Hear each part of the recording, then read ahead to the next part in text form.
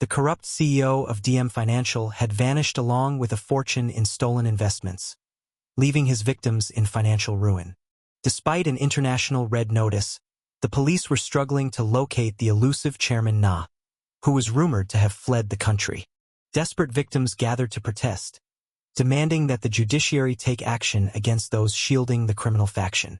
Authorities continued their frantic search, officially requesting international cooperation to track down the fugitive financier. High above the chaos, a man watched the news with a mocking sneer, laughing at the futility of the investigation. He scoffed at the public's outrage, wondering what they could possibly do to catch him now. To him, the victims were nothing but fools who deserved to be deceived by his superior intellect. He believed that the world belonged to the cunning, and he had the stolen wealth to prove it. His arrogance was suddenly interrupted by a voice calling his name, urging him to wake from his smug reverie. A mysterious intruder questioned if he truly felt happy enjoying a life of luxury built on the suffering of others. Terrified, the chairman demanded to know who had managed to infiltrate his private sanctuary. The stranger expressed mock disappointment that his voice had been forgotten so quickly. Recognition hit like a lightning bolt as the chairman stammered out the name of Kim Mu-hyuk. Mu-hyuk revealed he was there on behalf of Tae-san Capital to collect a very substantial debt. The chairman tried to make excuses, but the words died in his throat as he faced his collector. In a panic, he screamed for his security team, hoping they could save him from the confrontation. Mu-hyuk told him to remain calm, clarifying that they weren't there to extradite him just yet. Their objective was much simpler. They just wanted every cent of the money he owed. He laid out the staggering figures, calculated with interest to a total of 470 billion won. The chairman gasped in horror at the astronomical sum he was being ordered to pay. After checking the exchange rates, Mu-hyuk generously rounded the figure down to $350 million. Desperate, the fugitive claimed he was broke, insisting his luxury yacht had drained his last remaining funds. He lashed out, calling them thieves for charging interest that doubled his original debt. He tried to surrender the yacht as full payment, claiming he had absolutely nothing else left to give. Unmoved by the performance, Mu-hyuk ordered his men to pull the chairman up for a closer look. He began listing the chairman's secret shell companies in Malta and the Virgin Islands, proving he knew about every hidden cent. The chairman continued to plead poverty, begging his captors to believe that the boat was his only asset. Mu-hyuk countered by mentioning a secret Swiss account, noting that the combined total matched the debt perfectly. He pointed out the yacht's high-speed satellite internet, suggesting the transfer could be handled immediately. The chairman stammered in protest, unwilling to part with the fortune he had worked so hard to steal. Mu-hyuk coldly reminded him that his money would be useless if he ended up as food for the sharks.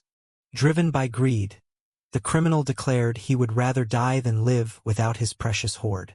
Faced with death, he finally buckled, offering to at least return the principal amount of 150 billion. He begged for the interest to be waived, arguing that they would still turn a profit regardless. He tried to justify his theft by pointing out that other investors were already resigned to their losses. Tired of the negotiations, Mu-hyuk ordered his subordinate to toss the chairman back into the water. Terrified, the man screamed for them to stop, realizing his death would mean the money remained hidden forever. Mu-hyuk remained unfazed, stating that recovering the cash was only part of their goal. He wanted to set a brutal example so that no one else would dare embezzle from Tae-san Capital again. As he was lowered toward the depths, the chairman's screams of terror filled the air. He begged for mercy one last time, desperate to negotiate his survival. The tension broke as the chairman finally surrendered to the demands. Shortly after, an assistant confirmed that the full $350 million had been successfully transferred. With cold professionalism, Mu-hyuk thanked the broken man for his business. The chairman cursed them, lamenting the loss of the wealth he had spent his life accumulating like a dog. Mu-hyuk bid him a mocking farewell, telling him to call again if he ever needed their services. Suddenly, the chairman's relief was cut short by a new approaching threat. The Coast Guard arrived, announcing they were arresting him based on the international red notice. He was warned not to resist as the authorities finally closed in on his location. Realizing he had been played from both sides, the chairman let out a final cry of rage. Back at headquarters, Chairman Cheon Suman offered a celebratory drink to his most efficient operative. Mu-hyuk remained humble, crediting his success to the chairman's strict instructions. The elder Cheon praised him for tracking the fugitive across the globe and recovering the full interest. The vice chairman joined in the praise, noting that 470 billion won was a massive win for the company. Amidst the celebration, the chairman's eldest son, Cheon Jae-won, watched in silent resentment. The family patriarch declared that Mu-hyuk was the only person they could truly rely on. Mu-hyuk maintained his professional mask, insisting he was merely performing his duties. His uncle urged him to drop the formalities, reminding him that they were all part of the same family. He was warmly acknowledged as the only son of the chairman's beloved sister. The family was reminded that they all shared the blood of the legendary founder, Cheon Tae-san. To the outside world, they were a united front bound by blood and business. Mu-hyuk thought back to his grandfather, the man who had built an empire from the shadows of the loan industry. Even the most powerful elites once bowed to the man who controlled the nation's wealth. He was a legend known across the country as the undisputed king of the loan sharks. His vast empire spanned trillions of won in cash, stocks, and international real estate. However, none of that wealth was destined for Mu-hyuk, as the inheritance was split among the biological sons. The chairman suddenly turned his frustration toward Jae-won, criticizing his lack of contribution to the firm. He demanded an update on a missing CEO who had embezzled construction funds under Jae-won's watch. Jae-won stammered an excuse, promising that he would locate the thief eventually. His father exploded in anger, reminding him that his drug habit had caused them to miss the target before. Jae-won was the heir apparent, yet he remained a shadow of his father's greatness. To Mu-hyuk, the man was nothing more than a greedy, incompetent addict fueled by privilege. The chairman sighed in embarrassment, feeling pathetic that Mu-hyuk had to witness such family failure. He dismissed Mu-hyuk for the night, telling him to get some well-deserved rest. With a polite nod, Mu-hyuk thanked his uncle and prepared to depart. Ha ha ha. For 30 years, Mu-hyuk had slaved away, desperate to be seen as a true member of the family. He had handled every dirty job and odd task, yet he remained an outsider to those he served. His only real source of love had been his grandmother, who raised him after his parents died. It was the anniversary of her passing, a day that still weighed heavily on his heart. Goodbye. A sudden phone call from his subordinate, Sangi, interrupted his somber reflections. Sangi claimed to have found the missing CEO and stated the chairman wanted the target caught immediately. Though it was supposed to be Jae-won's responsibility, the order had supposedly been passed to Mu-hyuk. Surprised but loyal, Mu-hyuk accepted the task without a second thought. He agreed to head to the location at once to finish the job. Arriving at the dark meeting spot, he called out for Sangi to show himself. Sangi appeared, but his tone was unsettlingly cold as he greeted his boss. Mu-hyuk sensed something was wrong as he looked around the desolate area. He demanded to know what was happening and why his men were acting so strangely. Sangi offered a chilling apology for calling him out so late at night. Realization began to dawn on Mu-hyuk as he questioned his subordinate's sudden defiance. Before he could react, he was betrayed by the man he had trusted most. Pain flared as he realized he had walked straight into a deadly trap. Chief, enraged, Mu-hyuk demanded to be released, unable to believe the betrayal unfolding before him. Sangi revealed he was simply following a new set of orders from above. The mission was no longer about catching a thief. It was about forcing Mu-hyuk into a permanent retirement. Mu-hyuk desperately asked who had signed his death warrant, the chairman, his uncle, or the jealous Jae-won. Is it Cheon Jae-won? Sangi scoffed, stating that the identity of the master didn't matter anymore. He reminded Mu-hyuk that in their world, they were all just disposable servants. With a final, cold farewell, the traitor prepared to finish the job. Mu-hyuk was shoved into the dark, cold depths of the sea. He struggled against the water, his mind racing as his life flashed before his eyes. He felt a bitter sting of regret for being a loyal dog to a family that ultimately threw him away. The realization that he would die in such a hollow, discarded manner filled him with fury. As he sank, he whispered an apology to the grandmother he was about to join. He lamented failing to uphold his promise to her, feeling the weight of his wasted life. Suddenly, his eyes snapped open, and he found himself gasping for air, very much alive. What? He looked around in confusion, wondering if even the afterlife was a place of chaos. Violent shouts nearby suggested he wasn't alone in this strange new reality. He struggled to make sense of the situation as he pulled himself together. "You fucker." He noticed his body felt remarkably light and full of the vigor he hadn't felt in decades. A group of punks charged at him, shouting his name with hostile intent. He moved with instinctive grace, easily dodging the clumsy attacks of his aggressors. With a surge of power, he told the young thugs to get lost before things got worse. Scared by his sudden intensity, the boys scrambled to make their escape. He shouted after them, his voice echoing with a confidence he hadn't possessed in years. "Come find us anytime, we'll give you a good beating." A familiar face appeared, checking on him with a casual, friendly concern. The boy offered him a smoke, marveling at how intense his friend seemed for a mere student. Mu-hyuk stared in shock at Lee Myung-soo, his best friend from a childhood long since past. Myung-soo praised Mu-hyuk's fighting skills, impressed that he had taken on the gang alone. Another old friend, Park Hyun-sung, stood nearby, reminding Mu-hyuk of their carefree middle school days.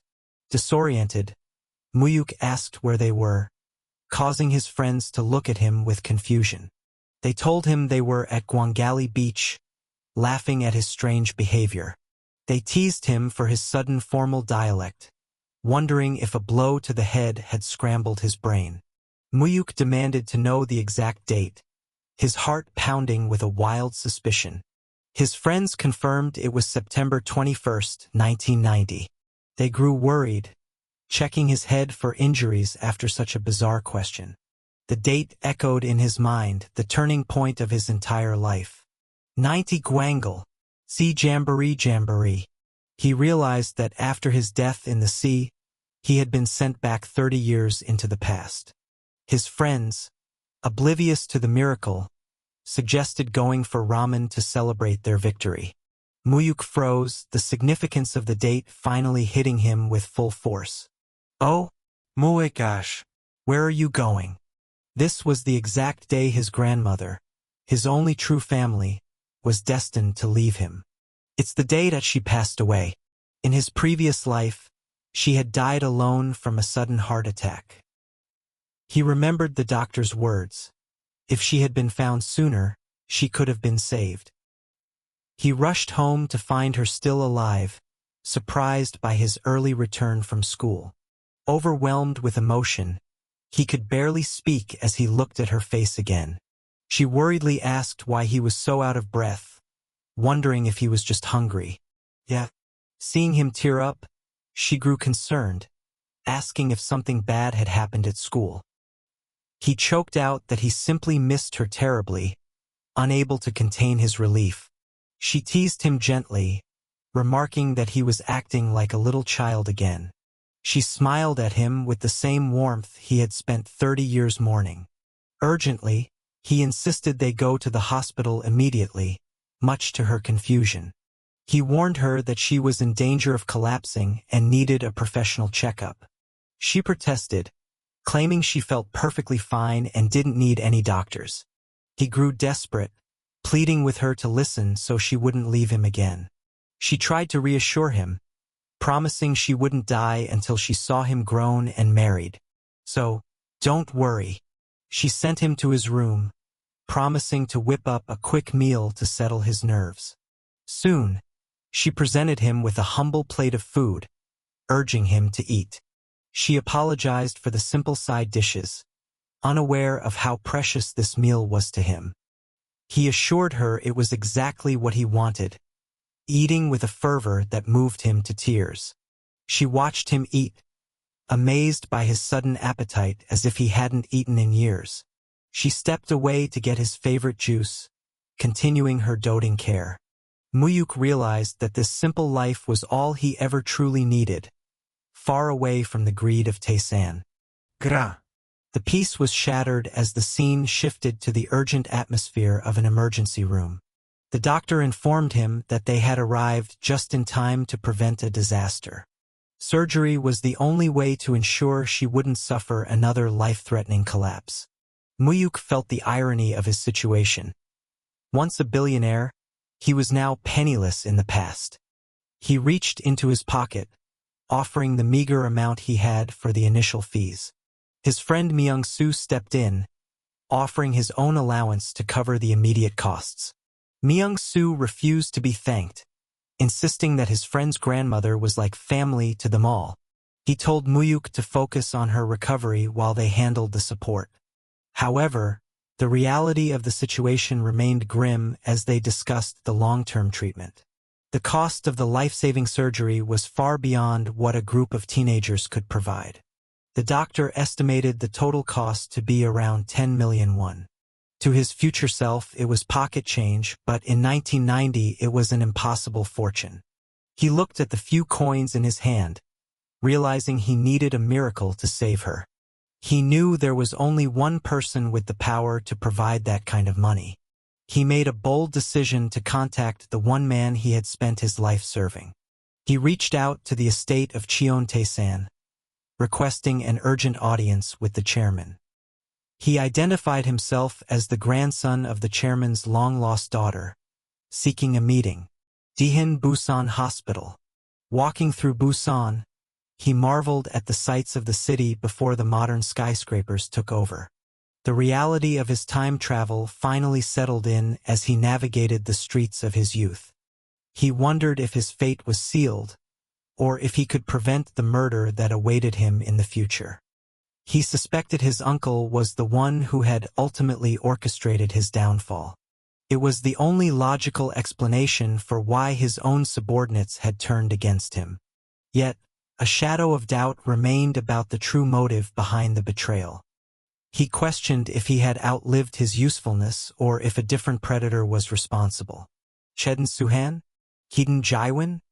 He vowed to uncover the truth of who had ordered his death in that past life. Regardless of the past, he saw this second chance as a golden opportunity. He wasn't just going to survive. He was going to dismantle the Cheon family and claim their empire. His thoughts were interrupted by a rough voice calling out to him from the shadows. A man gestured for him to approach, his intentions clearly far from friendly. Mu-hyuk looked at the stranger, wondering who would dare to challenge him now. The man demanded to know his name, setting the stage for a new confrontation. The boy demanded to know why the stranger was prying into his identity, wondering if he was dealing with a common thug. The man scoffed at the teenager's bold attitude, finding his attempt to act tough rather amusing despite his clear disadvantage. He reprimanded the youth for his lack of respect, reminding him to mind his manners when speaking to someone older. He suggested that the man should introduce himself first before demanding the names of others. With a boisterous shout, he introduced himself as Park Dong-soo, questioning if his reputation had preceded him. The name Park Dong-soo immediately rang a bell, sparking a memory of a notorious figure. He recalled that Dong-soo was the legendary second-in-command of the Sesung gang, a man destined for leadership before the government's crackdown on crime. History remembered him as a scapegoat who was abandoned by his boss and eventually met a gruesome end in a lonely motel room. His life was tragically cut short at the young age of 29. Dong-soo seemed genuinely surprised that the boy didn't recognize his supposedly famous face. He flatly denied knowing him, mockingly asking if the man simply ran a local comic book shop. Brushing off the insult, Dong-soo insisted that since he had shared his name, the boy should now return the favor. He introduced himself simply and clearly as Kim Mu-hyuk. Dong-soo played with the name, finding it surprisingly powerful and fitting for someone with the boy's intensity. Mu-hyuk inwardly sighed at the man's immature behavior, finding his antics quite childish. Dong-soo mentioned the rumors circulating the hospital about a dedicated grandson in room 405 who took meticulous care of his elder. Mu-hyuk replied that caring for his only remaining family member was nothing more than his natural duty. The man nodded in somber agreement, acknowledging the truth in the boy's statement. He noticed the school uniform and asked if Mu-hyuk attended the local vocational high school, prompting a counter-question about the man's criminal ties. Dong-soo playfully denied being a thug, acting hurt that the boy would jump to such a conclusion. Mu-hyuk pointed out that his multiple stab wounds made his involvement in the underworld fairly obvious. Dong-soo laughed it off, claiming that a few scars were just part of growing up and navigating the complexities of adult life. He challenged the boy's lack of fear, wondering why he remained so composed in the presence of a dangerous man. Frustrated by the boy's sharp tongue, Dong-soo realized he was being outmaneuvered in their verbal sparring. Sensing the conversation was over, Mu-hyuk asked for permission to leave, which the man reluctantly granted. Dong-soo bid him farewell with a nickname, watching the boy walk away while noting his peculiar strength of character. Mu-hyuk reflected on Park Dong-soo's current status, noting that while his gang was influential locally, they hadn't yet reached national infamy. He realized that saving this man from his destined fate could provide him with a powerful pawn in the future. His grandmother called out to him, announcing that a mysterious visitor had arrived to see him. He was greeted by Director Ha, a face he recognized instantly from his previous life. The director requested a private conversation outside the hospital room. They relocated to a nearby coffee house to discuss matters in a more formal setting. The man introduced himself as Ha Myung-hoon, an executive working under the powerful chairman Cheon Tae-san. Mu-hyuk knew exactly who he was, the loyal right-hand man and confidant of his biological grandfather. He was the one man the chairman trusted implicitly until the very end of his days. In his past life, this was the man who had revealed the truth of his royal lineage during a moment of profound grief. When the director asked him to travel to Seoul, Mu-hyuk boldly questioned why the chairman hadn't come to see him personally. The director was visibly taken aback by the teenager's audacity and lack of hesitation. He studied the boy's eyes, realizing that his calm demeanor and maturity were far beyond his years and certainly no act. Ha explained the chairman's busy schedule, but Mu-hyuk clarified that he wasn't asking for a simple meeting. He spoke of his mother, the chairman's estranged daughter, expressing his deep-seated resentment for the years of neglect. He predicted the old man's arrogance, noting that he hadn't even bothered to pay his respects after his daughter's passing. He declared that if the chairman truly wanted an audience, he would first have to visit his mother's final resting place. He remembered his past life where he was a helpless orphan who had no choice but to submit to the family's whims. Back then, they had simply bought his loyalty by covering funeral costs and demanding he move to the capital. The chairman had offered survival in exchange for total obedience, a deal a desperate boy couldn't refuse. Without that initial support, he would have been forced to abandon his education and face the world alone. This time, however, he held the advantage of foresight and refused to be a mere puppet in their games. He firmly instructed the director to relay his conditions back to the head of the Cheon family. The message was clear. If the chairman wanted a relationship, he would have to show the proper respect and come to Busan. With a polite but cold dismissal, Mu-hyuk ended the meeting and wished the director a safe journey back. Ha felt an overwhelming pressure radiating from the boy, a sensation that left even a seasoned professional feeling rattled. He wondered if the reports describing Mu-hyuk as a common delinquent were entirely wrong. He realized that the grandson of Cheon Tae-san was far from ordinary and possessed a terrifying potential. What? Daehan Busan Hospital. His grandmother was shocked to hear that the powerful chairman had sent for him to come to the capital.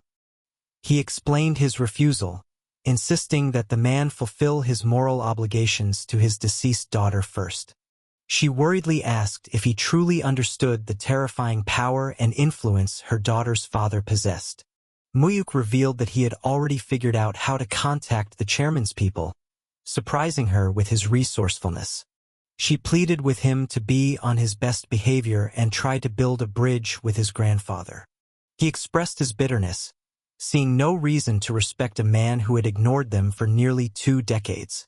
She grew emotional, desperate for him to secure a future that she feared she could no longer provide. He comforted her, promising that her health was his only priority and that they didn't need anyone else to survive. He looked at the woman who had given him everything, feeling a deep sense of love and protection. Haunted by the sudden loss he experienced in his first life, he vowed to ensure her happiness this time around. In Seoul, the chairman repeated the boy's bold demand with a mixture of disbelief and intrigue. The director confirmed that the boy would only meet him if he first visited the columbarium in Busan. The old man let out a dry laugh, finding the entire situation utterly preposterous. He couldn't decide if his grandson was incredibly brave or simply losing his mind. Regardless, the boy's defiance had successfully captured his attention like no one else had in years.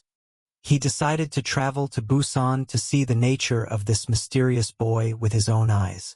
He planned to test the boy's utility, intending to exploit his talents for the benefit of the family legacy. Back at school, Mu-hyuk's friends greeted him warmly, surprised by his sudden return.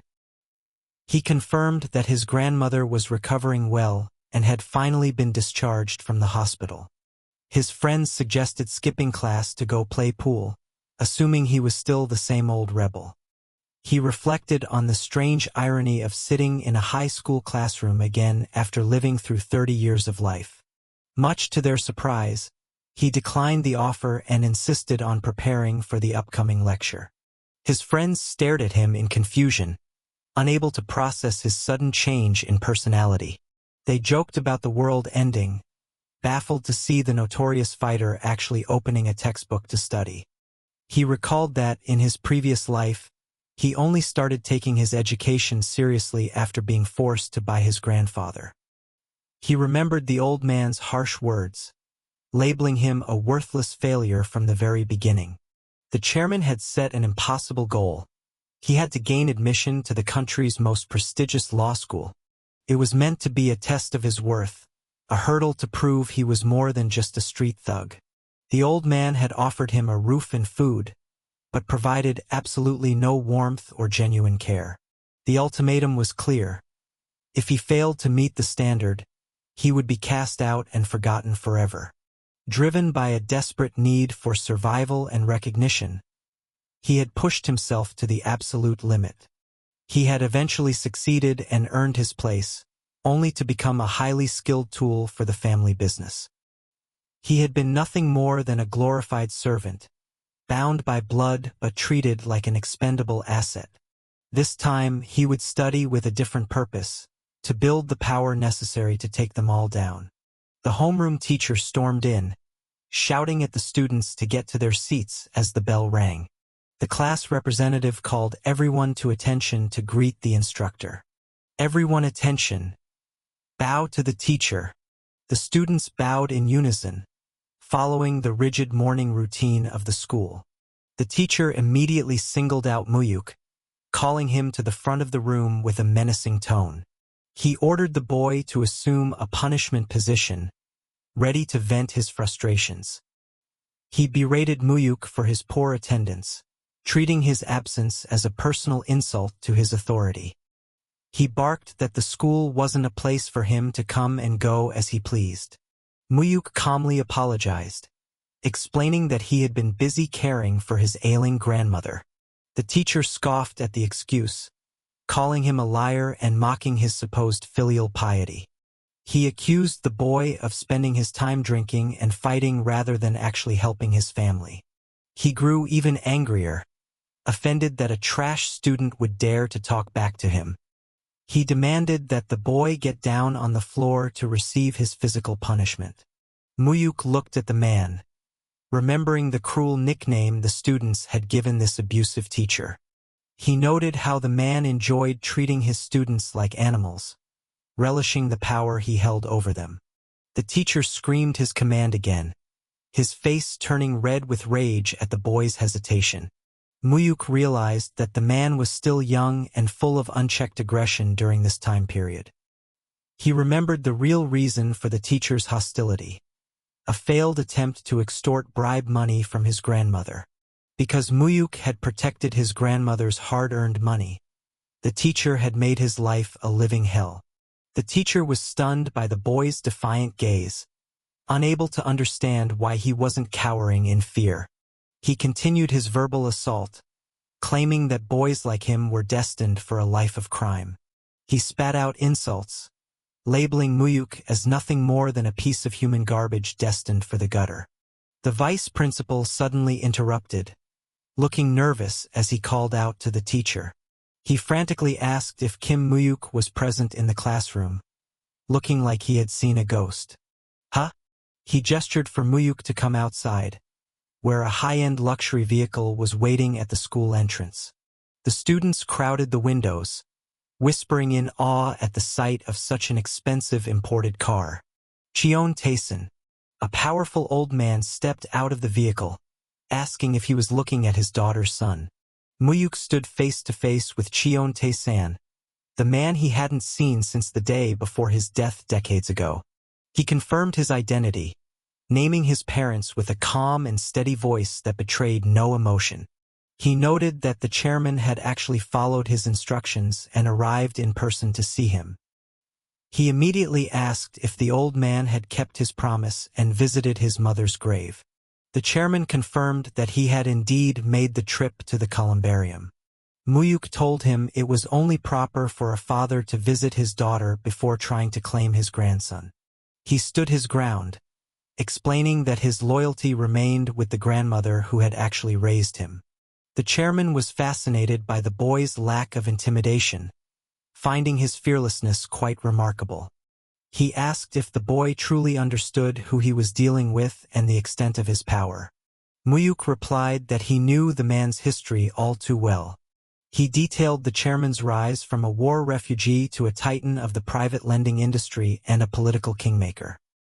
He mentioned the man's influence over the country's elite, who had all been indebted to him at some point. He spoke of the trillions in underground capital that made him the undisputed king of the loan sharks. He downplayed his knowledge, simply stating he knew the old man ran a successful business in the capital. The chairman tested him, asking if a young boy could possibly understand the dark nature of private lending. Mu-hyuk knew it was far from a small business, but he kept his deeper insights to himself for now. He asked the boy what he truly wanted from this meeting, assuming it would be something trivial. Mu-hyuk looked him in the eye and stated there was only one thing he required.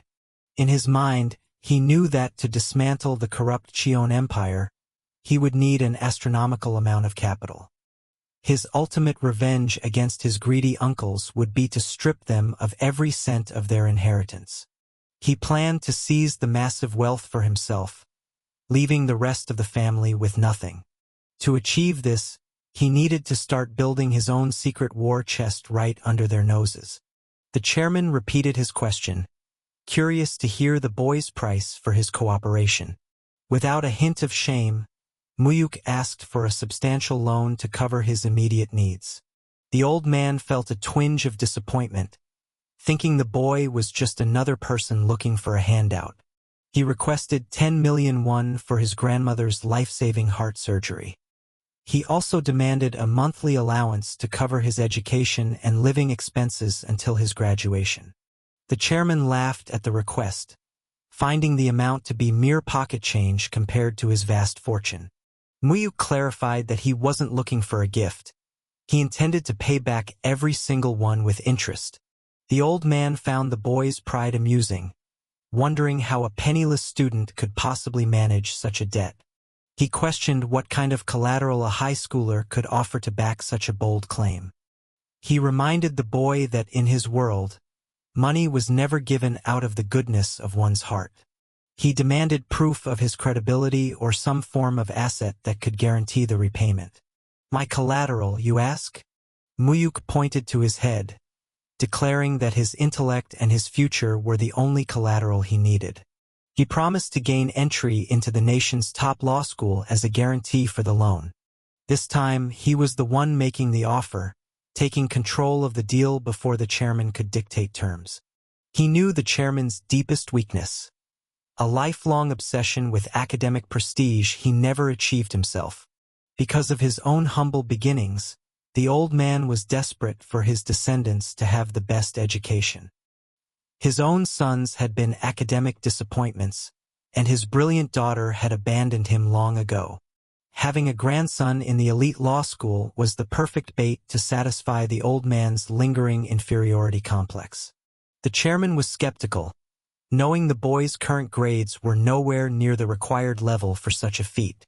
He asked what the penalty would be if the boy failed to live up to his grand promise.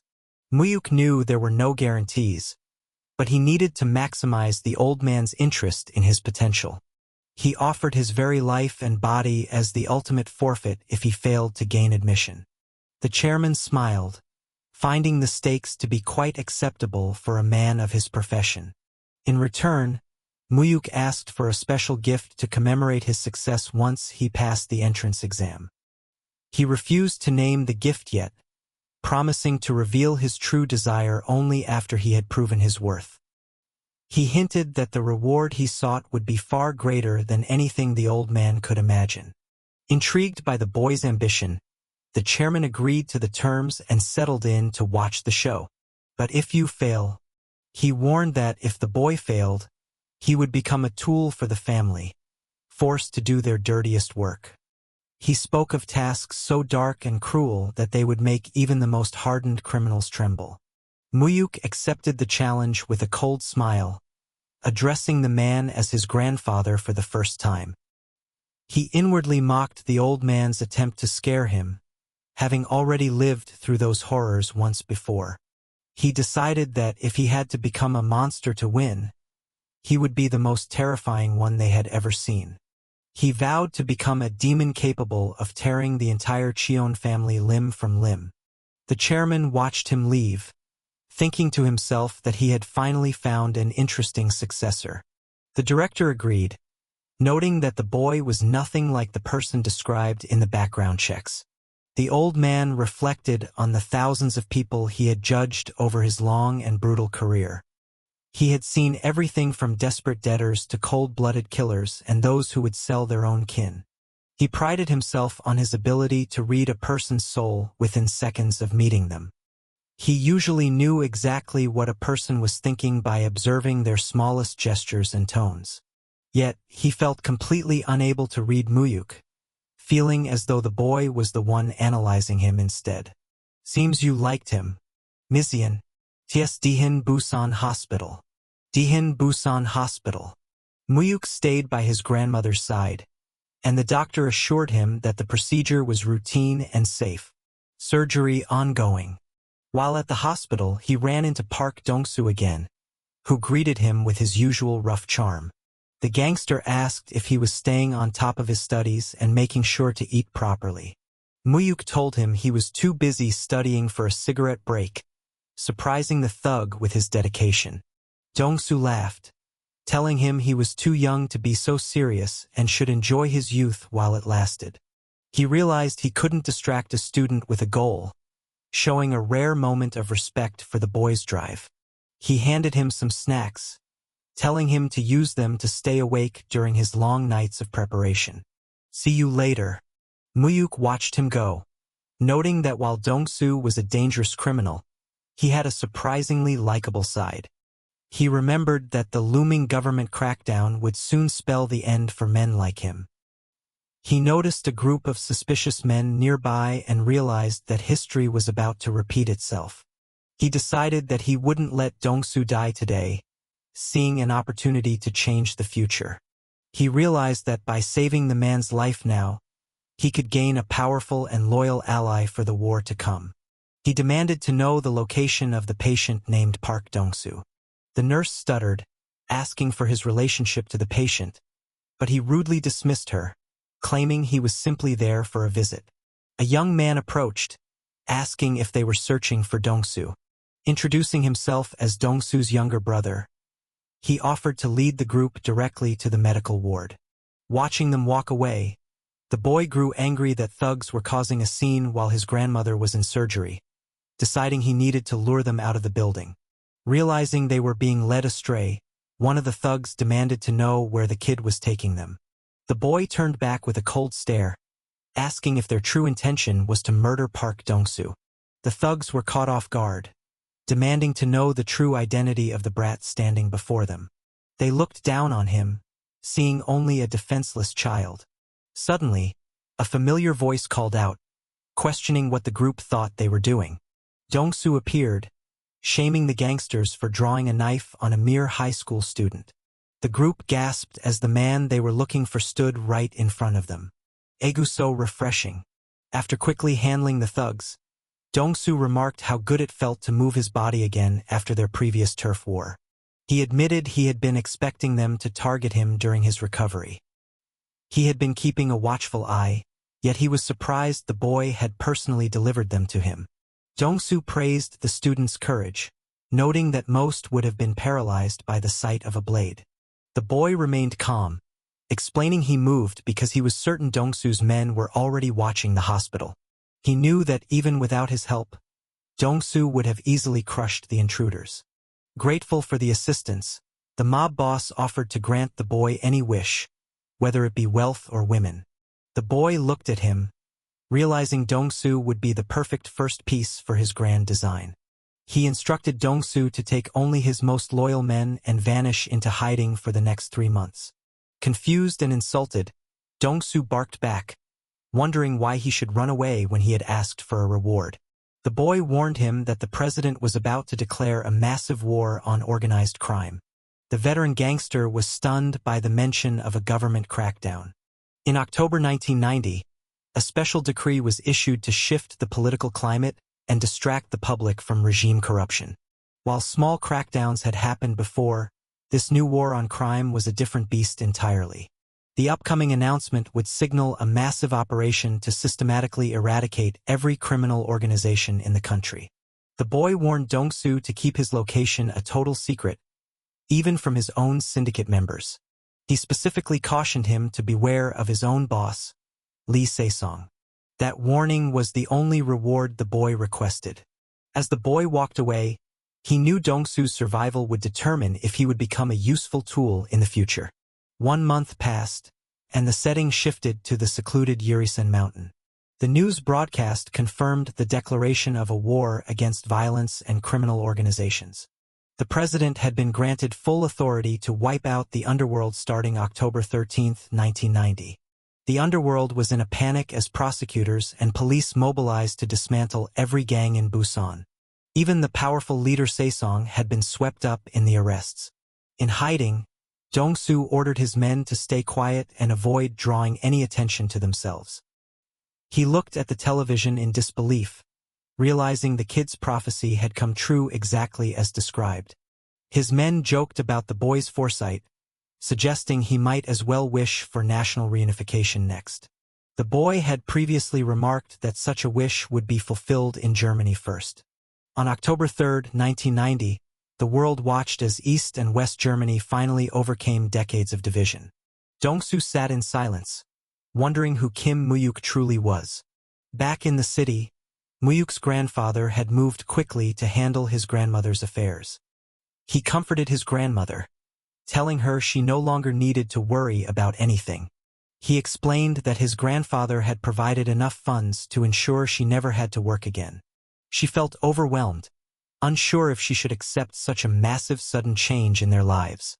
Mu-hyuk insisted she deserved it for raising him alone, promising her a life of comfort and health from now on. Mu-hyuk. His friends arrived to celebrate her discharge from the hospital, bringing food for a feast. They planned a cheerful dinner to mark her return home. The pleasant weather was dampened only by the fact that test results were being released that day. The friends bickered about their low rankings, trying to find pride in being slightly better than the absolute bottom. They asked Mu-hyuk how he fared, knowing he had been buried in his books lately. He modestly replied that he had done a decent job getting back into the rhythm of academia. Suddenly, a student burst in with shocking news that Mu-hyuk had secured the top rank in the entire exam. Rumors spread fast from the teacher's office about his incredible performance. Their homeroom teacher summoned Mu-hyuk to the office immediately.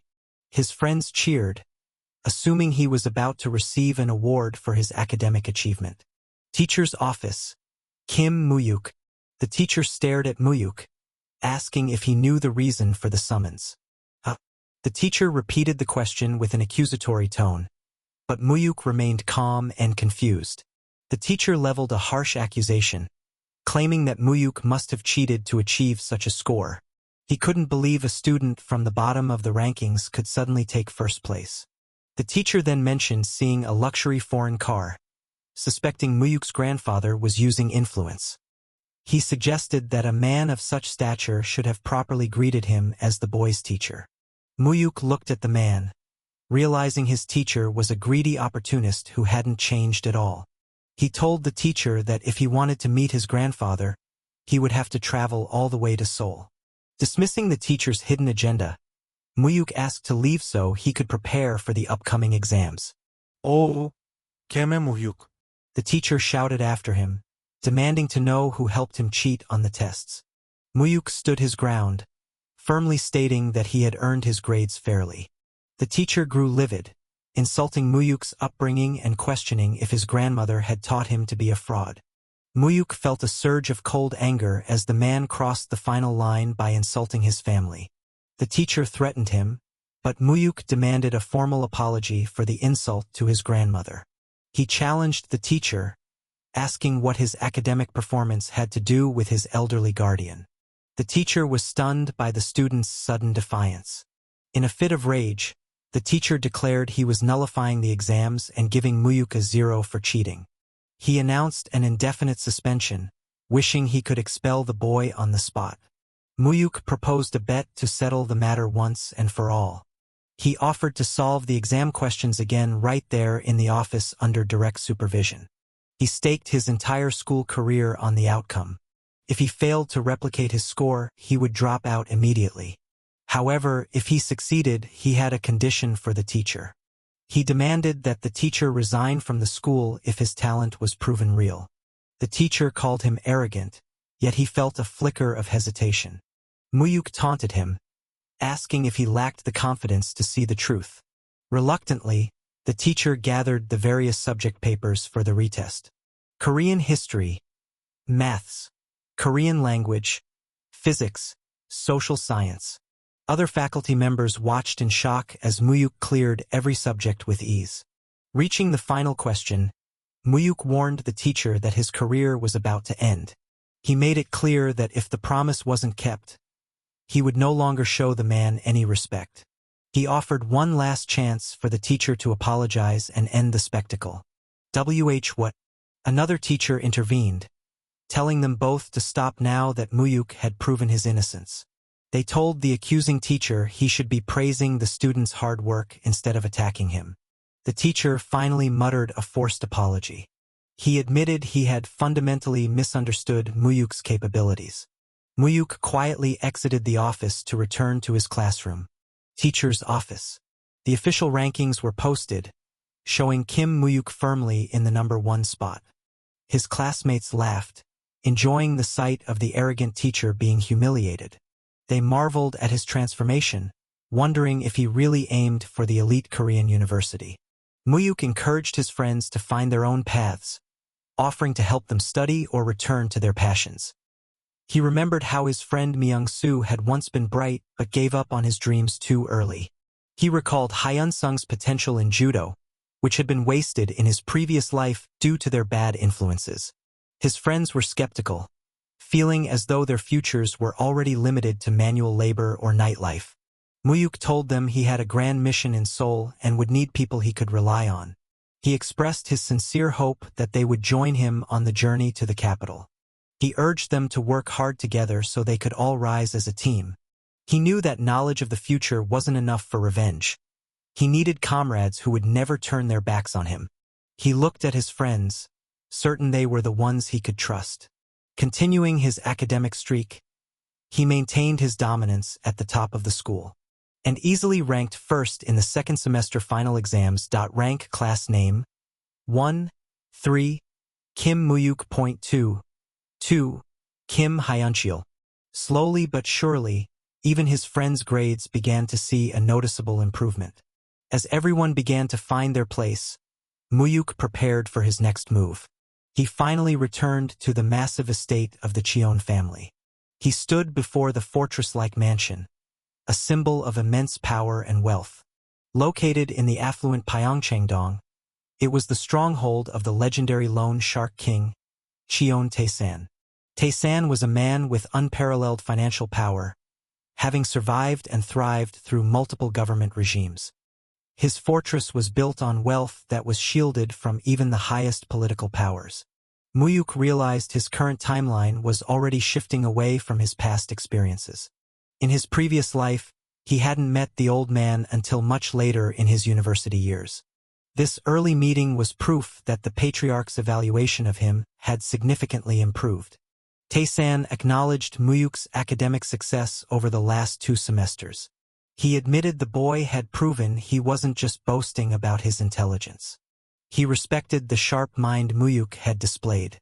As a reward for keeping his promise, the old man offered to give him any gift he desired. Mu-hyuk initially suggested waiting until after his university acceptance, as they had agreed. However, the grandfather insisted he ask for something immediately. Mu-hyuk decided to test the waters, wondering if he should ask for a simple allowance. Instead, he requested shares in one of the family's companies. Tae-san was surprised, asking if a student even understood how the stock market functioned. Mu-hyuk played humble, asking the expert for advice on which stocks would be the best investment. He framed it as a small request from a grandchild rather than a business move. Tae-san checked their holdings in Daein Corporation, a powerhouse in the industry. He ordered his director to transfer all those shares to Mu-hyuk, ensuring all taxes were covered to make it a clean gift. At that time, Daein was the top conglomerate in the country, a true titan among corporations. Mu-hyuk knew that, in the future, the company would eventually splinter due to internal family wars. Owning those shares meant more than just money. It was a key piece of leverage that was normally impossible to obtain. He was shocked that his request for a simple gift had resulted in such a massive asset. Soon after, his other relatives arrived to meet the new addition to the family. Cheon Suman, Keaton Suhan.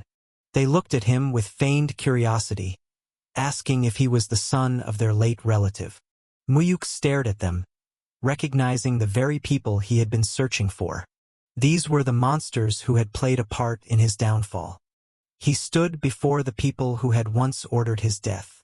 Tae-san introduced them as his uncles, though the air in the room was thick with tension. Despite his suspicion, Mu-hyuk knew he had to stay quiet and blend in until he had absolute proof. He greeted them politely, listening as they offered fake sympathies about his difficult upbringing. They told him to reach out if he ever needed help, pretending to value their family bond.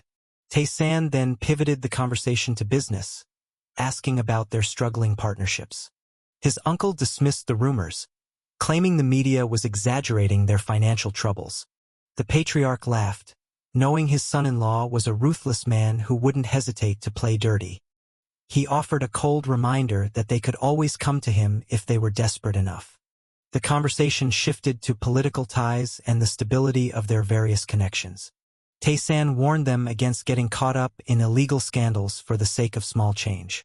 He questioned if any of them had been making unauthorized payments to a certain president. He lectured them on the proper use of power, insisting that money should be used to make others beg, not as a bribe. His sons grew nervous, worried about the consequences of breaking promises to powerful figures. That's right, father. If you do that, they feared the retaliation of the Chongpeng organization if they stepped out of line. Later, Mu-hyuk visited his mother's old room, which had remained frozen in time. It was exactly as he remembered it from his previous life. He looked at the single photo of his mother, the only trace of her existence his grandfather had allowed. It seemed as though the old man had tried to erase her memory from the world. A voice interrupted his thoughts, belonging to a relative who looked down on him. It was Cheon Jaewon, a man Mu-hyuk remembered all too well. He suspected Jaewon was the one who had directly ordered the hit on him in the past. Jaewon mocked Mu-hyuk's countryside origins, questioning if he could even adjust to life in the city. Mu-hyuk didn't bother with pleasantries, asking coldly who the stranger was. Jaewon took offense to the lack of respect, demanding that the peasant show proper manners to his elder. Mu-hyuk found the behavior pathetic, seeing that the man was just as consistently trashy as before. He countered that age didn't earn respect, especially when the other person was being rude from the start. What? You? Jaewon was stunned, likely never having faced such direct hostility from anyone before. Born into incredible wealth and power, Jaewon was used to everyone bowing to his every whim. He exploded in rage, unable to handle being treated like a nobody by someone he considered beneath him.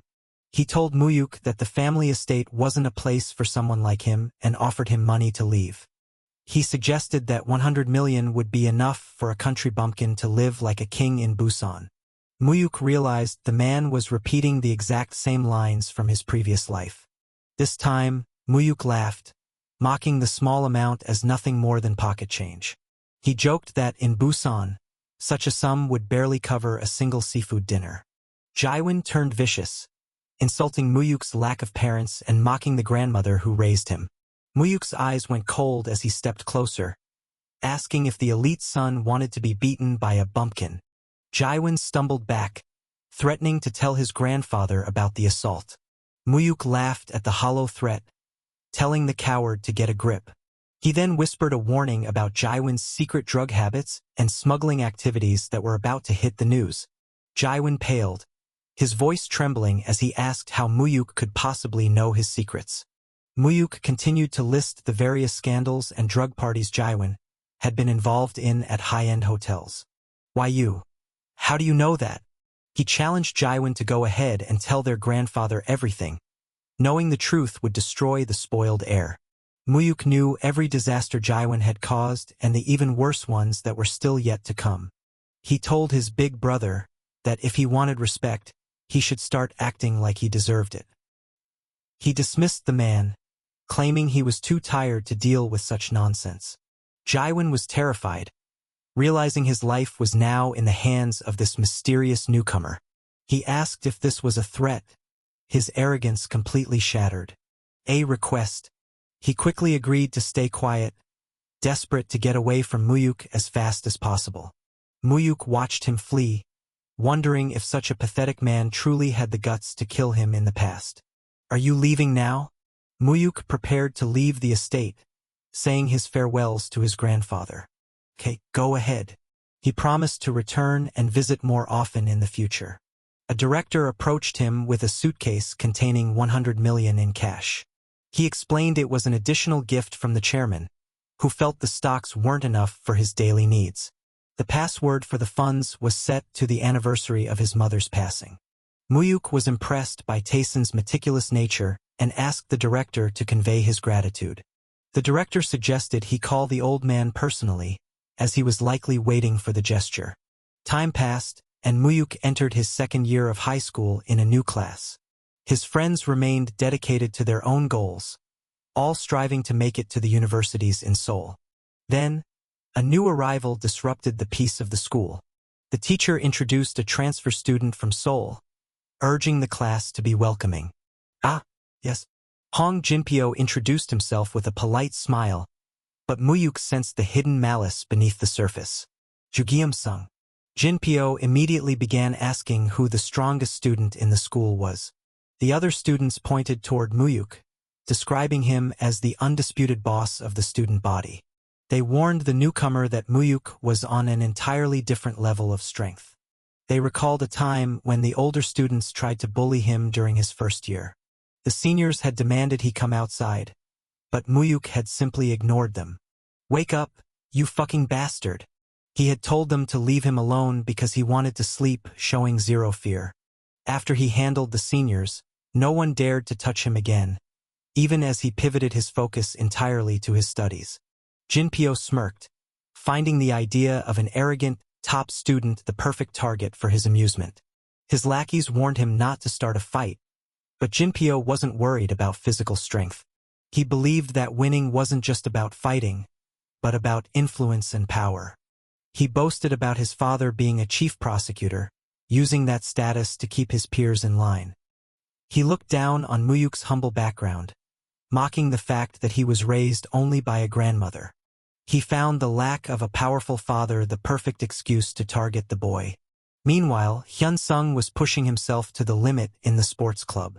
He was determined to change his life and get into a top-tier college through his athleticism. His friends complained about the annoying Seoul transfer student who was already making waves.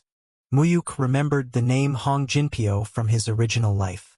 He recalled how the prosecutor's son had used his family's name to turn the school into his personal kingdom. With the seniors away, Jinpyo had gathered a group of followers to act like a local gang, terrorizing the campus. "Huh? There goes the pretty boy." Mu-hyuk warned Myung-soo to stay far away from the newcomer, sensing the danger he posed. Myung-soo brushed it off, wondering why Mu-hyuk was being so overly protective and concerned. Suddenly, a student ran up to Mu-hyuk, screaming that something terrible had happened. He gasped out that Myung-soo had been involved in a horrific accident. During a fight, Myung-soo's leg had been severely injured, potentially ruining his future. The student blamed the transfer student Jinpyo, but noted that the police wouldn't even touch him because of his father. How can he do this? In his previous life, Mu-hyuk had heartlessly told them to leave him alone so he could study. He had ignored his best friend's suffering just to avoid any personal inconvenience. However, in this life, he vowed he would never abandon those precious to him, no matter who stood in his way. "Hey, Lee Myung-soo." "What?" Jinpyo cornered a wounded Myung-soo, asking if the rumors about Mu-hyuk's strength were actually true. Myung-soo tried to protect his friend, telling the bully that Mu-hyuk had nothing to do with school politics anymore. Jinpyo laughed, asking if that meant he had free rein to take over the school without any interference. Myung-soo told him to do whatever he wanted, as long as he left Mu-hyuk out of it. Jinpyo's smile faded, admitting that the mere existence of someone like Mu-hyuk irritated him. Myung-soo demanded to know why the bully was targeting someone who was just trying to live a quiet life. The thing is, Jinpyo confessed that he couldn't stand the thought of anyone being considered better or stronger than him. He was jealous that the other students seemed more afraid of a quiet student than a prosecutor's son. Myung-soo told him once more to leave his friend alone. Jinpyo snapped, calling Myung-soo a loser and mocking his dependence on Mu-hyuk's reputation. He declared that he always got what he wanted and crushed anything that stood in his way. "Always crush what I want to crush." He looked at the injured boy with pure contempt. He told Myung-soo that his suffering was simply the price for being close to someone like Mu-hyuk. With a cold command, he ordered his lackeys to drag the boy out to finish what they started. Mu-hyuk. There is a big problem. Jinpyo had sent a message demanding that Mu-hyuk come to the school annex immediately to handle the situation. Mu-hyuk realized that despite his efforts to avoid conflict, some things were simply destined to happen. Hyun-sung was confused and agitated, demanding to know why someone like Jinpyo would target Myung-soo. Mu-hyuk told Hyun-sung to stay back, but Hyun-sung refused to remain idle while their friend was in danger. Having spent a year training as a top judo prospect, Hyun-sung's future career would be ruined if he were caught in a school fight. Mu-hyuk warned him to stay calm and protect his status as an athlete, as a violent record would destroy his college prospects. Hyun-sung dismissed the warning, caring more about Myung-soo's safety than his own future or college applications. Mu-hyuk shouted to get Hyun-sung's attention, attempting to stop him from making a mistake. He explained that he needed both of them for his future plans, so he had to be the one to handle this confrontation alone. Hyun-sung looked at Mu-hyuk with uncertainty. Mu-hyuk instructed him to act as a lookout and ensure no teachers or outsiders interrupted the fight. Hyun-sung questioned if Mu-hyuk was truly planning to take on the entire group by himself. Mu-hyuk asked if he had forgotten his true strength. He confidently declared his identity as Kim Mu-hyuk. Jinpyo laughed, Noting that the rumors were true about Mu-hyuk showing up to protect Myung-soo, Jinpyo taunted them, claiming Myung-soo was lucky Mu-hyuk arrived before he decided to break the boy's ankle. Myung-soo looked up in a daze, surprised to see Mu-hyuk standing there. Mu-hyuk demanded to know why Jinpyo was harassing his friends instead of coming to him directly. Jinpyo chuckled sinisterly. He pretended to search for a reason for his actions before mocking the situation. He casually stated that he only did it because he thought it would be entertaining. Mu-hyuk repeated the word back, his anger rising at the trivialization of his friend's safety. Mu-hyuk offered a deal. Release Myung-soo and face him instead for a much more intense experience. Jinpyo mocked the offer, likening their loyalty to a cliché movie about Busan tough guys. He signaled his gang to prepare for the attack. Jinpyo boasted about his father's high-ranking position as a prosecutor to intimidate everyone.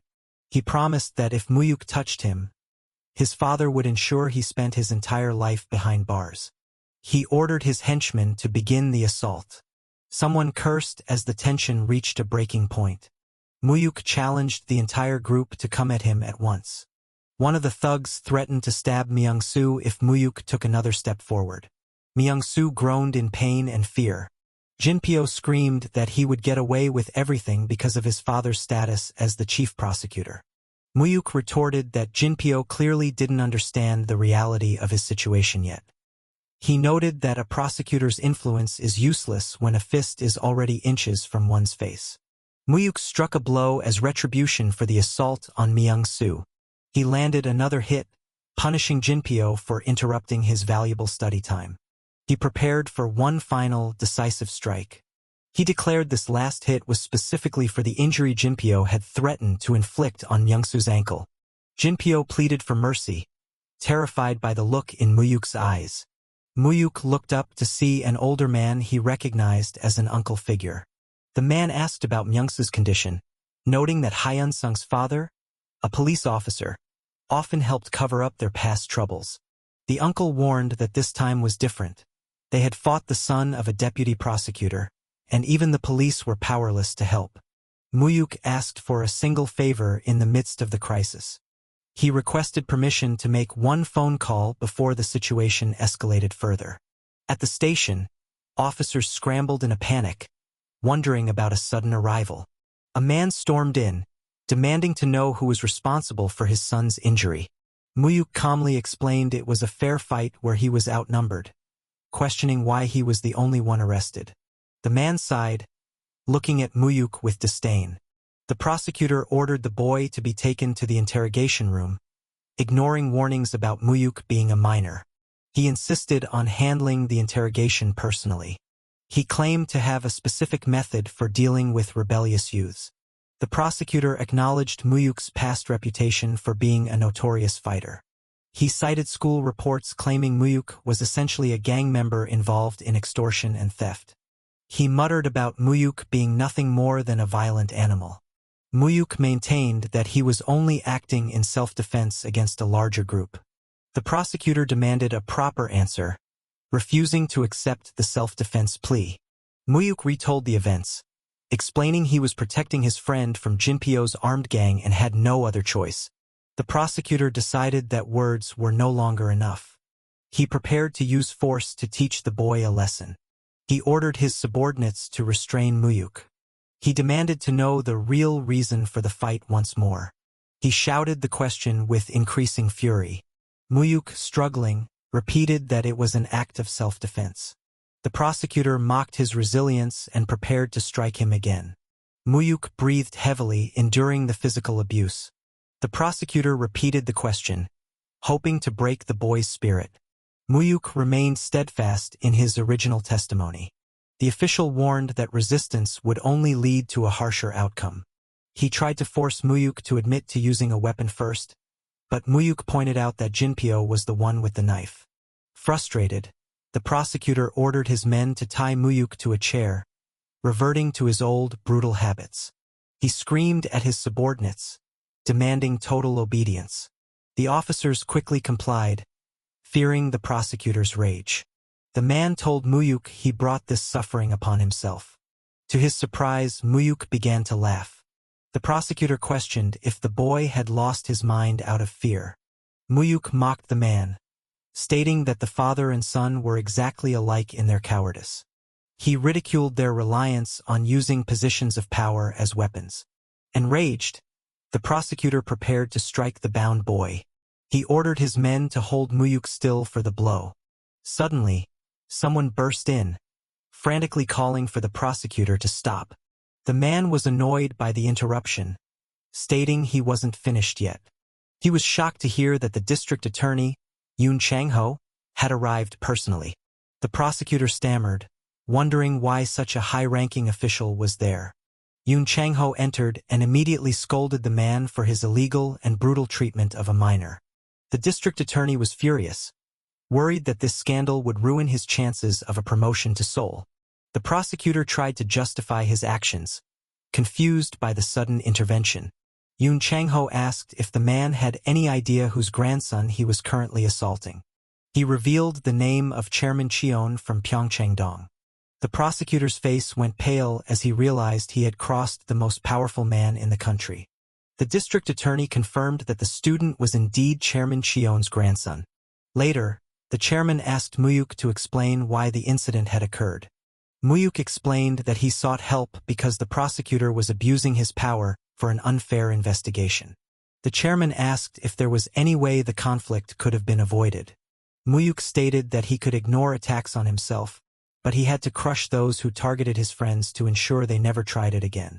He declared his resolve to protect those close to him at any cost. He defined this protection as his chosen way of life. He admitted he was indebted to his grandfather but would do anything to shield his inner circle. The chairman asked what would have happened if he hadn't stepped in to help.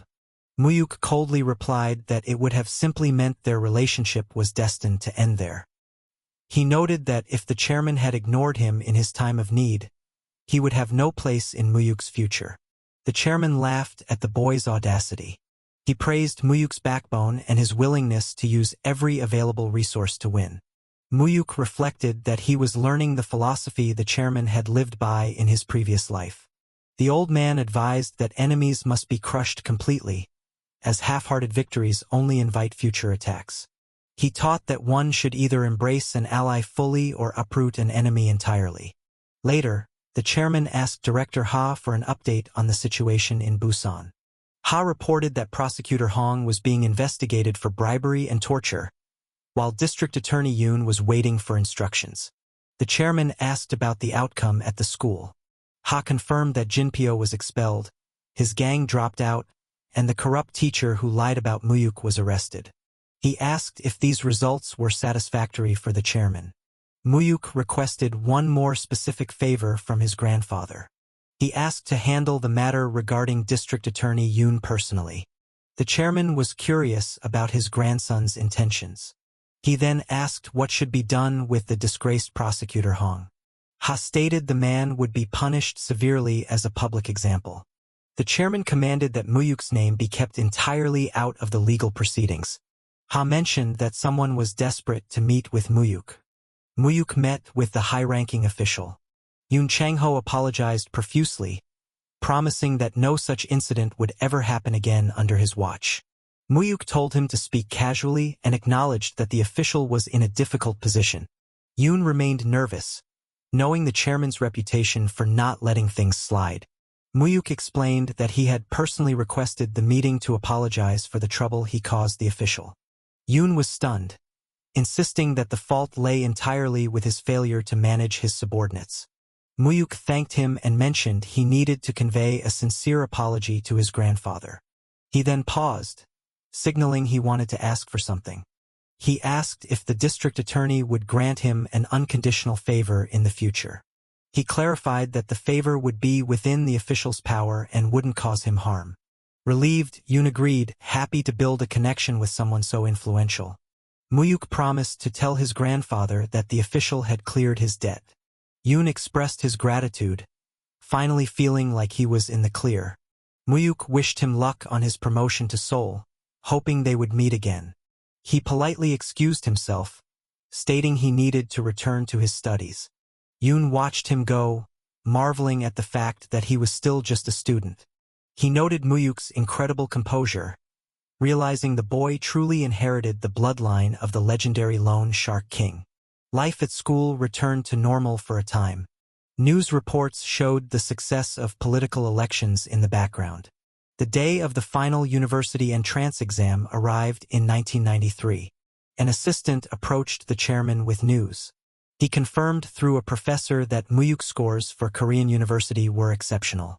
Reporters swarmed Mu-hyuk, asking how it felt to achieve the only perfect score in the history of the exam. He had set a record with a perfect 340 points, becoming a national sensation.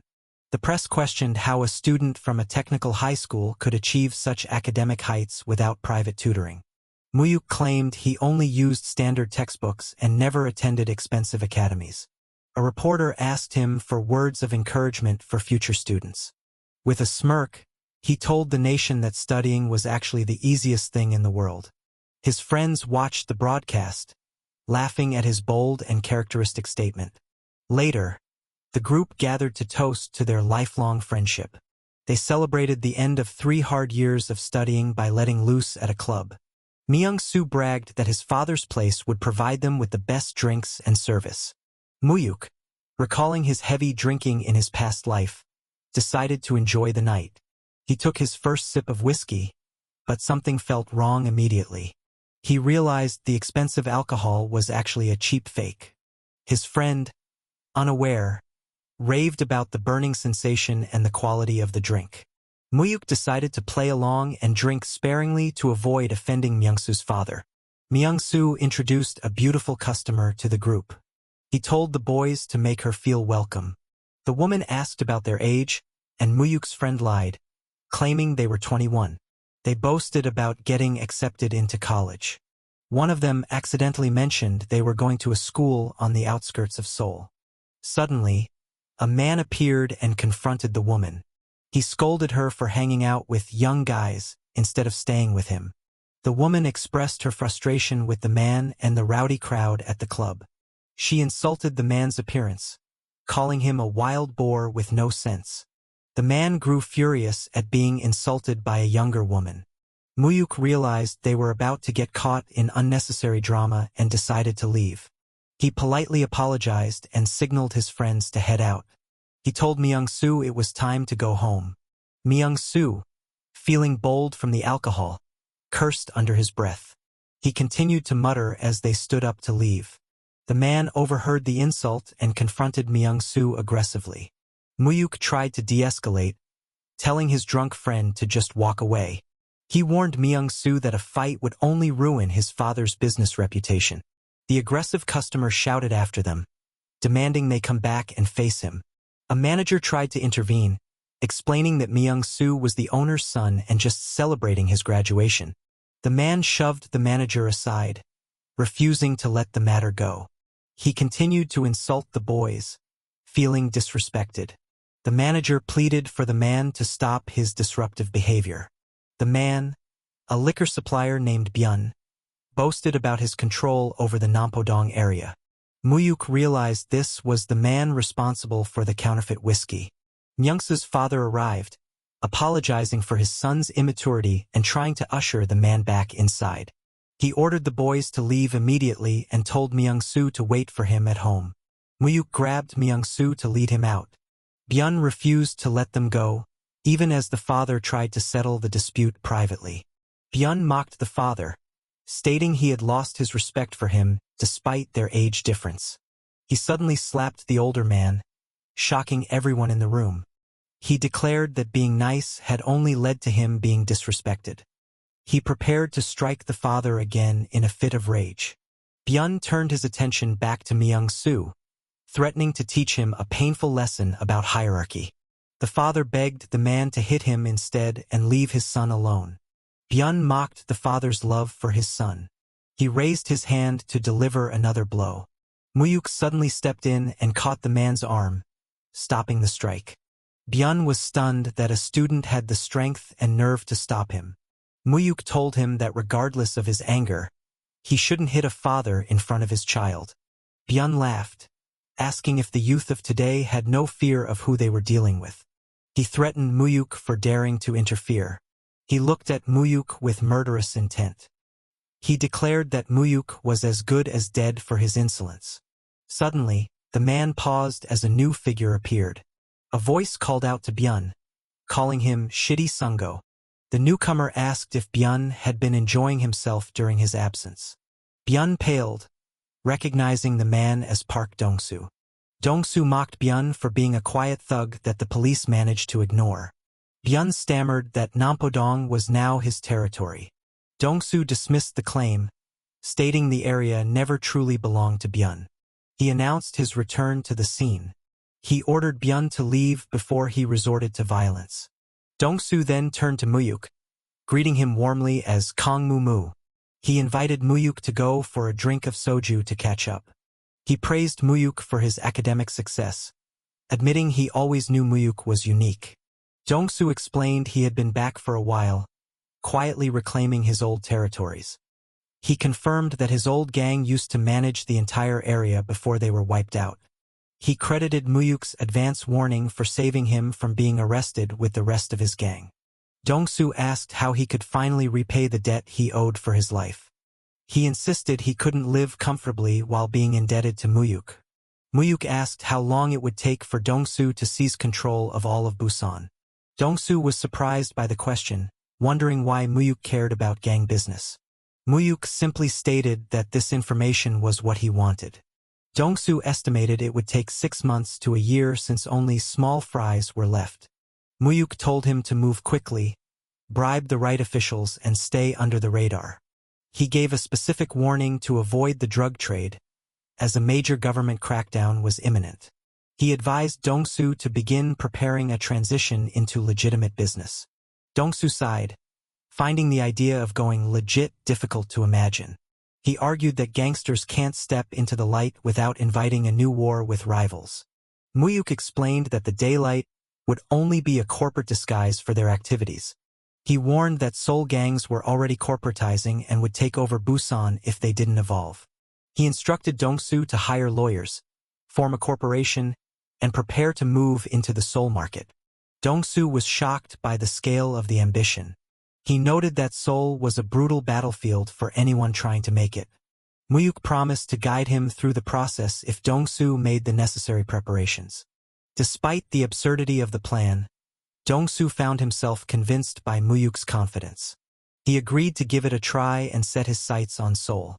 Mu-hyuk added one final, strict condition to their partnership. He insisted that his identity must remain a complete secret and that they must appear to have no connection. He stated he wasn't ready to be discovered until he was prepared to face the powerful Cheon family. News headlines continued to celebrate Mu-hyuk as the genius who found studying easy. The chairman laughed while reading the interview. An assistant asked if he was pleased with his grandson's success. The chairman boasted about how the top scorers of other rival families couldn't compare to Mu-hyuk. He recalled how other elite families used to look down on them as ignorant money. Despite their wealth, the assistant noted that those same elites now came to the chairman begging for loans. The chairman agreed, finding satisfaction in how the tables had turned. He reflected on his own lack of education and how his own children weren't naturally gifted students. The assistant reminded him that his daughter Jisoo had also been a runner-up for admission to a top school. The chairman acknowledged Jisoo's intelligence. However, he expressed a deep fondness for Mu-hyuk, wishing the boy were a direct heir to the Cheon name. He sighed, contemplating the future of the family. He asked for news regarding the newly elected president. The assistant reported that the transition committee was being formed quietly. He confirmed that the chairman had secured 2 key positions for his influence. The chairman considered which roles would be most strategic for his interests. They discussed the benefits of the political affairs position. The assistant explained that this role would allow them to control both the police and the prosecution. The chairman agreed and planned to place his people directly in the Blue House. He then asked about the activities of his other family members, Suhan and Suman.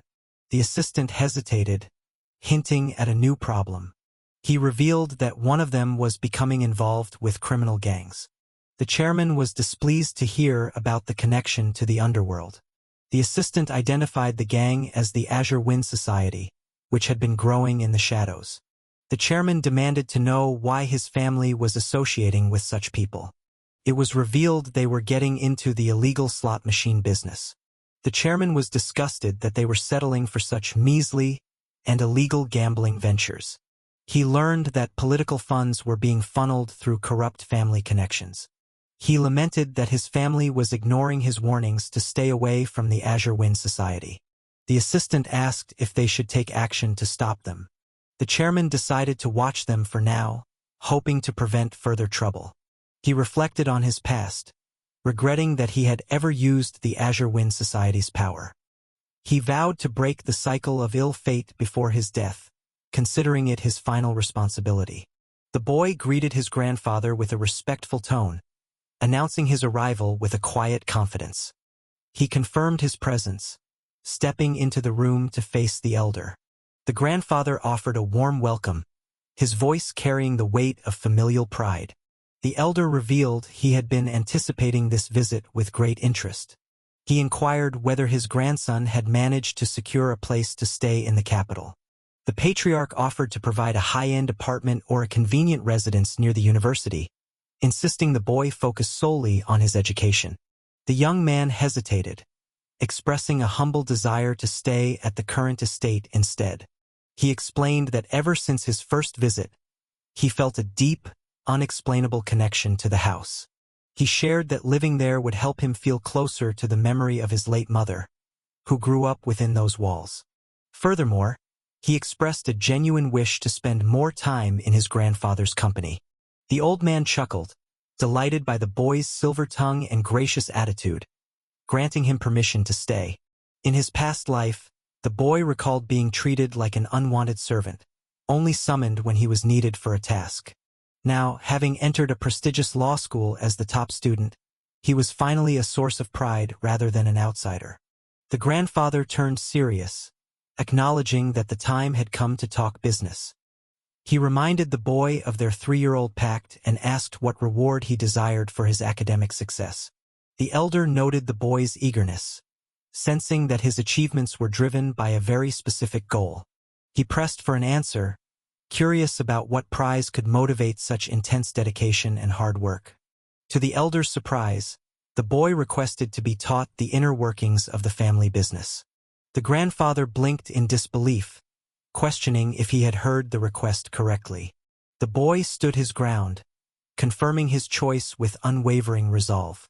The elder warned him that their world of private lending was far grittier than just moving money around. Despite the risks, the boy insisted that the extraordinary nature of the work was exactly why he wanted to master it. Internally, the boy strategized about how to seize his grandfather's legacy and crush his treacherous uncles. He weighed the value of immediate wealth versus long-term assets like real estate and rising stocks. He knew his knowledge of the future made amassing a fortune easy, but he had to be cautious of the fallout. If he grew too wealthy too fast, his uncles would immediately move to eliminate him as a threat. Lacking the current power to protect himself, he realized he needed a secret war chest that no one could track. His best move was to embed himself at his grandfather's side, winning his favor while slowly bending the elder's will. The grandfather mulled over the request, surprised by the boy's interest in the family trade. He pointed out that the boy could have asked for something far more tangible and immediate as his reward. The boy replied with a proverb, stating that learning to catch fish was far more valuable than being given one. The grandfather turned to his trusted director to gauge his thoughts on the matter. The director suggested it might be premature, advising the boy to finish his university studies first. Dismissing the delay, the boy stated he had no real attachment to pure academics and wanted to start immediately. The director was shocked, reminding him that he was walking away from a prestigious career as a high-ranking judge or lawyer. The boy confessed that getting into the top school was merely a way to prove his capability to his grandfather. He declared his true ambition was to wield the same level of immense power as the patriarch himself. He added that he would still take the bar exam if it pleased his grandfather, treating it as a minor task. The elder noted the boy's incredible confidence, speaking of the difficult exam as if it were child's play. He began to wonder if the young man possessed a hidden potential far greater than anyone had suspected. Finally, the grandfather relented, deciding to give the boy a chance to prove his worth. He instructed Director Ha to start the boys' training under his direct supervision. The director explained that the foundation of their empire was the private loan business, often called money lending. He emphasized that even private loans must follow the law, requiring a deep understanding of legal collateral. He detailed how they managed everything from real estate to volatile stocks as security for their massive transactions. The director revealed they personally handled funds for major conglomerates, moving hundreds of billions in a single day. In this era, before large banks dominated, private lenders like his grandfather were the true heart of the financial world. The boy's first lesson was to understand negotiations and learn to read the complex ledgers used with major clients. He was handed a mountain of contracts and legal documents representing their current holdings. The director gave him a strict 3-day deadline to summarize the key points of all the materials. Though the boy already mastered this knowledge in his past life, he decided to play the part of a diligent student. 1 week later, the results of the training were ready to be reviewed. The grandfather asked for an honest assessment of the boy's progress and natural talent. The director reported that the boy had an uncanny ability to see through the flow of money and spot hidden patterns. He noted that the boy grasped complex concepts with an ease that suggested he had done this for years. The elder was intrigued, finding the report of such rapid mastery quite remarkable. During meetings with corporate heads, the boy remained completely unfazed, handling himself with natural authority. The director admitted the boy required no help at all, leaving the grandfather deep in thought. He predicted the boy would master every practical task the office had to offer within just a few days. Sensing an opportunity, the elder proposed putting the boy in charge of their operations in Myeongdong. The director worried if it was too soon, doubting the hardened veterans of the district would respect a child. The grandfather brushed the concern aside, stating that his own authority was all the backing the boy needed. The director pointed out that even the boy's older uncles struggled to handle the ruthless bosses of that district. The patriarch decided the boy must face them eventually, so he ordered him to go and collect the secret bank books. He viewed this as the ultimate test to see if the boy was truly fit to be his successor. News of the assignment spread, causing shock that a mere student was being sent into the lion's den. The boy's uncles questioned their father's sanity for involving such a young child in high-stakes business. They wondered what business a student could possibly have in the heart of the underground market. Myeongdong was the epicenter of private finance, where the lines between legitimate banking and shadow lending blurred. Deep within that market ruled the notorious four bosses, each a legend in the world of high-interest loans. While smaller than the grandfather's empire, these four moved massive amounts of capital on a daily basis. The boy's mission was to audit these bosses and ensure they were managing the grandfather's investments properly. The director warned that these men were seasoned veterans who would not be easily intimidated by a newcomer. The boy remained calm, viewing the early confrontation as a necessary step in his education. He knew the history of these loan sharks, men so vicious that even the most hardened gangsters feared them. Having held their positions for decades, these bosses had earned the grandfather's trust through sheer competence. However, the boy had a secret advantage. He had lived this life before and had nothing to fear from death itself. They arrived at the office of Kim Ha-shik, one of the four bosses, who greeted the director with a practiced smile. Ha-shik played the role of a loyal subordinate, asking politely after the chairman's health. The director introduced the young man standing beside him as the chairman's grandson. The boy introduced himself as Kim Mu-hyuk, his voice steady and his gaze piercing. Ha-shik offered a polite greeting, trying to maintain a friendly and approachable facade. Upon hearing of the boys' university, Ha-shik claimed to be an alumnus and suggested they act like close seniors. The boy played along for a moment, though he knew exactly who Ha-shik really was. He recalled that Ha-shik was an elite who had traded a promising career for the lucrative world of private lending. In just a decade, Ha-shik had carved out a powerful niche for himself in the cutthroat district. Cutting through the small talk, the boy demanded to see the business ledgers immediately. Ha-shik tried to stall, suggesting they relax and share some tea before getting down to work. The boy refused the hospitality, insisting that his lack of experience meant he needed to start right away. With a forced smile, Hashik handed over the records, inviting the boy to take his time. He boasted about his degree in business administration, confident that his ledgers were beyond reproach. At first glance, the records appeared perfect, but the boy knew better than to trust appearances. He remembered Hashik from his past life as a man whose outward meticulousness hid a devious nature. After scanning the books, the boy asked to see the physical bank books associated with the accounts. Hashik produced 12 books, claiming they were updated daily without a single cent ever going missing. The boy thanked him for his work and calmly stated he would be taking all the bank books with him. Hashik froze, the smile sliding off his face in an instant. The boy dropped a bombshell, claiming the chairman ordered the retrieval of all accounts held under pseudonyms. He watched Hashik's reaction closely, knowing the man had been skimming from the secret funds. Panicked, Hashik questioned the sudden order, doubting if such a command truly came from the patriarch. The boy didn't blink, inviting Hashik to call the main estate and verify the order himself if he dared. He asked Hashik point-blank if there was a reason he was afraid to hand over the accounts. Realizing he was trapped, Hashik backed down, claiming it was just the surprise of the request that rattled him. The boy then demanded a private conversation, signaling for the subordinates to clear the room. When the guards hesitated, Hashik lashed out at them, frustrated and on edge. He screamed at his men for their lack of respect toward the young master. With a series of curses, he kicked everyone out, leaving him alone with the boy.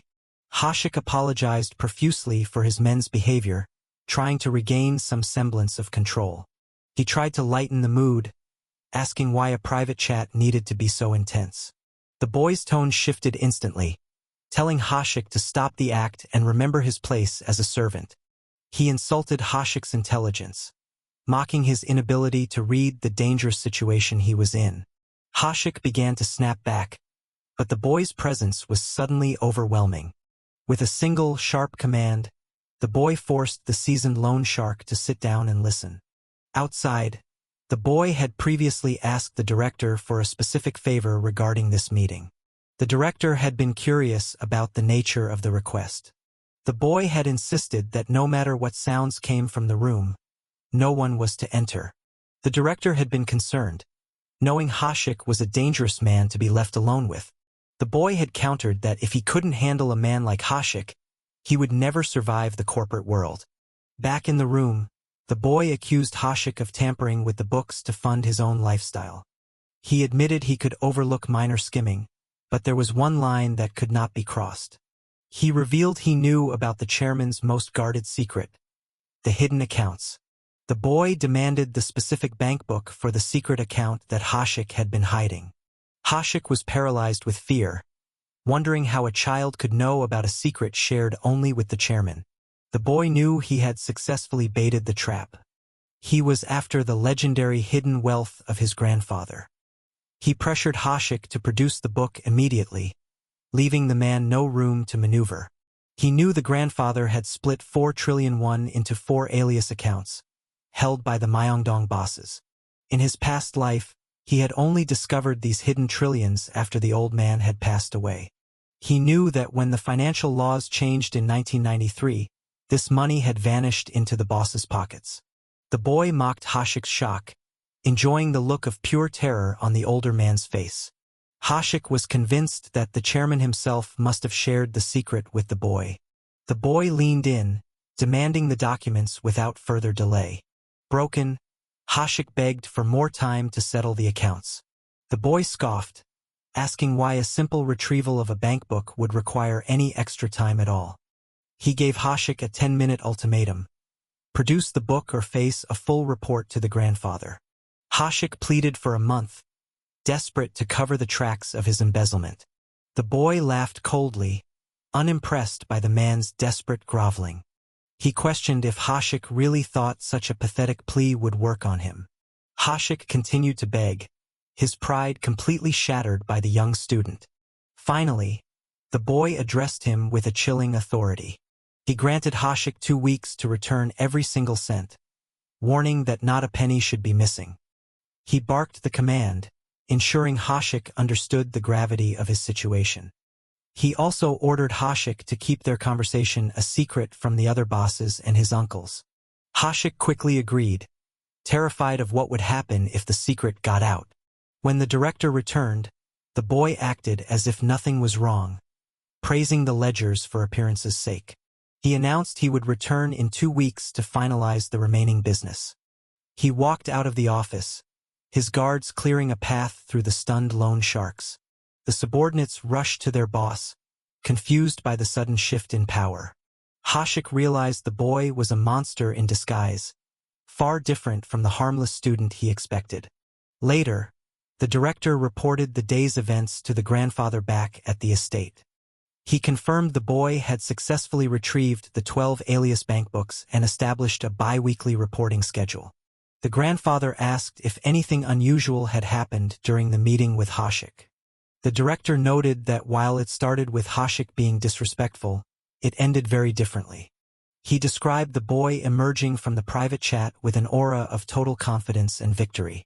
The elder inquired about the boy's next move, and the director revealed the next target was no Ixion. Satisfied, the grandfather dismissed the director to take a well-earned rest. Soon after, the elder received a frantic phone call from a trembling Kim Hashik.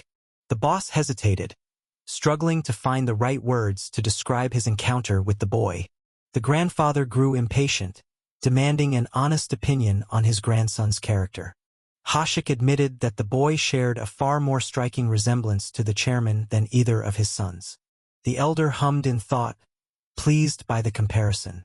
He then pressed Hashik about the details of their private conversation. When Hashik stalled again, the patriarch's voice turned cold, demanding the truth. Hashik confessed that the boy had brought up the secret bank accounts that were supposed to be hidden. The grandfather was stunned, wondering how the boy could have possibly uncovered such a deep secret. He asked what Hashik planned to do next. Hashik revealed they had agreed on a 2-week deadline to hand the accounts over and asked for instructions. The grandfather ordered him to follow the boy's instructions and hand them over. Before hanging up, the elder's tone shifted into a deadly warning. Hashik felt a chill as the patriarch addressed him by name. The elder revealed he knew Hashik had raised his voice against his grandson. Hashik stammered an apology, swearing it would never happen again. The patriarch reminded him that wealth didn't change his status as a subordinate. He warned Hashik never to forget who had given him his power in the first place. Hashik promised to remember, his voice filled with genuine fear of the elder's wrath. Alone, the grandfather pondered how the boy had found out about the secret accounts. Not even his own children knew of their existence, yet the boy had secured them with ease. He recalled Hashik's words about the resemblance between them. A small smile played on the old man's lips as he realized his grandson might be his true heir. Meanwhile, the boy plotted his next moves, realizing he now held the leverage over the Myeongdong bosses. He focused on the 400 billion won hidden in dummy accounts that were destined to vanish. He knew this money would be the perfect foundation for his war against his greedy uncles. He needed to secure the funds before the government changed the financial tracking system. He continued his rounds, collecting bank books and establishing his dominance over each boss. He asked the next boss if there would be any problem with his new management style. No. Inseok, another major boss, agreed quickly, sensing the boy was not to be trifled with. The boy then casually mentioned the existence of an additional secret bank book. Inseok was caught off guard, his reaction confirming he was hiding something. The boy realized Hashik hadn't warned the others, confirming the man was only looking out for himself. He claimed the grandfather had specifically ordered him to retrieve the secret account. Inseok hesitated, stating that only the chairman should be able to confirm such a sensitive matter. The boy used the secret knowledge as proof of his authority, pushing Inseok to trust him. He began to suspect that the bosses were planning to keep the dummy account money for themselves. He was disgusted by their betrayal, considering all his grandfather had done for them. He offered Inseok a small window of time to get the funds in order. Terrified, In-seok asked for a week, his composure completely failing him. The boy sighed, letting the tension hang in the air for a moment. He agreed to the 1-week deadline, promising not to report the delay to the grandfather. He reminded In-seok that stealing from the family was a dangerous gamble. He warned him that the patriarch was still very much in control of the city. He left him with a chilling thought about what happens to dogs that bite their masters. Next, he visited Shin Sun-gil, a former wrestling champion whom the grandfather had raised. Unlike the others, Sun-gil was known for his absolute loyalty and straightforward nature. The boy asked for the secret bank book without the usual games of intimidation. Sun-gil didn't hesitate, noting that the order must have come from the chairman. He handed the book over immediately, proving his trustworthiness. The boy was relieved to find at least one person hadn't been skimming from the accounts. Sun-gil bid the young master a respectful farewell. The boy promised they would meet again in a more relaxed setting, acknowledging his loyalty. Finally, he reached the office of Yu Jigong, the most experienced and dangerous of the 4 bosses. Jigong was a veteran who had fought his way through the market long before the grandfather's total dominance. The director asked the boy if he knew of Jigong's fearsome reputation. The boy nodded, fully aware of the legend. Jigong was the man who had famously driven out the gangs that tried to take over the district. He was known throughout the underworld as the Hammer. Upon arrival, Jigong didn't bother to look up, making them wait as a show of power. He casually told them to sit and wait until he was ready. When he finally addressed them, his apology was dripping with sarcasm. He claimed he was simply being thorough with the ledgers he prepared for the chairman. He asked with a smirk if the young master was upset by the wait. The boy ignored the provocation and asked to see the documents.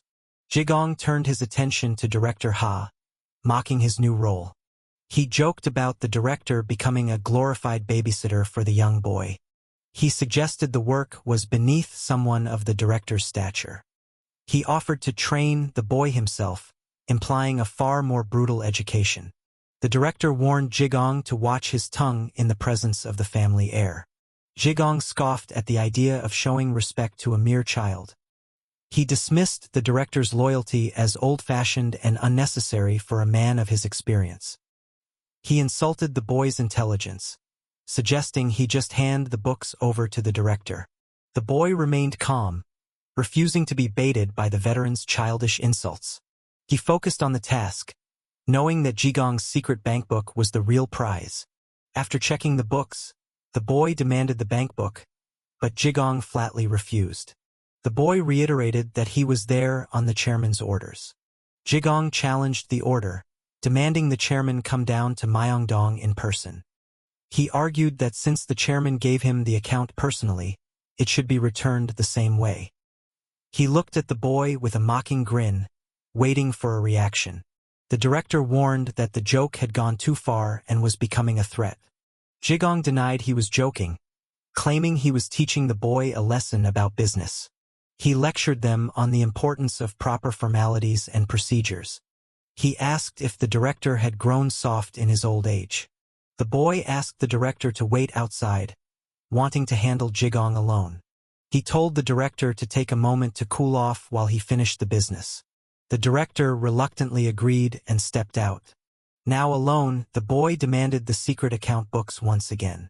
Jigong laughed, realizing the chairman really was trying to groom the boy. However, he maintained his stance, refusing to yield to someone he viewed as a brat. The boy raised his voice, calling Jigong by his full name. Jigong exploded in rage, insulted that a child would dare to yell at him. He boasted of his long history of protecting the chairman back when the boy wasn't even born. He claimed that even the chairman's sons didn't have the right to order him around. He snarled that shared blood didn't put the boy on his level. The director tried to intervene, but the tension in the room was electric. Jigong reminded them of how many times he had used his hammer to save the chairman's life. He declared his hammer was the living history of the market and told the boy to back off.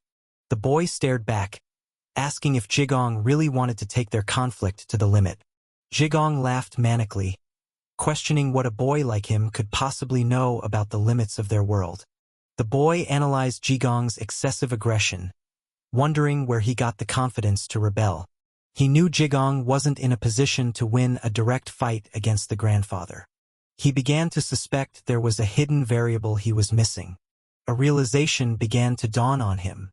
He gave Jigong a final one-day warning to prepare the books, promising severe consequences if he failed. Jigong laughed it off, mockingly praising the boy's guts. He admitted he expected the boy to be terrified by his display. The boy stepped closer, asking why Jigong was swinging a hammer he didn't have the courage to use. He told Jigong that any attempt to strike him would result in the boss's own death. He ordered him to stop the nonsense and have the books ready by the next day. He left with a final threat. If the books weren't ready, Jigong's own head would be the one getting smashed. Outside, the director asked about the noise and confrontation they had heard. The boy casually mentioned that Jigong had threatened him with the hammer. The director was horrified, checking to see if the young master was injured. The boy told him to relax as they were in public. The director was still reeling from the news. He asked what Jigong's final words were. The boy repeated the demand for the chairman to collect the books in person. The director was silent for a moment. He confirmed that Jigong had truly crossed the line by threatening the heir. He noted with relief that the boy was unharmed despite the ordeal. Later, the grandfather asked the director why he thought Jigong had acted so out of character. The director admitted it was strange, as Jigong had always been a loyal, if rough, subordinate. He suspected Jigong was intentionally trying to provoke a reaction from the family. The grandfather turned the matter over to the director. He gave the director full authority to handle the situation and resolve it permanently. The director bowed, accepting the grim task with a solemn nod. Back in his office, Jigong laughed about the encounter, thinking he had won. He dismissed the boy as a mere child who had been easily scared off. He believed the chairman's judgment was failing and that his time had finally come. Suddenly, the shadows in the room seemed to move, and Jigong gasped in pain. He struggled to breathe as a sudden force pinned him down. He grunted in agony, unable to fight back against the unseen assailant. The director stepped out of the darkness, inviting the fallen boss for a final conversation.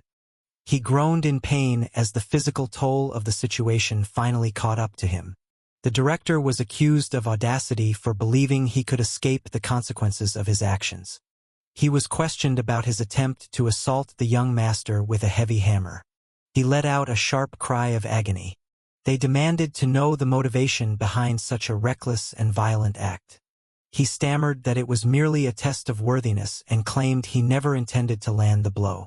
He pleaded for belief, arguing he would never actually harm the chairman's own flesh and blood. Desperate to end the confrontation, he offered to surrender all the financial records immediately. The interrogator ignored his pleas and demanded to know who had given the order. He feigned confusion, doubling down on the lie that he was simply testing the boy's mettle. He trembled, asking what was about to happen next. The pressure intensified as he was told to provide a more satisfying answer regarding his employer. He frantically denied any outside involvement, insisting he acted entirely on his own. The question was repeated with chilling focus, demanding the name of the mastermind. Through his fear, he continued to claim that no one else was responsible for the plan.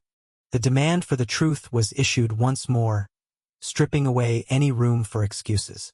He cursed in desperation, clinging to his denial while facing a terrifying presence. The interrogator issued a final warning, addressing President Lee Jigong by his full name.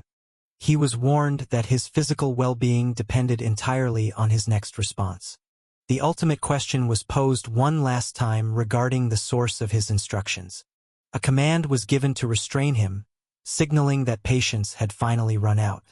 Terrified, he finally broke and begged them to stop, promising to reveal everything. The name of Cheon Suman was finally uttered as the man behind the plot. He confessed that President Cheon Suman was the one who had orchestrated the entire ordeal. 1 week early, he greeted the assembled group, noting the length of time since their last meeting. The presidents questioned the reason for the sudden summons of all 4 leaders at once. He brought up the topic of the new arrival currently residing in his father's household. They clarified if he was referring to the chairman's grandson, the child of the late Miss Mu-hyuk. He confirmed the identity and noted that the boy was already being mentored by Director Ha. He mocked the idea of a newcomer suddenly appearing and attempting to learn the family business. He expressed concern that the situation might give rise to troubling rumors. He pointed out the potential for conflict regarding the inheritance among the established family. He suggested they pay close attention to the boy, fearing a stranger might cloud the chairman's mind. One president advised caution, reminding him that the chairman was still in good health. He dismissed the warning with a smirk, mocking their sense of loyalty to the old man. He urged President Shin to consider the necessity of removing anyone who threatened their stability. They argued that it was a private family matter and questioned their right to intervene. He insisted it wasn't a mere family spat but a genuine concern for the chairman's future decisions. He noted that the shifting political climate made every business decision critical for their survival. He informed them that Director Ha would soon be bringing the boy to meet them personally. He asked them for a simple favor, to gauge the true nature of the young newcomer. A consensus was reached to move forward with the plan. One agreed to evaluate the boy's potential and see if he possessed any real value.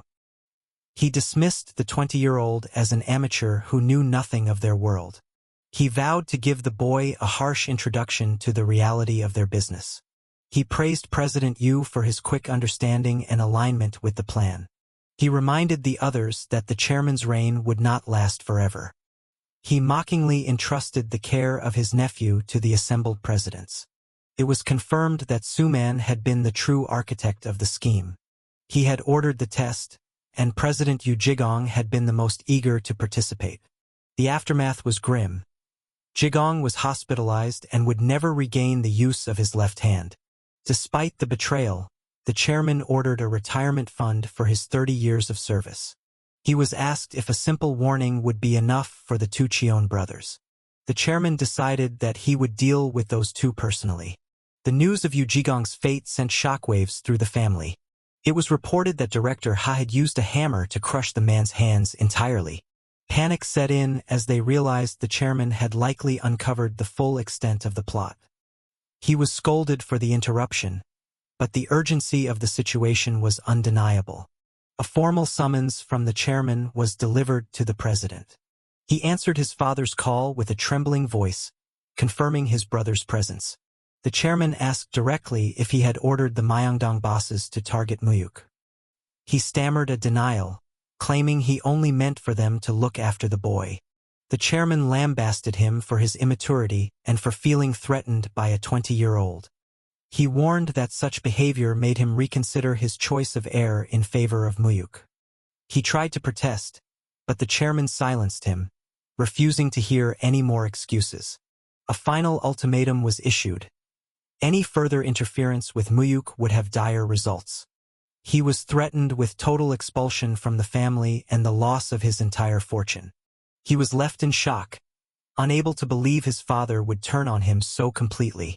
His brother anxiously asked for the details of the chairman's verdict. He erupted in a fit of rage, unable to contain his fury.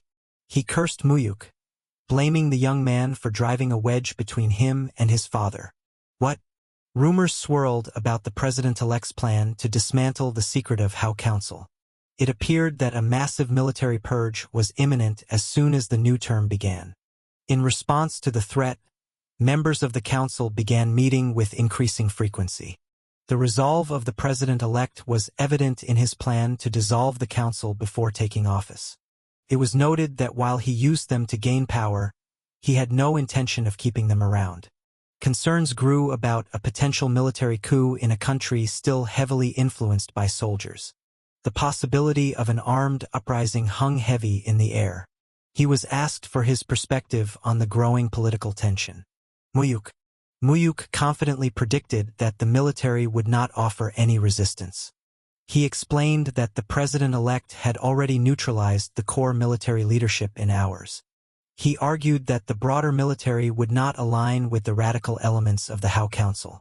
Most importantly, he believed the public would never tolerate another military regime. The chairman noted with interest that Mu-hyuk seemed well-versed in political strategy. Mu-hyuk replied that staying informed was vital, claiming to know the trajectory of the next 30 years. The chairman inquired about other major reforms the president-elect was planning. It was reported that the VIP's inner thoughts remained a mystery even to planted secretaries. However, word had leaked that a massive war against corruption was being prepared. He predicted a push for asset disclosure despite major opposition from high-ranking officials. The chairman acknowledged the scope of the change and asked about financial system reforms. It was reported that information on the real-name financial system remained strictly guarded. The chairman turned back to Mu-hyuk for his insight on the matter. He predicted the system would be delayed until the end of the term due to potential backlash. He argued that implementing such a heavy reform so soon would be an unbearable burden. Mu-hyuk was invited to share his own thoughts on the timeline. The real-name financial system. Mu-hyuk stunned the group by predicting the system would be implemented within the year. The chairman demanded to know the reasoning behind such a bold claim. Mu-hyuk explained that the president's personality favored sudden, decisive strikes with a small team. The chairman laughed, suggesting Mu-hyuk didn't understand how politicians rely on secret funds. He argued that revealing such funds would be political suicide for the president himself. Mu-hyuk stood his ground, advising that they prepare their anonymous accounts just in case. The chairman dismissed the concern, trusting the people holding his hidden assets. Mu-hyuk warned that human greed knows no bounds, especially when money is involved. He pointed out that once the system changed, those holding the money might refuse to return it. History proved him right. The eventual reform would cost the chairman a quarter of his wealth. He knew the deadline was August, and trillions of won were at risk of vanishing forever. The chairman asked if this specific timeline was based on another of Mu-hyuk's hunches. Mu-hyuk confirmed his intuition pointed toward a summer implementation of the new law. The chairman then questioned how Mu-hyuk knew about the secret records given to the bosses. He noted that he had never told anyone about those specific bank books. Mu-hyuk had prepared for this, claiming he inferred it from the strange behavior of the bosses. He explained that a direct confrontation had forced them to reveal the truth. The chairman asked if that, too, was a result of his keen intuition. Mu-hyuk, yes? The chairman decided to entrust Mu-hyuk with the 400 billion won recovered from the bosses. He told the boy to use the funds as he saw fit to protect them from the coming reforms. However, it came with a stern warning. If the money was lost, there would be no more help. Mu-hyuk accepted the responsibility, promising not to make a single mistake. He was thrilled that the chairman had handed over such a massive fortune so readily.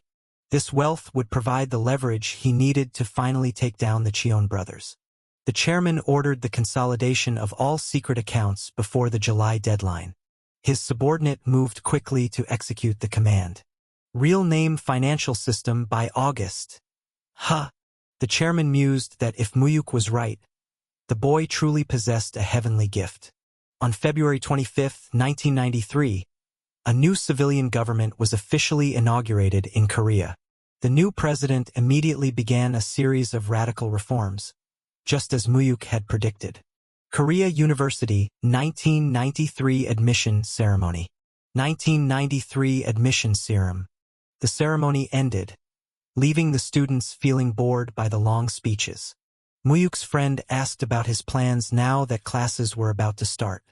He was shocked when Mu-hyuk suggested visiting the library on the very first day. Mu-hyuk insisted that as law students, they should familiarize themselves with the library.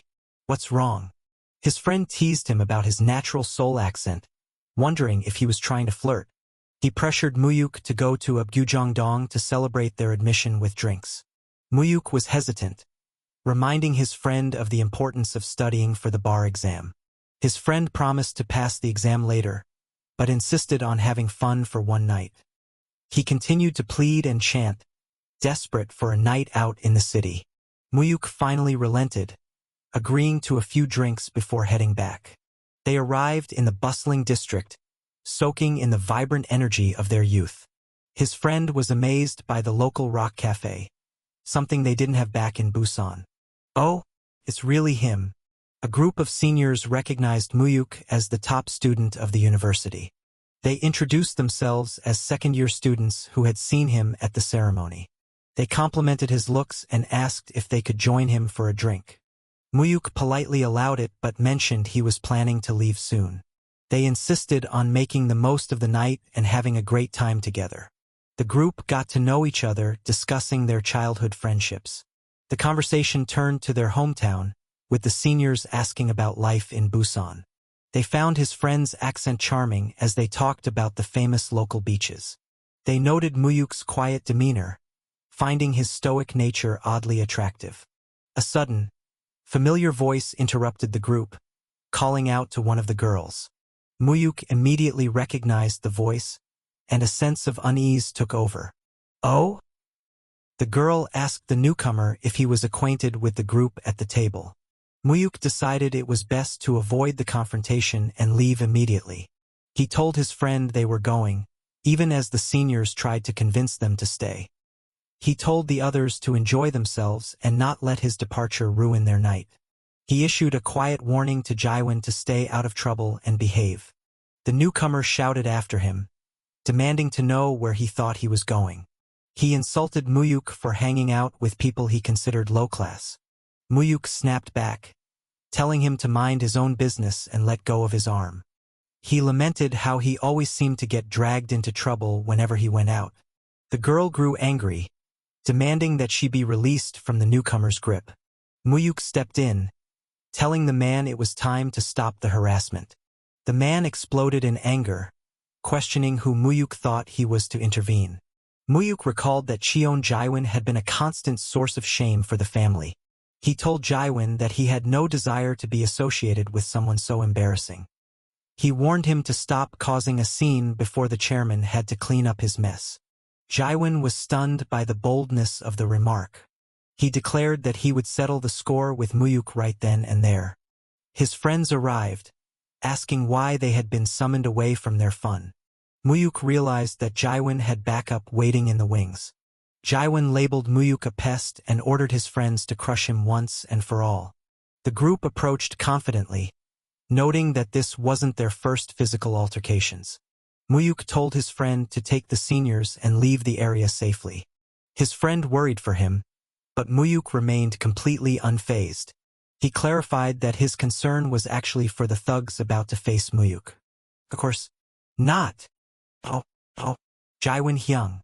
Mu-hyuk stood over them, telling Jaewon to stop acting like a common criminal. He expressed his disbelief that someone like Jaewon could be the eldest son of the family. He delivered a final threat. He wouldn't let things slide next time, regardless of their relation. Jaewon stammered a submissive response, completely intimidated by the display of power. Mu-hyuk told him to handle the cleanup and ensure there were no further complications. He left with a final warning that another meeting would be much more unpleasant. Later, he was asked if he knew the first article of the country's constitution. He correctly recited that the nation was a democratic republic. He was then prompted to recite the second section of that same article. He continued the recitation, stating that sovereignty resides in the people of the nation. He was told that no matter his future career, he must keep these principles at his core. The advice was clear. A legal professional who forgets the people is no professional at all. Mu-hyuk. His friend reminded him of their plans with Hyun-sung later that evening. Keme Mu-hyuk? A woman approached and confirmed his identity. His friend was immediately struck by her beauty and asked who she was. She introduced herself as Cheon Jisoo, expecting him to recognize the name.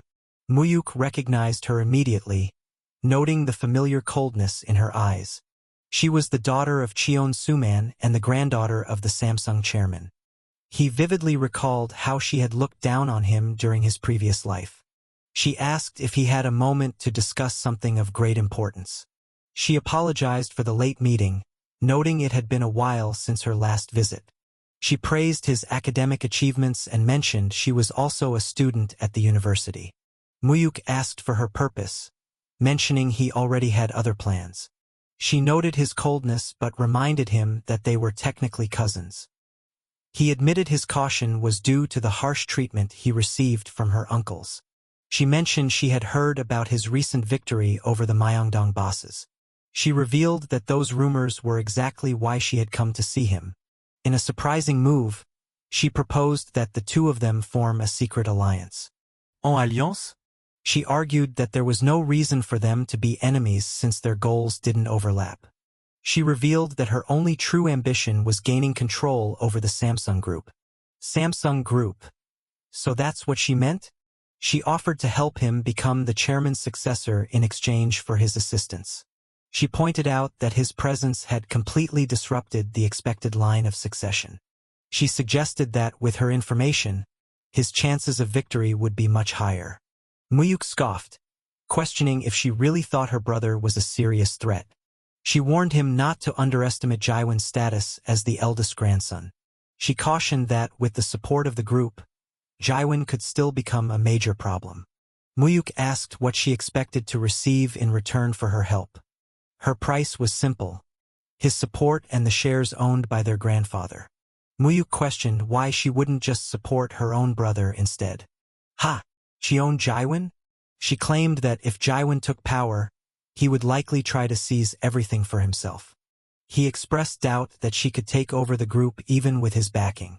She clarified that she wasn't looking for total control, but a significant portion. She claimed it was her mother's rightful inheritance as the eldest daughter. In the past life, she had fought a fierce war for the company and secured a third of it. However, the internal conflict had left the conglomerate severely weakened. He knew she was a dangerous woman who would betray anyone to reach her goals. And yet, here she was, offering him a deal he couldn't easily ignore. He pointed out that the terms of the deal seemed to favor him significantly. "You seem to be on the losing side. You're only getting a promise from me, aren't you?" He noted that if he failed or betrayed her, she would end up with nothing. She admitted that she was at a strategic disadvantage in this arrangement. However, she confessed that her hatred for Jaewon outweighed her fear of losing. She would rather see anyone else succeed than watch her brother take everything. Mu-hyuk agreed to consider the proposal and addressed her as his older cousin. She urged him to decide quickly, as she needed to know her next move. She warned that a refusal would force her to find another path to her goal. "Hey, Mu-hyuk, you didn't leave?" His friend returned, complaining about Mu-hyuk's luck with beautiful women. Mu-hyuk explained she was a cousin he had just met for the first time. His friend immediately tried to act friendly, but Mu-hyuk pushed him away. Cheon just... He marveled at how his past tormentor was now offering him a favorable deal. He wondered if this was a genuine path to power or a cleverly disguised trap. The chairman asked how his first university class had gone. Mu-hyuk mentioned that Jisoo had come to see him at the school. The chairman encouraged him to get along with his cousins since he had no siblings. Mu-hyuk secretly vowed to use the connection to eventually take everything for himself. The chairman asked why he had requested an urgent meeting upon returning home. Mu-hyuk proposed moving the entire 400 billion won to accounts overseas. He explained that he wanted to invest the money internationally for the time being. The chairman asked if he was truly confident, reminding him of the risks involved. "Yes, this could be the last money I receive from you." He questioned the necessity of moving the money if the current situation was stable. Mu-hyuk argued that moving the funds would only get harder once the new laws passed. He predicted that the current administration would continue to target underground wealth. He insisted that the chairman's business would be the primary target of these reforms. He suggested using the international branches of their debtor companies to move the cash. The chairman admitted it was possible but still questioned the underlying logic. He worried that such a massive move based on unproven theories was too hasty. Mu-hyuk asked for his trust, urging him to support this bold strategic move. He knew he couldn't explain his future knowledge, so he relied on a direct approach. "Ha ha ha ha." The chairman laughed, impressed by the boy's fearless spirit and bold demands. He agreed to the request, amused by how often Mu-hyuk made him laugh. Mu-hyuk asked for the money to be sent to America and left untouched for 7 years. The chairman was taken aback by the request to ignore such a large sum for so long. Mu-hyuk assured him that the investment was safe and the money would not be lost. The chairman finally gave his consent, promising to move the funds discreetly. He reiterated the warning that this was Mu-hyuk's one and only chance. Mu-hyuk acknowledged the terms, fully aware of the stakes involved. He planned to use these hidden funds to battle the Cheon brothers in the future. He knew he couldn't manage it alone and already had a specific partner in mind. He was looking for a man known in the future as a legendary financial predator. In this era, however, the man was nothing more than a failing investor drowning in debt. He was searching for the future god of stocks, Han Kyung-yeon. Is this the place? He tracked the man down through his extensive debts to private moneylenders. His associate questioned why they were looking for such a desperate individual. Mu-hyuk arrived at a rundown inn and inquired about Han Kyung-yeon's room. The owner was dismissive, claiming they didn't keep proper records in such a place. Mu-hyuk asked about a young man in his late 20s who had stayed for a long time. Do we have a young guy here? The owner suddenly remembered and pointed toward a specific room. Oh, there he is. That's him. Mu-hyuk called out to the man as he tried to make a quick escape. He urged the man to stop and listen to what he had to say. He shouted that he wasn't there to collect a debt and asked him to wait. He pleaded for just a moment of the man's time to explain his presence. The man stopped, trembling as he asked if they were really there for the money. Mu-hyuk admitted his background but insisted his intentions this time were different. Is this the right place? Hesitation filled his voice as he noted the intimidating presence of the people gathered inside. He dismissed the fear, reminding his companion they were only there to settle a debt before heading in. A voice called out with mocking surprise, immediately recognizing the unwelcome visitors. The thug shouted Han Kyung-yeon's name, pairing it with a sharp and degrading insult. He sneered, questioning if the boy had a death wish by showing up unarmed and alone.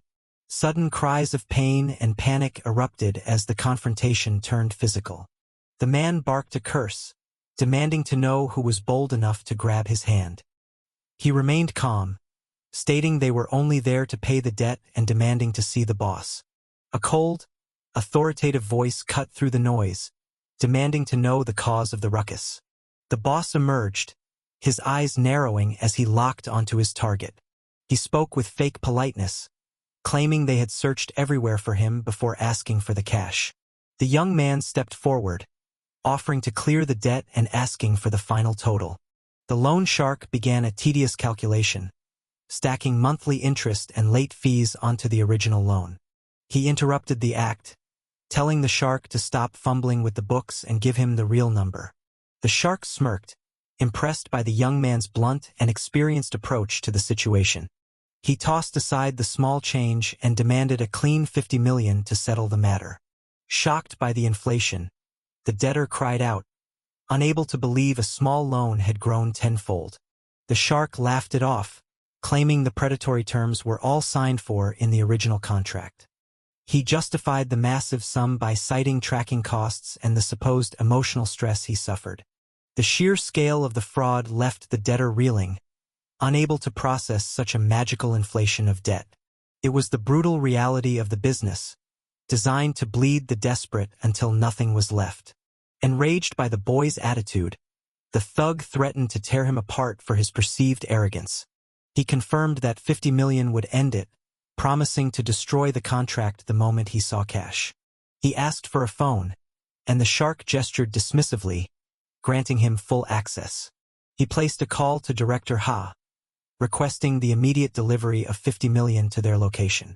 The brief conversation ended with a simple confirmation. He told them to wait 15 minutes, prompting a mocking laugh from the easygoing loan shark. The shark grew curious, wondering why a stranger would pay such a massive sum for a random person. He revealed the surprising truth that they had only just met for the first time that day.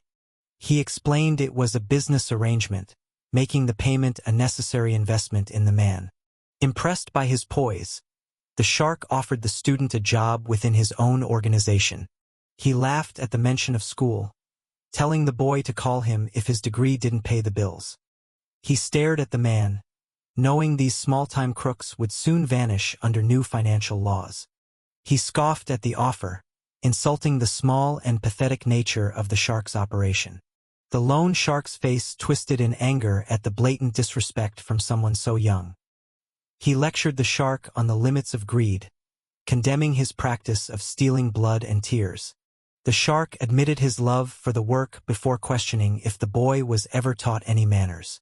He laughed in the criminal's face, finding a lecture on ethics from a loan shark to be a total joke.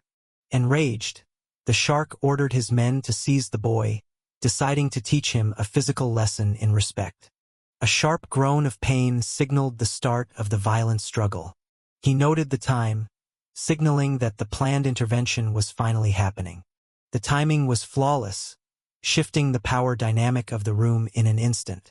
He checked in, asking if anything was wrong as the atmosphere grew heavy with tension.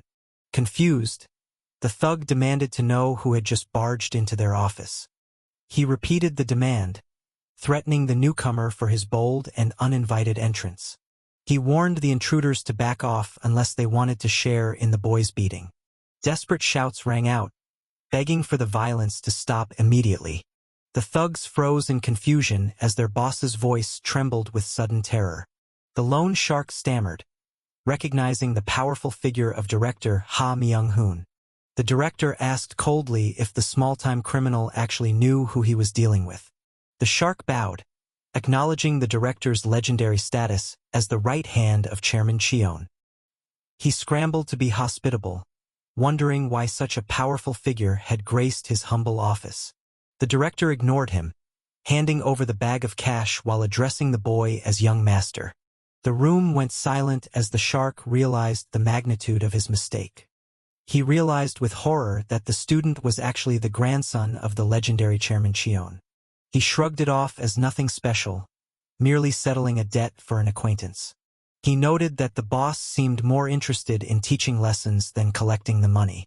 Terrified, the lone shark dropped to his knees, pleading for mercy and forgiveness. He begged for his life, claiming he had made a catastrophic error in judgment by not recognizing him. He ordered his subordinates to kneel immediately, terrified of the chairman's immense power. The thugs hit the floor, shouting their apologies to the young master they had just threatened. He told the man to take his money, ending the tension of the debt collection. He instructed the shark to verify the contents of the bag to ensure it was all there. The shark confirmed the 50 million was present and prepared to return the legal documents. He handed over the paperwork with trembling hands, eager to end the encounter. He told his companion to double-check the documents to ensure everything was in order. The shark confirmed the debt was completely erased, acting as if the matter was now fully resolved. He then suggested they perform some new calculations, catching the shark completely off guard. He demanded 10 million as compensation for the mental distress caused by their earlier threats. The shark gasped in disbelief at the sudden reversal of the predatory tactics. He added fees for his time and the director's busy schedule, quickly stacking the costs. The shark cried out in desperation, realizing the boy was using his own tricks against him. He replied that he was simply settling the account using the shark's own twisted logic. An additional 15 million was added for wasting his time, bringing the total back to 50 million. He reclaimed the bag of cash, stating that the new fees had perfectly balanced the scales. The shark pleaded, claiming the boy was being far too cruel in his retaliation. He asked if his math was wrong, pointing out that he had only followed the shark's example. The lone shark was left speechless, unable to argue against his own logic. With the debt cleared and the money reclaimed, he signaled for Han Kyung-young to follow him out. He paused to give one final instruction to the director regarding the thugs. He ordered that the group be permanently banned from ever setting foot in the district again. The director bowed, accepting the command with absolute professional loyalty. The director then turned his cold gaze on the thugs, demanding to know their true employer. They confessed they worked for Chairman Suk Kang-ho, a man known for his brutal interest rates. The name was familiar, known for the most ruthless practices in the underworld. The director warned them that if the chairman found out they touched his grandson, no one would be safe. They begged for forgiveness once more, claiming total ignorance of his high-profile identity. He reminded them of the young master's decree, warning of the consequences of returning. He made a grim promise to take their feet if they ever showed their faces in the area again. He gave them a strict deadline to vanish from the district by nightfall. Once outside, he asked the man if he felt a sense of relief now that his burden was gone. Dazed and confused, the man asked who his mysterious savior truly was. He couldn't wrap his head around how a student could command such wealth and fear. He simply held up his student ID, maintaining his persona with a straight face. The man didn't buy the joke, demanding to know the truth behind the powerful connections. He wondered if the boy's family were secret kings of the underworld's financial market. He dismissed the question, stating that his background mattered less than the job at hand. The trader felt worthless, wondering what a wealthy heir could possibly want from a bankrupt man. He made his request clear, wanting the man to use his genius for stock trading once again. The trader sighed, haunted by the debts he had accrued from his previous market failures. He asked the man if he had ever considered why he had truly failed in the past. He suggested that it was a lack of capital that allowed the rigged market to crush him. The trader agreed passionately, claiming he could dominate if he only had the necessary funds. He handed over a new package, telling the man to open it and see his future. He offered the money as a starting fund, telling him not to worry about the risk of losing it. The trader gasped as he looked at the 100 million won staring back at him. He explained it was a deposit, a chance for the trader to finally showcase his true talent. He laid out his terms, which were simple but required absolute and total obedience. The condition was that the trader must follow his specific stock picks without question.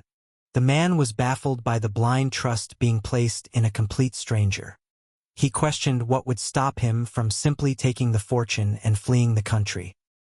He replied with cold indifference, claiming he wouldn't care if the man chose to run. He knew that a man addicted to the markets would never stop trading, no matter where he went. The trader was stunned, realizing the boy had seen right through his internal nature. He emphasized that their pasts didn't matter as long as their current goals aligned. He was offering a lifeline, wanting nothing more than to see the man's full potential in action. He quoted the man's own words about the lack of opportunity in the country's corrupt systems. He repeated the man's wish for a fair market where common sense and rules actually applied. He promised to be the person to finally grant him that elusive opportunity. In exchange, he required the man to become his loyal hunter in the financial wilderness. With the trader under his control, he knew he would soon have the capital to challenge his rivals. He realized that financial power wasn't enough. He also needed a physical force to back him up. His thoughts turned to Busan, wondering about the status of a man named Park Dong-soo. Meanwhile, a group of shadowy figures discussed a plan to restructure their territory. They plotted to eliminate Park Dong-soo and divide his vast holdings among themselves. They noted that despite his power, Dong-soo was vulnerable due to a lack of loyal subordinates. They believed his followers would crumble the moment their leader was targeted in a swift strike. One of the conspirators asked about the plan for the aftermath of the assassination. The question of how to divide the spoils remained the biggest point of contention among them. He told them to focus on the kill first, suggesting they settle the division later. He disagreed, insisting that a clear agreement was needed before any blood was spilled. They knew that without a plan, they would only end up fighting each other for the remains. He questioned if the orders for this coup had truly come from the top of the organization. They needed a legitimate reason for the hit, or they risked starting a catastrophic internal war. He assured them the orders were legitimate and told them to prepare for the right moment. The objective was set. They would destroy Park Dong-soo and seize control of all Busan. The scene shifted to the gates of Busan prison, where a different kind of power resided. Inside, the heavy doors of the visitation room signaled the start of a somber meeting. The cold atmosphere of the detention center hung over the visitors waiting inside. He greeted his superior with respect, asking after his well-being behind bars. The imprisoned boss, Lee Se-song, looked at Dong-soo and wondered why he had returned so soon. Dong-soo asked about his health, knowing the physical toll that prison life could take. The boss joked that the structured life of prison was actually making him healthier than ever. He claimed he might live to 100, though his heart remained with his family on the outside. He thanked Dong-soo for the reports that he was taking good care of his wife and son. Dong-soo apologized, feeling a sense of guilt for enjoying his freedom while his mentor suffered. The boss told him not to worry, glad to have someone reliable watching over things in his absence. He asked for an update on the territory, hearing rumors that Dong-soo had nearly unified the city. Dong-soo remained humble, claiming he was merely keeping the seat warm for his leader's return. He promised to manage the gang's affairs with the utmost care until the boss was released. The boss revealed his plans to retire, telling Dong-soo to treat the organization as his own. An officer announced that their time was up, cutting the emotional reunion short. Dong-soo bid him farewell, though the boss told him not to waste so much time visiting. His final words were a warning for Dong-soo to stay vigilant and watch his back out there. Dong-soo shouted a final goodbye, his voice filled with lingering respect for his old mentor. His companion asked if the meeting had gone as expected as they left the prison. He noted with a heavy heart that the boss seemed to have aged significantly since his arrest. The companion remarked on the deep and obvious bond between the two men. He shared his history, revealing how the boss had stepped in after his parents abandoned him. He recalled how the boss had wept at his grandfather's funeral, honoring an old professional bond. Instead of letting him join the gang early, the boss had insisted he finish his education first. Even after graduation, the boss had offered him a fortune just to make him reconsider the life. He had returned the money, proving his loyalty was more valuable to him than any amount of cash. He remembered the boss laughing at his stubbornness, calling him a complete madman. It was a fond memory of a time when the boss had expected him to fail and run away. He felt a pang of regret, wishing they could have avoided their current troubles together. He was reminded of the student who had saved him, a mysterious figure from his past. He asked his associate if he had ever met Mu-hyuk, describing the boy as someone truly special. He announced that they were heading to meet him as he arrived in the city. He called out to Kang Mu-mu, surprised by how much the young man had grown. He joked about the milk making him tall, noting the physical change in his old acquaintance. They exchanged pleasantries, briefly catching up on their lives since their last meeting. He introduced his lawyer, Lee Sang-yoon, a man who represented the new face of the business. He explained that turning their gang into a corporation required professional legal help. He shifted the focus back to their expansion, asking how much of the city was left to conquer. Once the final district fell, he planned to hand over the management to his most reliable men. He questioned the sudden rush, wondering why the timeline had been moved up so aggressively. He explained that a power vacuum in the capital created a rare opportunity they had to seize. The conversation was interrupted by a panicked subordinate shouting that they were under attack. Reports flooded in of multiple territories being hit simultaneously by a coordinated force. An enemy spotted them, shouting for the others to focus their attack on Park Dong-soo. A rival leader stepped forward, mocking Dong-soo with a cruel and familiar greeting. Dong-soo recognized the man as Byun Sung-go, a name associated with past betrayals.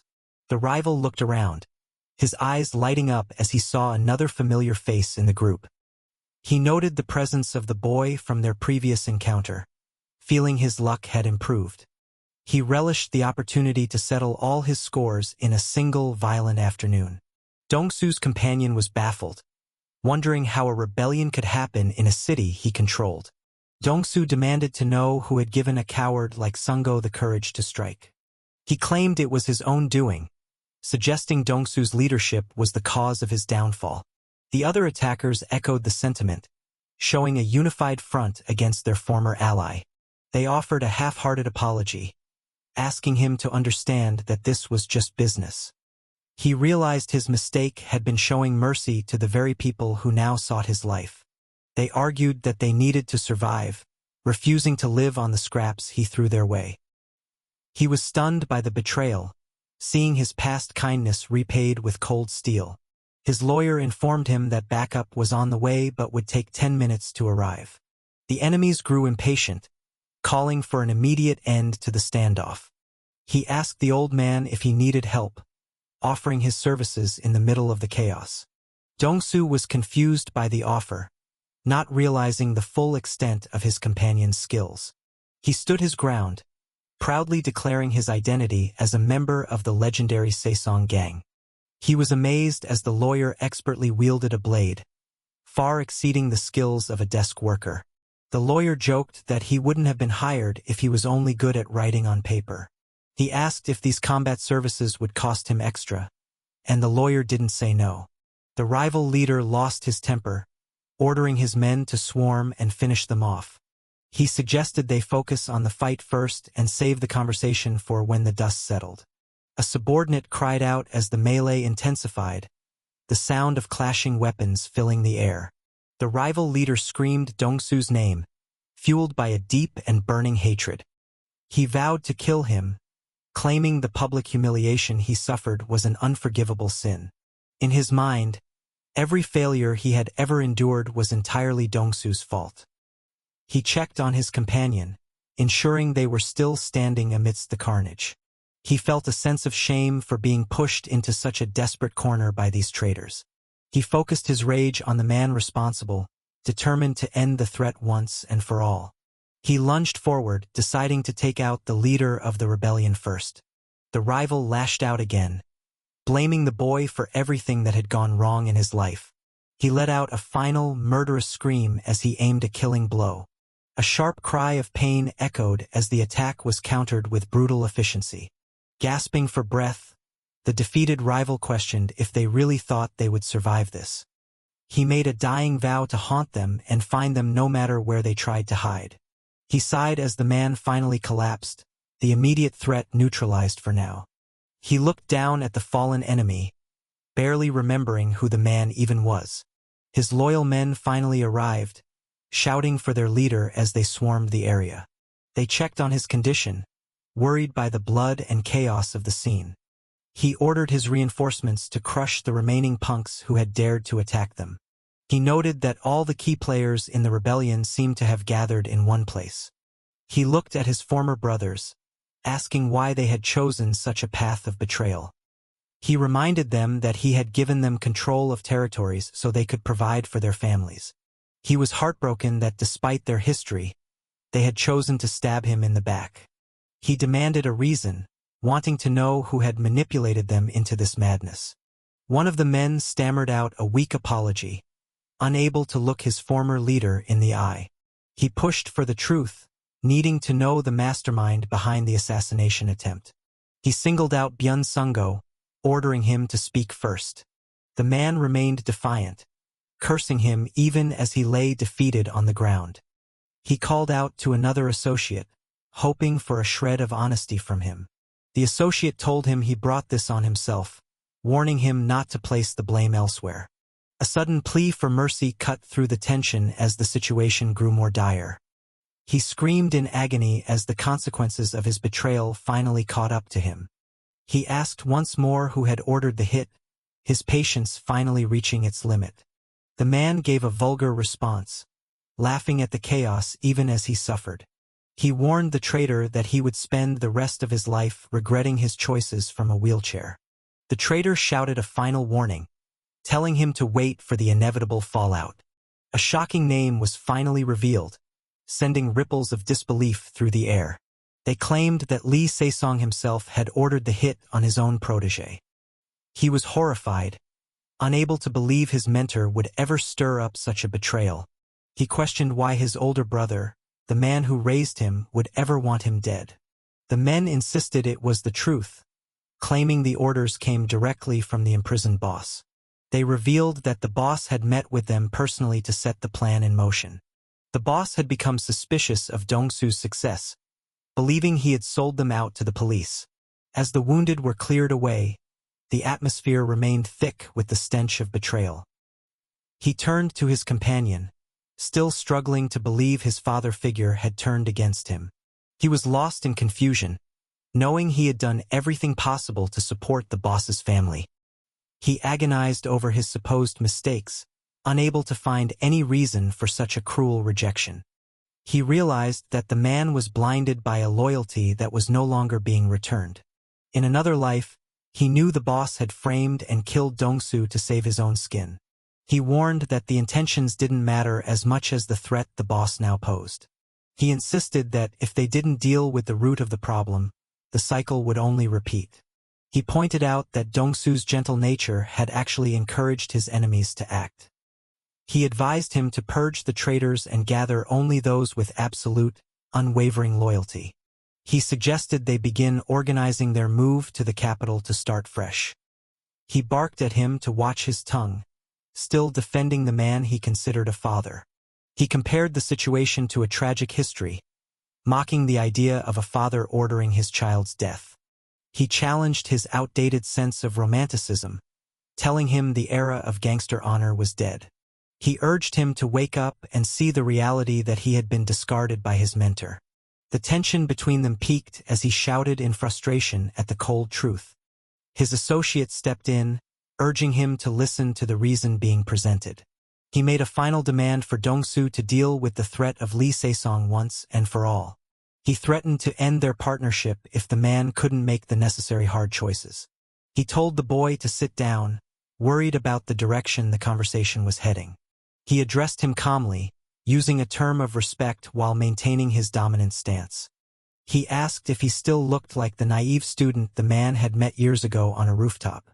He emphasized that their shared destiny was at stake and he had no room for hesitation.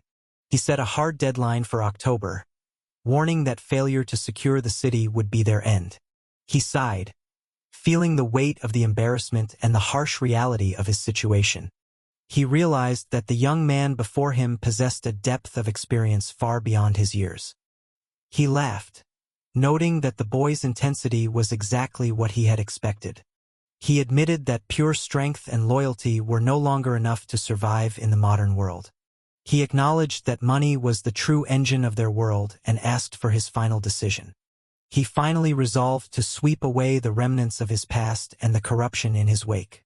With a clear mind, he prepared to leave the city behind and take his place in the capital. The manager shouted that the checkout time had passed 4 hours ago, demanding they vacate the room immediately. He ordered the door to be opened at once. He grumbled in frustration about the terrible parking job blocking the way.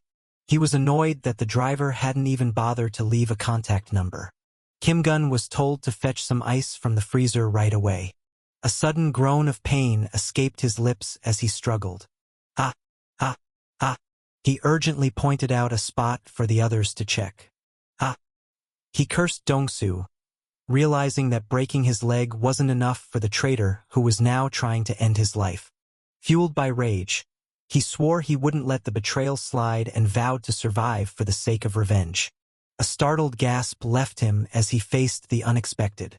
Busan Prison publishing a law and order of respect for humanity. Lee Sang-yoon introduced himself as the lawyer representing President Park Dong-soo. Startled, the man asked if something had happened to cause a lawyer to visit.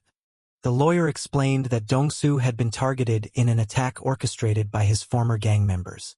He was shocked to hear that anyone would dare to strike at Dong-soo. The attorney offered reassurance, stating that the president was currently safe. Relief washed over him upon hearing that his associate was out of danger. However, the lawyer dropped a bombshell, revealing that the attackers claimed Lee Se-song had ordered the hit. Se-song erupted in anger, calling the accusation total nonsense and a blatant frame job. He scoffed at the idea of ordering a hit on Dong-soo, questioning if his old friend actually believed such lies. Incensed, he demanded that Dong-soo come and face him personally if he truly doubted his loyalty. The lawyer requested that he listen to a recorded message instead. Through the recording, Dong-soo apologized for not visiting in person and chose to speak through his legal counsel.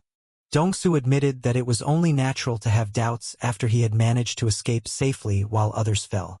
He explained that he had been working hard to ensure Se-song could live in comfort once his prison sentence ended. He mentioned the recent attempt on his life.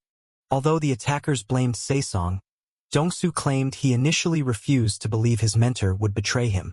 Yet, he confessed that a small seed of doubt had managed to take root in his heart regardless. He promised to personally look after Tae-sang's wife and family from now on. So, he coldly requested that Tae-sang leave the stage for good. He explained that Tae-sang's continued existence only fueled the darkness within him, leading to inevitable bloodshed. He warned that refusal would only make things harder for everyone and urged him to make the final choice. Stunned, Tae-sang asked for confirmation that those were truly Dong-soo's words. The lawyer confirmed that the message was exactly as he heard. He repeated the name in disbelief, processing the weight of the betrayal. He wondered what Dong-soo planned to do after seizing control of Busan, noting that maintaining order would be a heavy burden. The lawyer revealed plans to expand into Seoul once the situation in Busan was stabilized under loyal subordinates. He was surprised to hear that Dong-soo had developed such massive ambitions for the capital. A bitter laughter filled the room. He remarked with a mix of pride and irony that his former protégé had truly become a powerful boss. He told the lawyer to convey his apologies to Dong-soo. He asked for his family to be cared for as he accepted his fate. A subordinate addressed the president with grave news. It was reported that Tae-sang had passed away the previous day. Houndy. The men spotted their target arriving at the scene. They insulted him for wanting to take over the territory after being the cause of their leader's death. He dismissed their taunts, telling the elders to stop talking and start fighting. Enraged, they threatened to kill the man they viewed as an ungrateful dog who turned on his owner. A subordinate reported that the operation to take over the area was successfully completed. The president acknowledged the report, praising the team for their hard work. Phew, he called out to his lawyer, Sang-gyun. He wondered if his current status would finally make him worthy in Mu-hyuk's eyes. He asked Mu-hyuk if he had anticipated the government's recent unusual movements. He noted the mysterious disappearance of numerous high-ranking economic officials who were supposedly on leave or business trips. It was clear they were working on something covert, as even his insider at the Blue House was kept in the dark. Mu-hyuk realized that the implementation of the real-name financial system was finally beginning. He noted that major corporations were likely already sensing the shift in the air after the officials went into hiding. He surmised that the government must be preparing the new system under maximum security.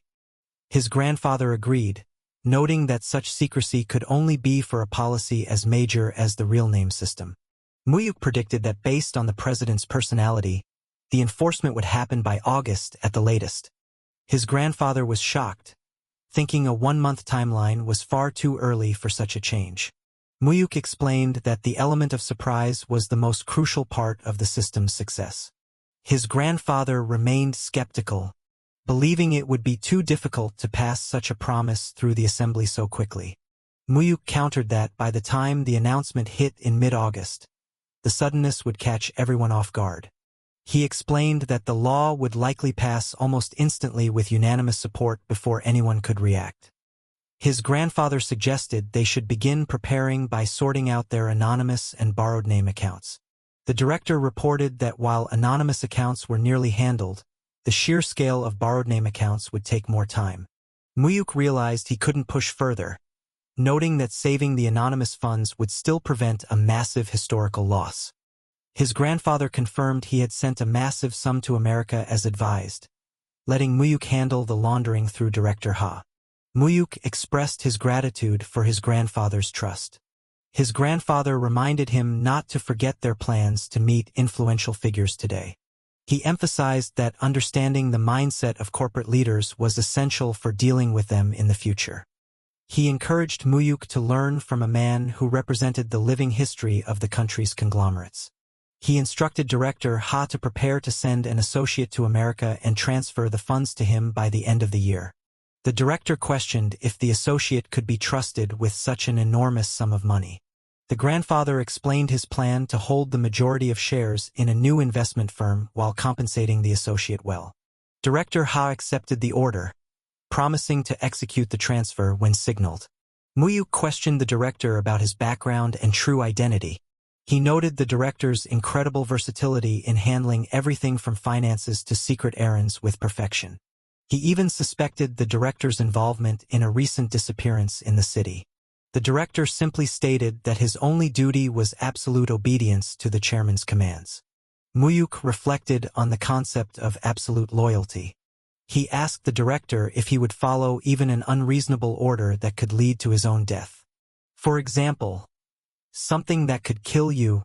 Without hesitation, the director confirmed he would obey any order given by the chairman. Mu-hyuk then asked if the director would go as far as to kill him if ordered to do so. After a pause, the director maintained his stance of absolute obedience to the chairman's will. Mu-hyuk recognized this unwavering loyalty from his past life, remembering how the man vanished after the chairman's death. Mu-hyuk asked for a specific favor from the director. He requested an introduction to someone with the same level of absolute loyalty and reliability. He sought someone he could trust completely to follow any order without question. The director agreed to the request. Mu-hyuk thanked Chairman Song Young-ju for granting him an audience. The top-ranking corporate leader admitted he was curious about the brilliant grandson the chairman had been boasting about. He confessed he only agreed to the meeting out of respect for Mu-hyuk's grandfather but doubted he had much more to teach. Mu-hyuk insisted that learning from the man's life story would be invaluable given his status as a living legend of the economy. The elder laughed off the praise, though he seemed flattered by the young man's words. He admitted that the only person he truly respected was Mu-hyuk's own grandfather. He recalled a rare moment in the 70s when the seemingly invincible chairman had actually struggled due to a government freeze on loans. Mu-hyuk showed his knowledge of the event, noting how the underground economy was devastated by the sudden policy. The elder explained that the policy forced lenders to disclose their fund sources, a move only possible under a military regime. He noted that current conglomerates were built on the massive profits gained from not having to pay back those private debts. He admitted that back then, they were small businesses relying heavily on private lenders and collateral to survive. The government's intervention wiped out their debts instantly, leading to the collapse of many loan sharks while the businesses flourished. He then asked if Mu-hyuk knew the secret to how his grandfather survived that crisis unscathed. Mu-hyuk listened intently as the story unfolded. "Oh, President Cheon, what are you doing?" In a flashback, the grandfather was shown aggressively demanding his money back from those who tried to use the new law to dodge him. He threatened to burn down factories and harm families if his loans weren't repaid immediately. He would seize revenue or make debtors suffer until the debt was effectively compensated, regardless of the law. His brutal methods ensured that companies prioritized paying him over others out of pure fear. This ruthless approach allowed him to eliminate competition and eventually dominate the entire loan market. The elder pointed out that any crisis could become a great opportunity depending on how one handled it. He then asked for Mu-hyuk's thoughts on the upcoming real-name financial system. Mu-hyuk acknowledged it was an inevitable step for the country's financial maturity.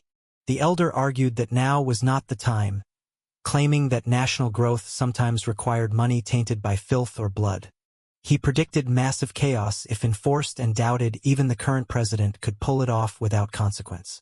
Mu-hyuk shifted the conversation, asking what would happen if the country faced a total bankruptcy.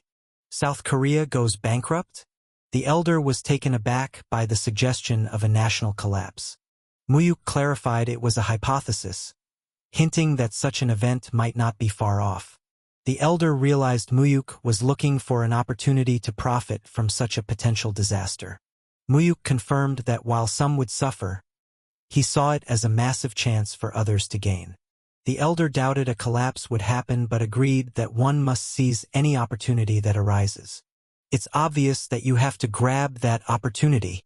He noted that the economy is a zero-sum game where one person's loss is another's gain, making equal benefit impossible. Mu-hyuk felt a sense of clarity after hearing the chairman's cold but practical perspective on wealth. The elder wondered why Mu-hyuk was so concerned about a national bankruptcy that hadn't been considered before. Mu-hyuk explained that since it happens in other nations, it was wise to prepare for the possibility in their own country. The elder praised his foresight, noting that thinking ahead was the key to making money and being like his grandfather. However, he warned the young man not to let greed cloud his judgment. He compared the economy to a living creature that could turn into a monster and consume the greedy if they aren't careful.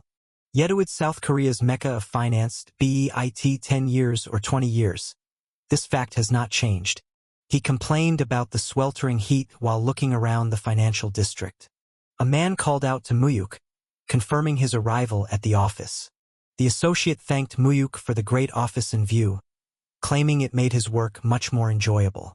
Mu-hyuk asked how he was finding his return to stock trading after so long. The man excitedly shared how he had spotted a promising stock and went all in just before the market closed. He boasted about how the stock hit its limit the moment the market opened the next day. He celebrated making 20 million won in a single day, a stark contrast to his recent struggles with illegal lenders. Mu-hyuk asked for the current balance of his stock account. He then ordered him to sell every single stock starting next week and finish by August 12th at the latest. The associate was baffled, arguing that the market was in a bull phase and it was the perfect time to hold. Mu-hyuk reminded him of their initial agreement to follow his instructions to sell without question. The man admitted he remembered but felt it was a shame to let go of such profitable positions. Mu-hyuk proposed a bet to settle the disagreement. He wagered that the market would crash after the deadline. If it stayed up or stable, the associate would win. The man noted that the predicted crash was only 2 weeks away. Mu-hyuk challenged his courage, and the man accepted the bet, asking what was at stake. Mu-hyuk offered to give him the entire balance of his account if the crash didn't happen. In return, if Mu-hyuk won, the man had to follow all future trading decisions without a single doubt. The associate agreed, thinking he had nothing to lose from the deal. Mu-hyuk secretly mused that the man would soon see just how much was truly on the line. Mu-hyuk then brought up the fact that the man was a U.S. citizen. He revealed that his citizenship was one of the main reasons he was chosen for this role. He detailed the man's personal history, from his childhood immigration to his return to Korea, proving he had done his research. The man was terrified by the depth of information a loan shark could gather on a person. Mu-hyuk jokingly revealed that he had simply read all about it in the man's future autobiography. He instructed him to return to the U.S. and establish an investment company with a few hand-picked partners. The man realized Mu-hyuk wanted to make it appear as though the capital was coming from an overseas source. The plan was to build a foundation in the U.S. before eventually opening a branch back in Korea years later. Though confused by the grand scheme, the man decided to go along with Mu-hyuk's plan. Mu-hyuk informed him that 400 billion won would be deposited into the new company's account.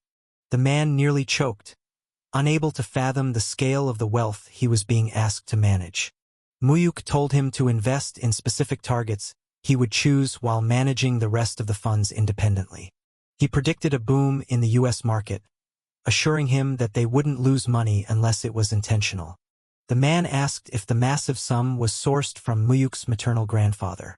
Mu-hyuk assured him the money was clean and taxed, urging him to focus on the overall trends until his return.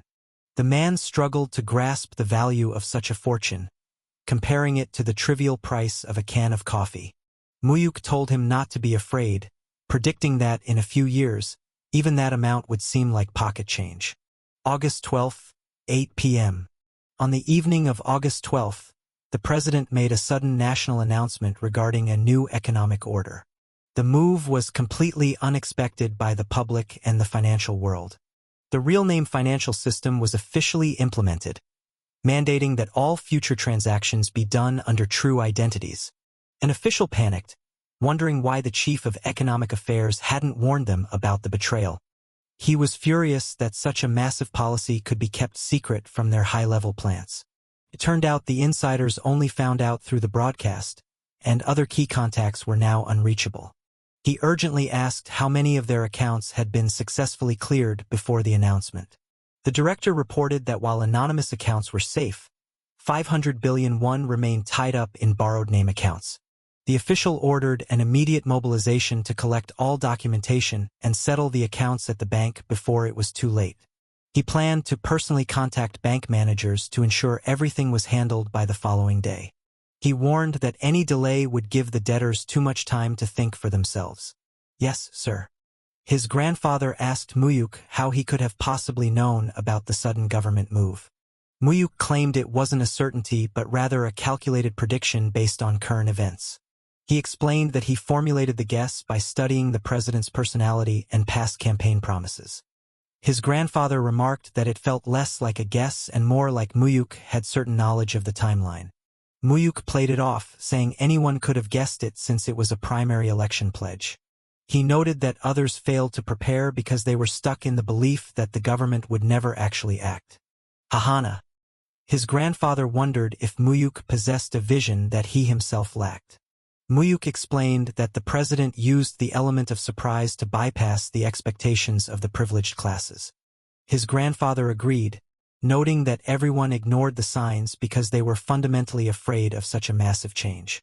He admitted that the speed of the implementation was still shocking even to him. He praised Mu-hyuk for reading the world's flow correctly and stopped questioning his humility. He asked for Mu-hyuk's vision of the immediate future following the announcement. Mu-hyuk predicted extreme chaos, a stock market crash, and a bank run as citizens and corporations rushed to withdraw cash. He foresaw a massive outflow of capital as conglomerates tried to move their secret funds overseas. His grandfather admitted he would have done the same if given the chance. However, Mu-hyuk believed the chaos would be short-lived. He predicted that transparency would eventually build stronger market confidence, leading to an even bigger boom once the dust settled. His grandfather then made the shocking decision to transfer all of his personal stock holdings to Mu-hyuk. Mu-hyuk was stunned by the massive and unexpected inheritance. The chairman expressed his trust in Mu-hyuk's management, giving him full authority to sell or hold the assets as he saw fit. He described the transfer as his final gift while still alive. Mu-hyuk realized the weight of the gift, knowing his grandfather had held onto these shares until his very end in the previous life. The portfolio included shares in almost every major conglomerate in the nation. Many of these stocks were at the core of the country's complex corporate structures, holding value beyond simple money. He realized that the fate of the nation's biggest companies was now resting in his hands. The head of a major group was in a rage, demanding answers from his secretary about why the new system was implemented. The secretary apologized, admitting they never expected such a bold and sudden move from the president. The leader fumed over the lack of intelligence from their insiders, wondering why they were left in the dark. He threatened his secretary with retirement or worse, if the situation wasn't resolved immediately. I am sorry, Sir, that I have no excuse. He then asked about the status of their secret slush funds. It was reported that 300 billion won was at risk of being completely frozen. While some accounts could be traced, the anonymous ones were now effectively unreachable. He ordered his staff to retrieve whatever they could while searching for a way to save the rest. Meanwhile, think of a way to find the rest too. You understood. They realized the president had successfully blindsided the entire corporate world. However, the secretary mentioned rumors that another chairman had been cleaning up his accounts for months. The group leader realized his rival must have known the truth and kept it to himself. What the hell? So he knew it all along? He cursed the man for stabbing him in the back by not sharing the information. How dare he? Cheon Suman, you dare stab me in the back? Huh? Mu-hyuk's associate finally understood why he had been told to sell all their stocks. Then, is this why you told me to sell all the stocks? He anticipated that the following day's market would be a sight to behold and asked how Mu-hyuk knew the exact date. Mu-hyuk simply called it a hunch.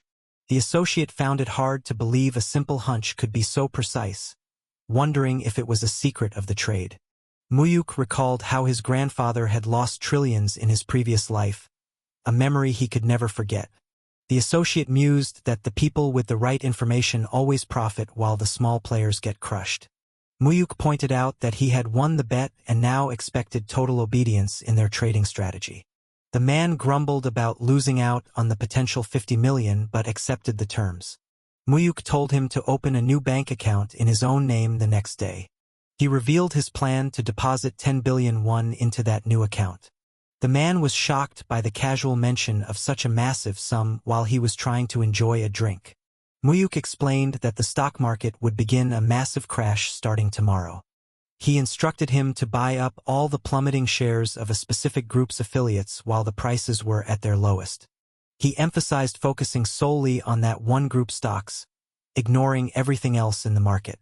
The man questioned the logic of buying during a crash and why they were targeting only one company. He quickly remembered the no-asking rule and stopped himself. Mu-hyuk predicted the panic would subside in a few days, sending prices back up. He urged him to spend every cent they had before the market recovered.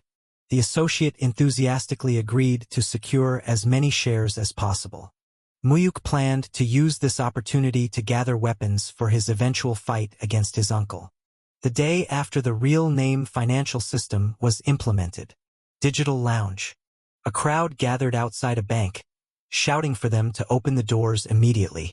People fought for their places in line, claiming seniority and VIP status in a desperate bid to withdraw their money. The banks were paralyzed by the sheer volume of people rushing in the moment the doors finally opened. However, the truly powerful players had already secured their funds long before the public even arrived. Plus. The stock market opened to a bloodbath, with over 1,000 stocks hitting their lower limits and leaving the country in shambles. Mu-hyuk prepared to turn this national crisis into his greatest personal opportunity. The associate returned from the financial district, describing it as a total war zone. He feared for his life in the crush of the crowd as people panicked over the market opening. He reported that even the biggest corporations saw their stock values plummet in the utter chaos. Mu-hyuk asked if he had successfully purchased the shares as planned. The man confirmed he spent the 10 billion, noting he was the only buyer in a sea of sellers, though it barely moved the needle. Mu-hyuk was pleased and promised to send another 10 billion for him to keep buying in the afternoon. The associate marveled at how Mu-hyuk talked about billions as if they were nothing. Mu-hyuk asked if he was starting to lose interest in the game. The man insisted he was having the time of his life playing with such massive sums of money. Mu-hyuk then told him it would soon be time for him to leave for the United States. He explained that since he couldn't go often, he needed a trusted person to establish their base there. The man asked for his specific duties in the U.S. Mu-hyuk detailed the plan to set up a private investment firm funded entirely by his own capital. He would identify the targets from Korea while the associate handled the groundwork and initial setup. He offered the man a 5% share in the company as compensation for his hard work. The man was stunned by the generous offer, though he wondered if they would truly succeed in such a grand plan. Mu-hyuk assured him of their success, promising a future of luxury and private jets. What? Private jet? The man was overjoyed at the prospect of such a wealthy lifestyle. Mu-hyuk. What is it? He vowed to follow Mu-hyuk to the very end, pleading never to be abandoned. Mu-hyuk promised to stick by him as long as there was no betrayal or giving up. The associate asked if he could be the one to choose the name for their new company. Mu-hyuk granted him the privilege. Yes. He decided to call the firm Dream High Investment, aiming for the highest possible goals.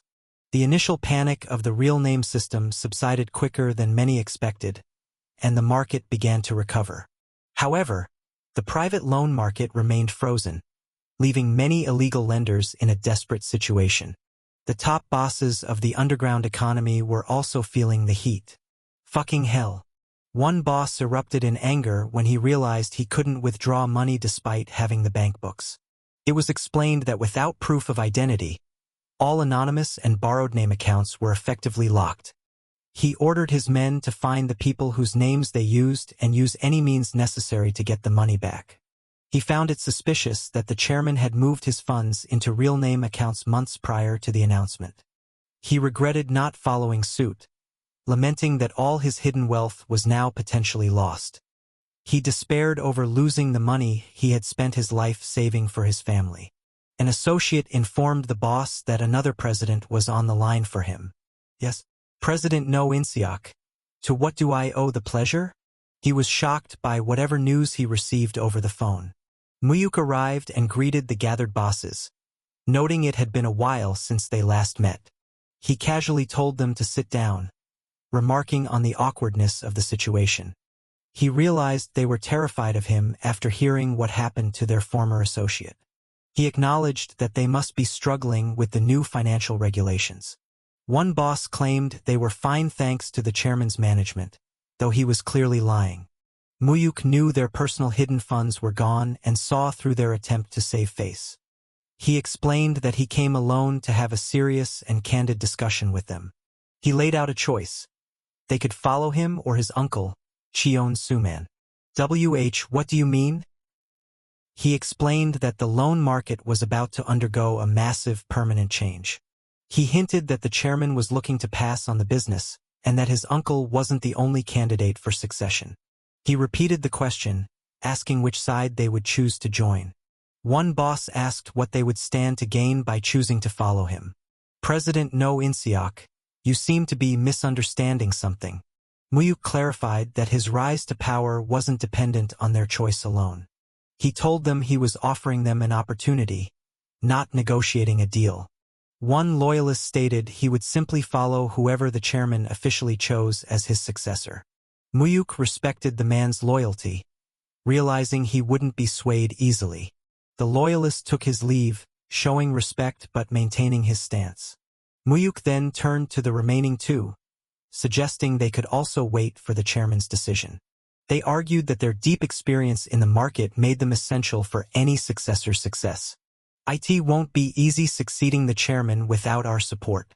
They believed that even the chairman couldn't afford to look down on their influence in the district. Mu-hyuk realized they were trying to team up against him and decided to use it to his advantage. He called out to the two bosses by name. He warned them that opposing him would lead to a far worse fate than just losing a hand. He asked what they truly expected to gain from siding with his uncle.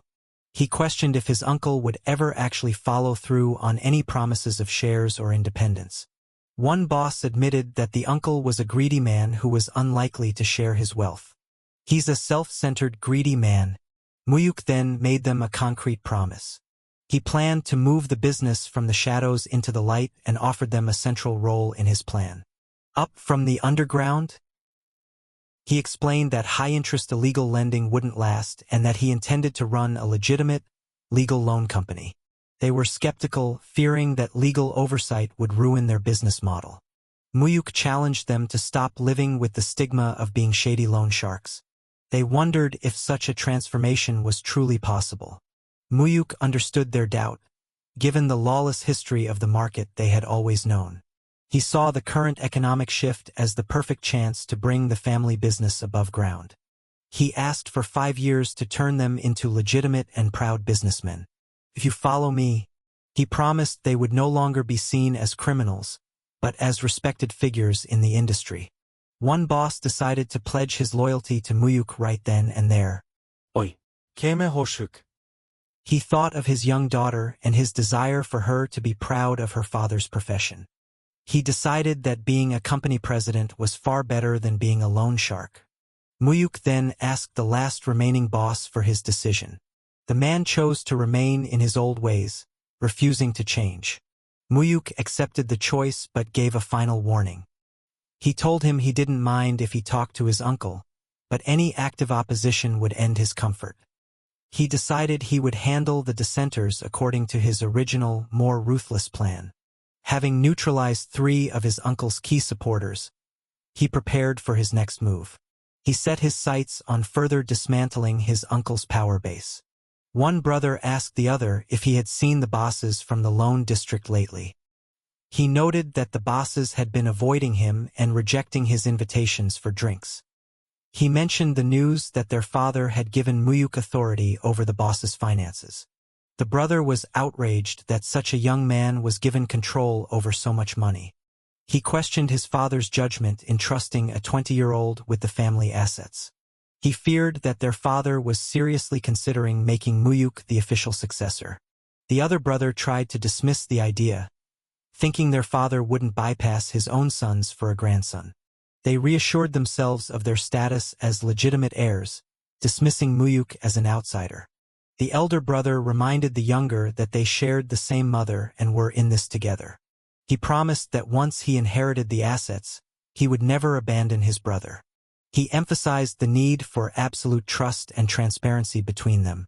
The younger brother pledged his total trust in his sibling. "Yeah. We brothers gotta trust and help each other." Suddenly, officials arrived and called out for Cheon Soo-han. They announced he was under arrest for bribery and corruption related to slot machine licensing. He struggled as they took him away, but the officials told him to save his talk for the prosecutor. Ashyonim. His brother was stunned by the sudden arrest.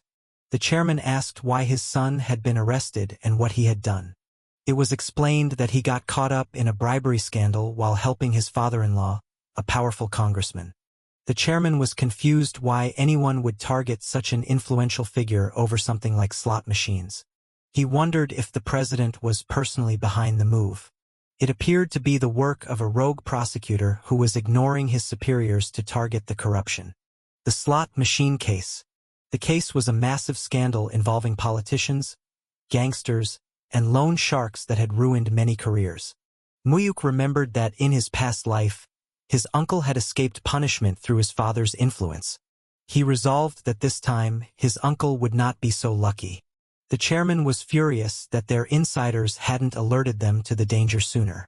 He learned that the president was only informed after the news had already leaked to the media. He realized that a prison sentence for his son was now likely unavoidable. He asked if money could still solve the problem. His advisor warned that trying to force a release would be too risky and could upset the current administration. He asked Mu-hyuk if he had any ideas on how to save his uncle.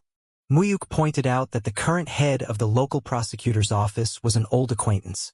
The chairman remembered the prosecutor who had handled Mu-hyuk's previous case. Mu-hyuk suggested that the prosecutor needed to maintain control of the case to offer any hope of protection. He warned that if the case moved to a higher level, the president would surely use it to purge corruption. He proposed waiting for the president's power to wane before seeking a special pardon for his uncle. The chairman cursed his son for being an incompetent fool who had ruined himself.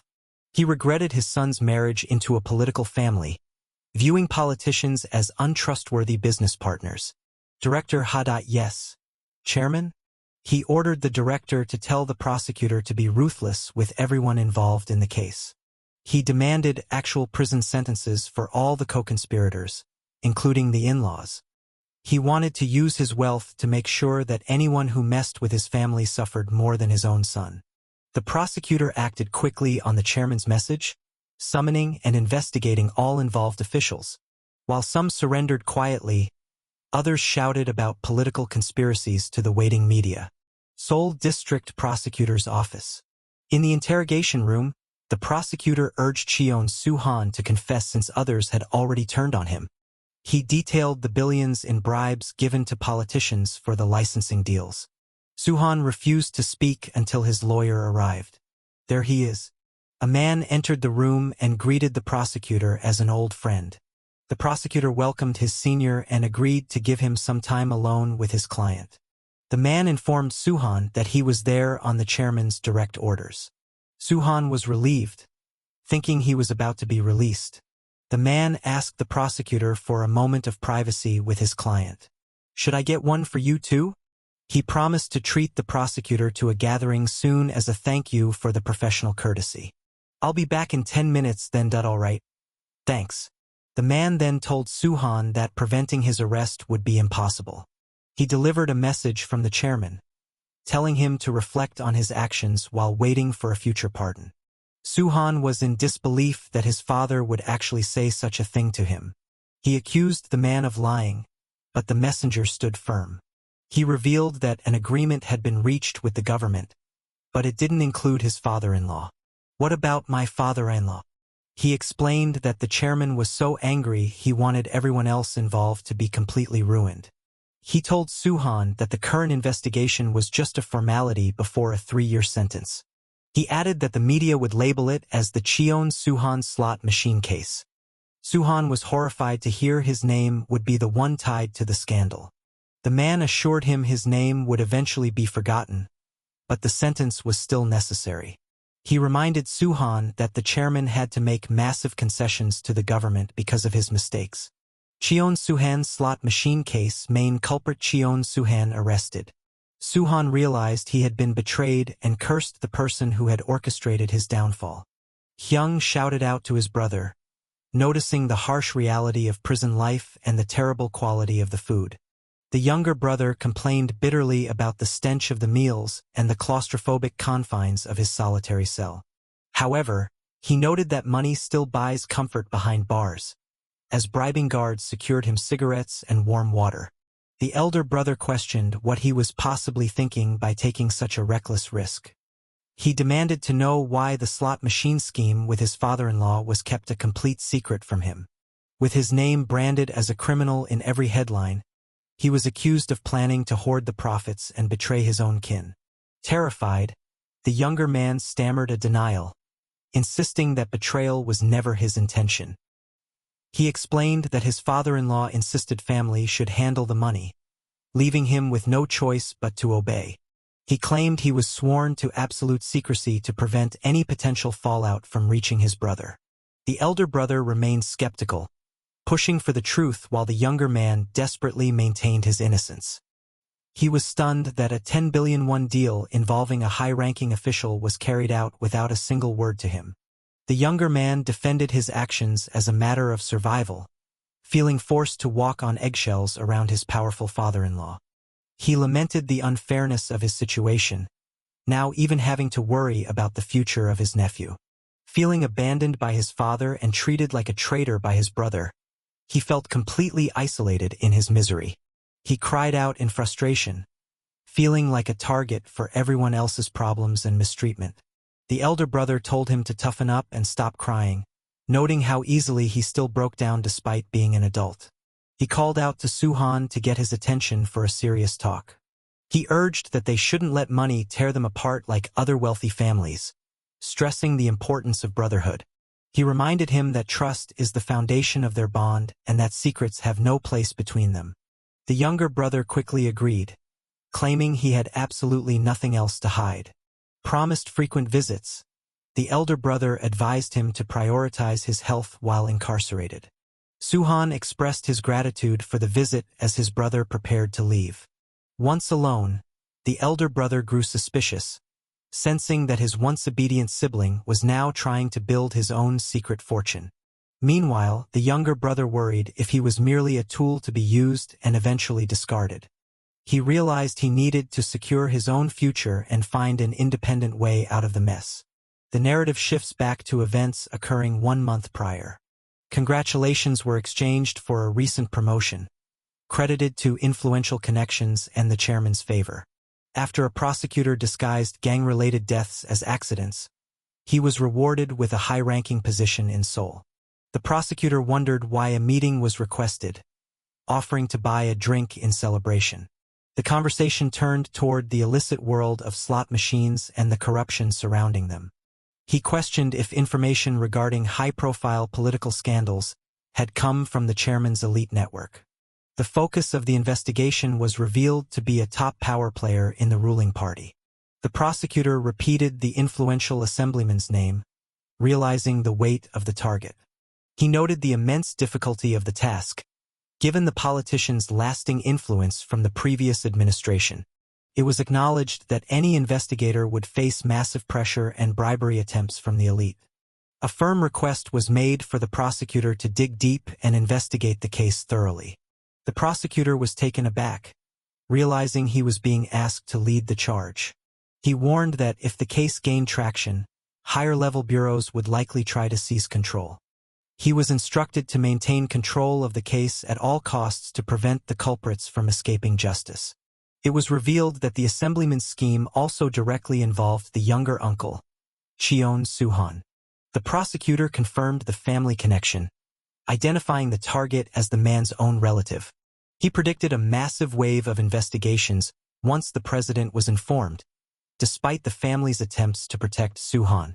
The strategy of the opposition was anticipated to be a forced transfer of the case to a more lenient office.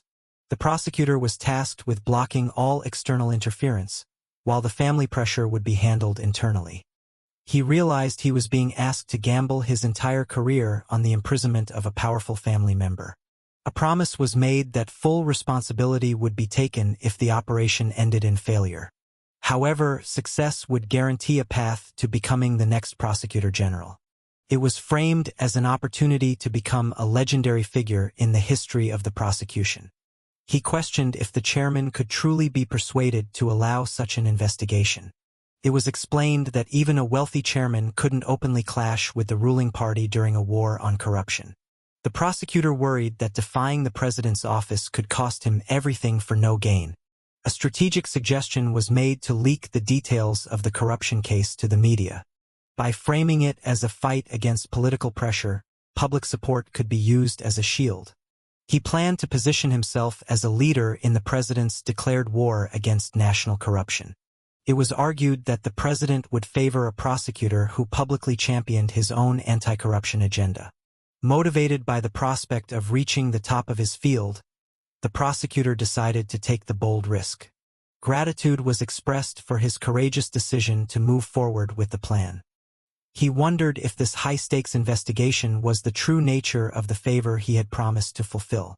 The young man confirmed it, asking if the terms were acceptable. The prosecutor remarked that granting this favor felt more like incurring another massive debt. It was noted that the deal benefited both parties, though the prosecutor was encouraged to seek personal gain next time. With the agreement finalized, they prepared for the next phase of the plan. One final detail was requested regarding the public announcement of the findings. He demanded that the scandal be officially branded as the Cheon Suhan slot machine case.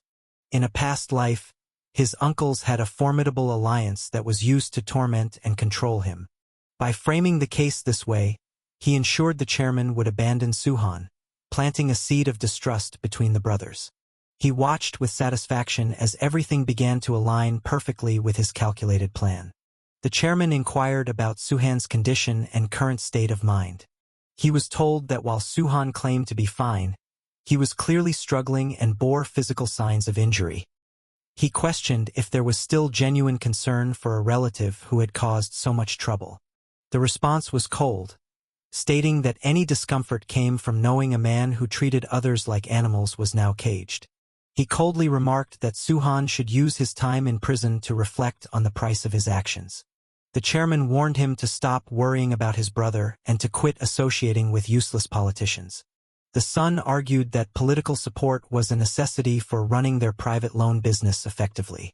He proposed taking over the entire business, promising to manage the money and information himself. The chairman sharply rejected the idea, stating it was far too early for such a transition. He pointed out the chairman's advancing age and the need for a plan should something happen to him. Angered, the chairman barked at the suggestion, offended by the implication of his own mortality. The son insisted it was his responsibility to protect the family's vast property and legacy.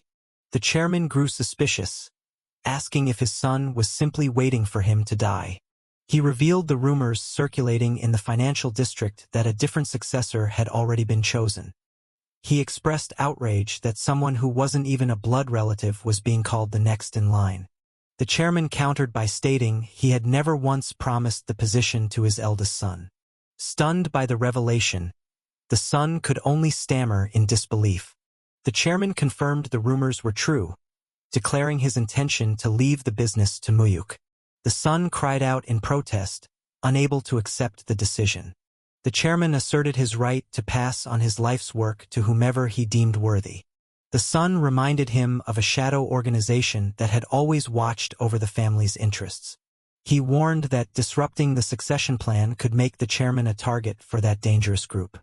The name of the secretive society hung in the air, carrying a heavy weight of past influence. He hinted that the same dark forces were involved in the fate of Mu-hyuk. The mention of his mother's name caught the young heir's immediate attention. The chairman erupted in anger, ordering him to never speak of that matter again. He was told to leave the room immediately, as the chairman could no longer stand the sight of him. A security director was summoned to ensure he was removed from the office without delay. As he left, he wondered if his assumptions about the past were mistaken. The chairman sighed and ordered all stock transfers and tax issues to be finalized by the following month. The assistant acknowledged the orders, moving to handle the complex financial paperwork. The chairman noted that Mu-hyuk could no longer act alone and asked about a potential new associate. He was informed that the candidate would be arriving in Korea the following month. He reflected on how money often outweighed family bonds and worried about what would happen after his death. The assistant asked if the concern was for Mu-hyuk's safety or well-being. The chairman admitted he was more worried that Mu-hyuk would eventually destroy his own uncles. He pondered whether the young man was truly capable of handling the dangerous shadow organization.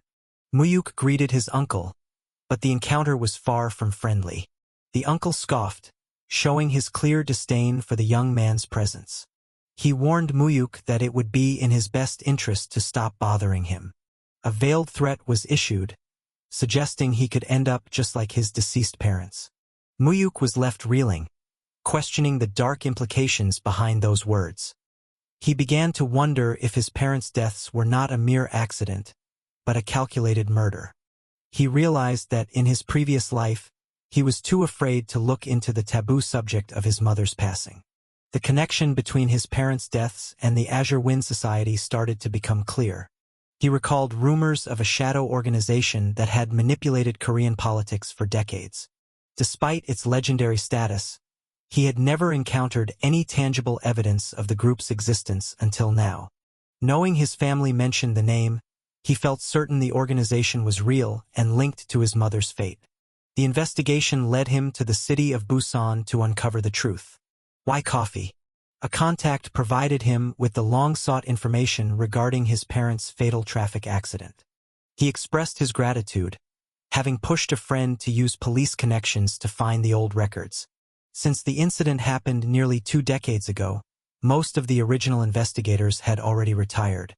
While it was recorded as a hit and run, the driver had suspiciously turned himself in just days later. He discovered disturbing details in the report, noting that the bodies had numerous stab wounds. His mother, in particular, had been attacked multiple times from behind, suggesting a personal assault. Despite the autopsy, the case was closed as a simple accident, and the gangster responsible vanished after a short sentence. All right, Mu-hyuk. Huff. He concluded that the accident was a cover-up for a hired murder, orchestrated by someone with immense power. He suspected his own uncles, knowing they would commit any atrocity to secure their share of the family wealth. He questioned how his grandfather could have remained silent if he knew his own daughter had been murdered. Mu-hyuk reached out to an associate, preparing to take the next step in his personal investigation. The contact was surprised to hear from him, noting how rare it was for Mu-hyuk to reach out first. He issued a request to track down a specific individual from the past. He emphasized that the search must continue until the person was found, regardless of how long it took. Days. Mu-hyuk arrived at a gathering, greeted by friends who were already waiting for him. He apologized for his tardiness, citing heavy traffic as the reason for his delay. It was noted that while they saw each other at school, this was their first real social outing together. They agreed that the pressures of their studies made it difficult to find time for such meetings. His friends joked about ordering the most expensive items on the menu since it was Mu-hyuk's treat. One friend commented on how Mu-hyuk had perfectly adapted to life in the capital, losing his regional accent. Another friend tried and failed to mimic a sophisticated Seoul accent, causing a moment of laughter. The topic shifted to their preparations for the upcoming bar exam, a daunting task for all of them. Mu-hyuk mentioned he would take the first test as practice, while others were more focused on passing immediately. One student admitted she was skipping the current exam, unable to focus on her studies at the moment. They teased each other about the difficulty of the test, doubting if anyone could pass on their first try. They marveled at Mu-hyuk's academic success, wondering how he managed to stay at the top while always being so busy. "Hey, you all saw that back then, right?" He playfully remarked that for him, studying was actually the easiest part of his life. One friend lamented that despite having every advantage and private tutor, he still struggled to keep up. He jokingly expressed a desire to punch Mu-hyuk for making something so difficult look so simple. Mu-hyuk reiterated his point, which only led to more light-hearted frustration from his classmates. They questioned if he had always been such a dedicated and successful student in the past. It was hinted that he might have been a bit of a delinquent before a new club was proposed to keep them connected. The group was intrigued by the idea of forming an official club. The goal was to ensure they stayed in touch and supported one another even after they began their professional careers. Mu-hyuk revealed his ulterior motive for the club, which went beyond simple friendship. He identified one friend as the scion of a prestigious legal family with a bright future as a prosecutor. Another was the heir to one of the nation's top law firms, destined for immense power. The third friend was a talented student who would eventually become a powerful figure in national politics. He realized the importance of building a network of future elites to help him in his inevitable conflict with his uncles. The others agreed that a regular meeting would be beneficial for their future professional lives. They turned to the female student, asking if she would also join their new group. She hesitated, feeling out of place due to her humble background and lack of influential connections. They tried to reassure her that they were all equals as students, but she remained unsure and asked for time to think.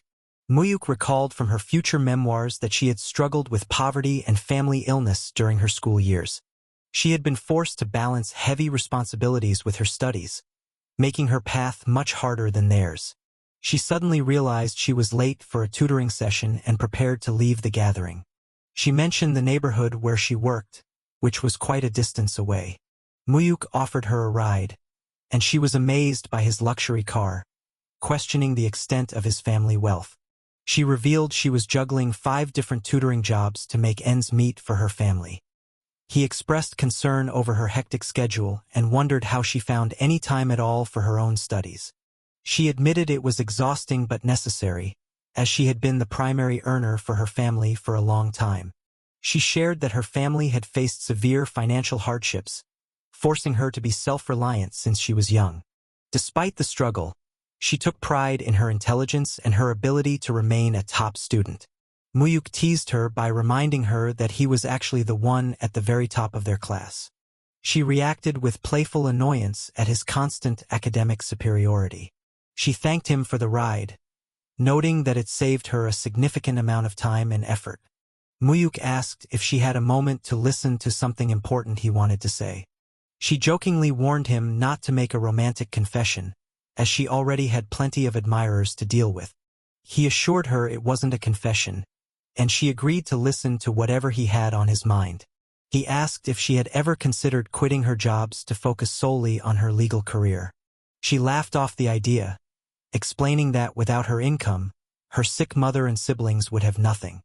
He offered to provide the financial help she needed so she could stop working and just study.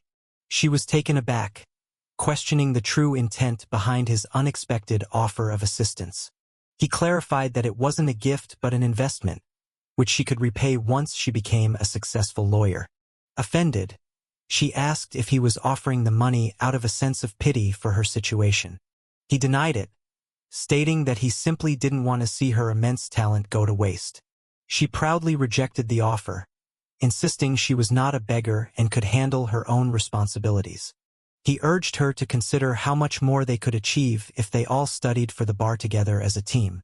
She warned him not to use his money to look down on others or speak so carelessly about their lives. Mu-hyuk realized he might have been too direct and moved too quickly with his proposal. She prepared to leave, stating that such talk would make it difficult for her to continue being part of their group. He called out to her, asking her to wait and listen to his own personal story before she left. "Before you get out, would you hear my story too?" He shared that he grew up in extreme poverty, raised by a grandmother who struggled to even pay the rent. He admitted that his current success was only possible because of the support he received from his grandfather. He explained that he simply wanted to pass on the same opportunity he had been given to someone else.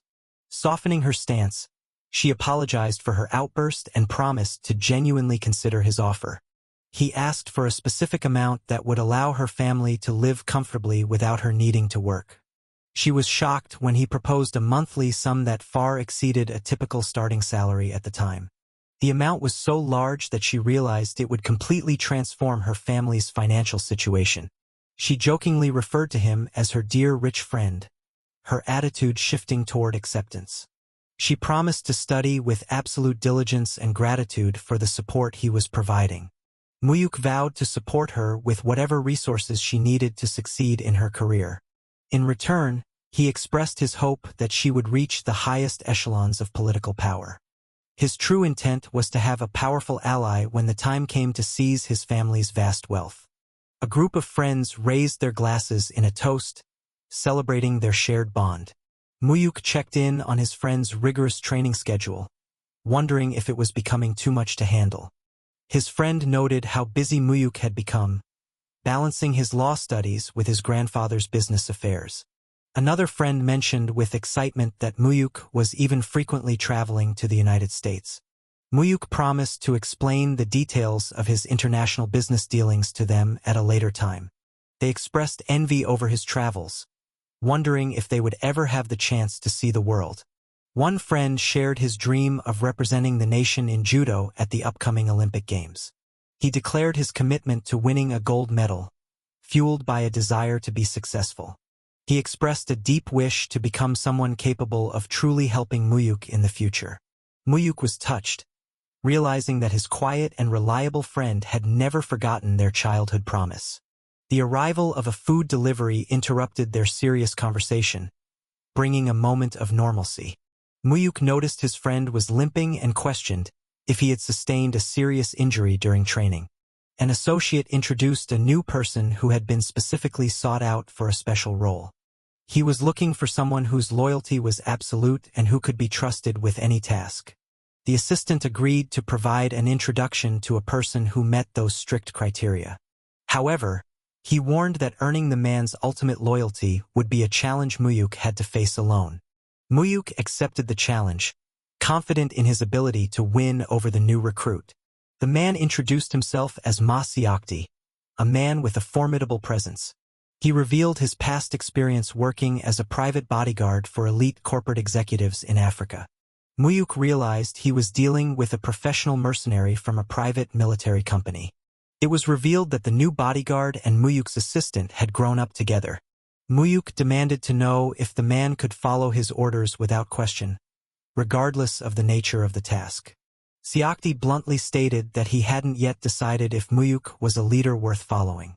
Mu-hyuk appreciated the honesty, finding the man's straightforward nature to be a positive trait. He invited Seok-di to stay by his side while he made his final decision about their partnership. He wondered if his own assistant had also shared a similar past as a hardened mercenary. Realizing their lifelong bond, he hoped to learn more about the assistant's mysterious history through Seok-di. The two old friends shared a moment, reflecting on the many years that had passed since they last met. Seok-di commented on how much his friend had aged since their time on the battlefield. They joked about their shared exhaustion and the toll their dangerous lives had taken on them. But, despite the years, he noted that the assistant still possessed the same sharp, dangerous look in his eyes.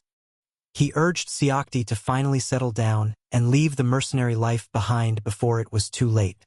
The assistant asked for an honest opinion of the young master they were now serving. Seok-di promised that if he decided Mu-hyuk was worthy, his loyalty would be unshakable until the very end. Arrangements were made for Seok-di to live in the room adjacent to Mu-hyuk's own. Seok-di questioned if it was too early to name such a young man as the official heir to the chairman's empire. The assistant reminded him that their only duty was to follow the chairman's lead, noting Mu-hyuk's extraordinary potential. Intrigued, Seok-di admitted he was looking forward to seeing what made the young man so special. He noted that the only other person ever described as extraordinary was the legendary chairman himself. The scene shifts to the bustling international airport in New York. Mu-hyuk was loudly greeted by an old associate who was thrilled to see him in the city. "Over here. Welcome to New York." They commented on each other's appearance, with the associate clearly enjoying his new life in America. Mu-hyuk introduced Ma-seok-di as his new personal secretary to his contact in New York. The associate jokingly warned Seok-di that Mu-hyuk's strict personality would make his job quite difficult. He asked where they were headed next as they began their business trip in the city. Mu-hyuk led them toward the iconic towers of the World Trade Center. He revealed that he had already established an investment hub in the city, waiting for this specific moment. They sat down to discuss the details of their high-stakes financial ventures. Mu-hyuk gazed at the massive towers, reflecting on their current strength and their tragic future. He realized that the coming global changes would represent a massive opportunity for his own growth. The associate asked for the next step in their ambitious investment strategy. Mu-hyuk inquired about a specific group of people he had asked the associate to investigate. The associate confirmed he had found them and made a significant investment in their fledgling company. The target was a small internet startup that was developing a new way to browse the web. They secured a massive stake in the company by promising not to interfere with its technical development. The associate questioned the logic of investing millions into such a small and unproven research lab. Mu-hyuk confidently predicted that their relatively small investment would soon grow into billions of dollars. The associate was stunned by the scale of the projected profits. He explained that the company's software would soon dominate the market, leading to a massive public offering. Mu-hyuk arrived at another office, asking if the person he sought was available to meet. The secretary asked if he had a prearranged appointment for the meeting. He admitted he didn't, but he had a compelling reason for the man to see him anyway. He told the secretary to inform her boss that his savior had arrived from across the ocean. He was certain that such a bold claim would pique the man's interest. "Wait here." His associate expressed doubt, noting that the man was currently considered a failure on Wall Street. Mu-hyuk disagreed, believing that the man's true potential was being overlooked by everyone else. He asserted that the individual they were about to meet was destined to change the entire world. He introduced himself to the legendary Steve Jobs, who was currently facing a low point in his career. The man was skeptical, questioning how a young man from Korea could possibly know him. Mu-hyuk predicted that soon everyone would know his name because of the innovations he would bring to life. He noted that at this time, Jobs had been ousted from his own company and was struggling with new ventures. His new animation studio and computer company were currently bleeding money and seen as failures. Mu-hyuk realized this was the perfect and only window of opportunity to invest in the visionary leader. He mentioned he was from South Korea, which sparked a memory for the struggling entrepreneur. Jobs recalled visiting a major Korean electronics firm during his time at his previous company. He vented his frustrations about being kicked out of the very company he had worked so hard to build. He demanded to know if Mu-hyuk was serious about being his savior or if he was just wasting his time. Mu-hyuk noted that even in his lowest moments, the man's legendary and difficult personality remained intact. He accurately guessed that Jobs was considering selling his struggling animation studio to stay afloat. Jobs defensively denied any intention of selling the companies he had worked to create. Mu-hyuk pointed out the harsh reality that he was nearly out of the capital he had taken from his previous exit. Suspicious, Jobs demanded to know who had sent him with such intimate knowledge of his finances. Mu-hyuk assured him he was an admirer who believed the decision to oust him was a catastrophic mistake. Jobs expressed his deep resentment toward those who had taken his company away from him. Mu-hyuk predicted a future where his old company would desperately beg for his return as a leader. He offered to invest a massive sum, matching the total amount Jobs had already put into his new ventures. In exchange, he requested half of the shares in both of the man's current companies. Jobs reiterated that he had no desire to sell or give up control of his businesses. "I believe I already told you that." Mu-hyuk noticed that while the man's words were stubborn, his desperate situation made him listen. He argued that it would be a tragedy to sell the companies off when they were so close to potential success. He offered $50 million for the shares, promising to leave all voting and management rights to Jobs. He framed the deal as the ultimate proof of his role as a savior, offering money without demanding control. Jobs was wary, wondering if the offer was too good to be true and if there was a hidden catch. Mu-hyuk stated he was unlike the board members who had betrayed him, expressing absolute faith in his leadership. He declared that he wasn't just investing in a business, but in the genius of the man himself. Jobs admitted he liked the young man's attitude, but questioned why he should accept this specific deal. Mu-hyuk pointed out that no one on Wall Street would offer such a large sum for failing companies without taking control. He knew that Jobs wanted to stay in the game at all costs to facilitate an eventual return to his original company. He reflected on how the success of the animation studio would eventually lead to a triumphant return to the top. Jobs conceded that the offer was unique and that most other investors only wanted to acquire him entirely. He questioned why Mu-hyuk was willing to risk $50 million on companies that were currently failing. Mu-hyuk viewed the massive sum as a small price to pay for a lasting relationship with a world-changing visionary. Jobs tried to negotiate, suggesting that the initial offer for half of his companies was still not enough. Mu-hyuk held firm on the $50 million figure, refusing to go any higher. He reminded him that the lack of management interference and the right of first offer made it an unbeatable deal. He correctly guessed that Jobs needed exactly that amount of capital to keep his dreams alive. Jobs attempted to explain the technical details of his projects, but Mu-hyuk remained focused on the deal. $50 million. Look. He repeated the final offer, showing his absolute resolve in the negotiation. Jobs burst into laughter, finally impressed by the young man's audacity and confidence. He agreed to the terms, accepting the $50 million investment for half of the shares. Mu-hyuk expressed his thanks, having secured one of the most important deals of his life. He introduced his partner, who would serve as the primary point of contact while Mu-hyuk was in Korea. Jobs asked if there were other companies in America that had caught the young investor's eye. Mu-hyuk mentioned his investment in the internet browser startup, which Jobs found to be a brilliant move. They shared a vision of a future where the internet would fundamentally transform human society. This is the future. Jobs described his dream of a mobile device that could both make calls and play high-quality music. He envisioned a world where music and media could be purchased and accessed instantly from anywhere. Mu-hyuk expanded on the idea, suggesting that books and movies could also be integrated into such a device. He predicted that the mobile phone would eventually evolve into a powerful, pocket-sized computer. The concept of a tiny, universal computer fascinated both of them as they looked toward the future. Jobs laughed, but Mu-hyuk assured him he was dead serious about the potential of such an invention. He imagined the incredible world that would exist if every person carried a computer in their pocket. He expressed his firm belief that Jobs was the one who would bring that world into existence. Jobs concluded the meeting with newfound respect, ready to work with his new Korean partner.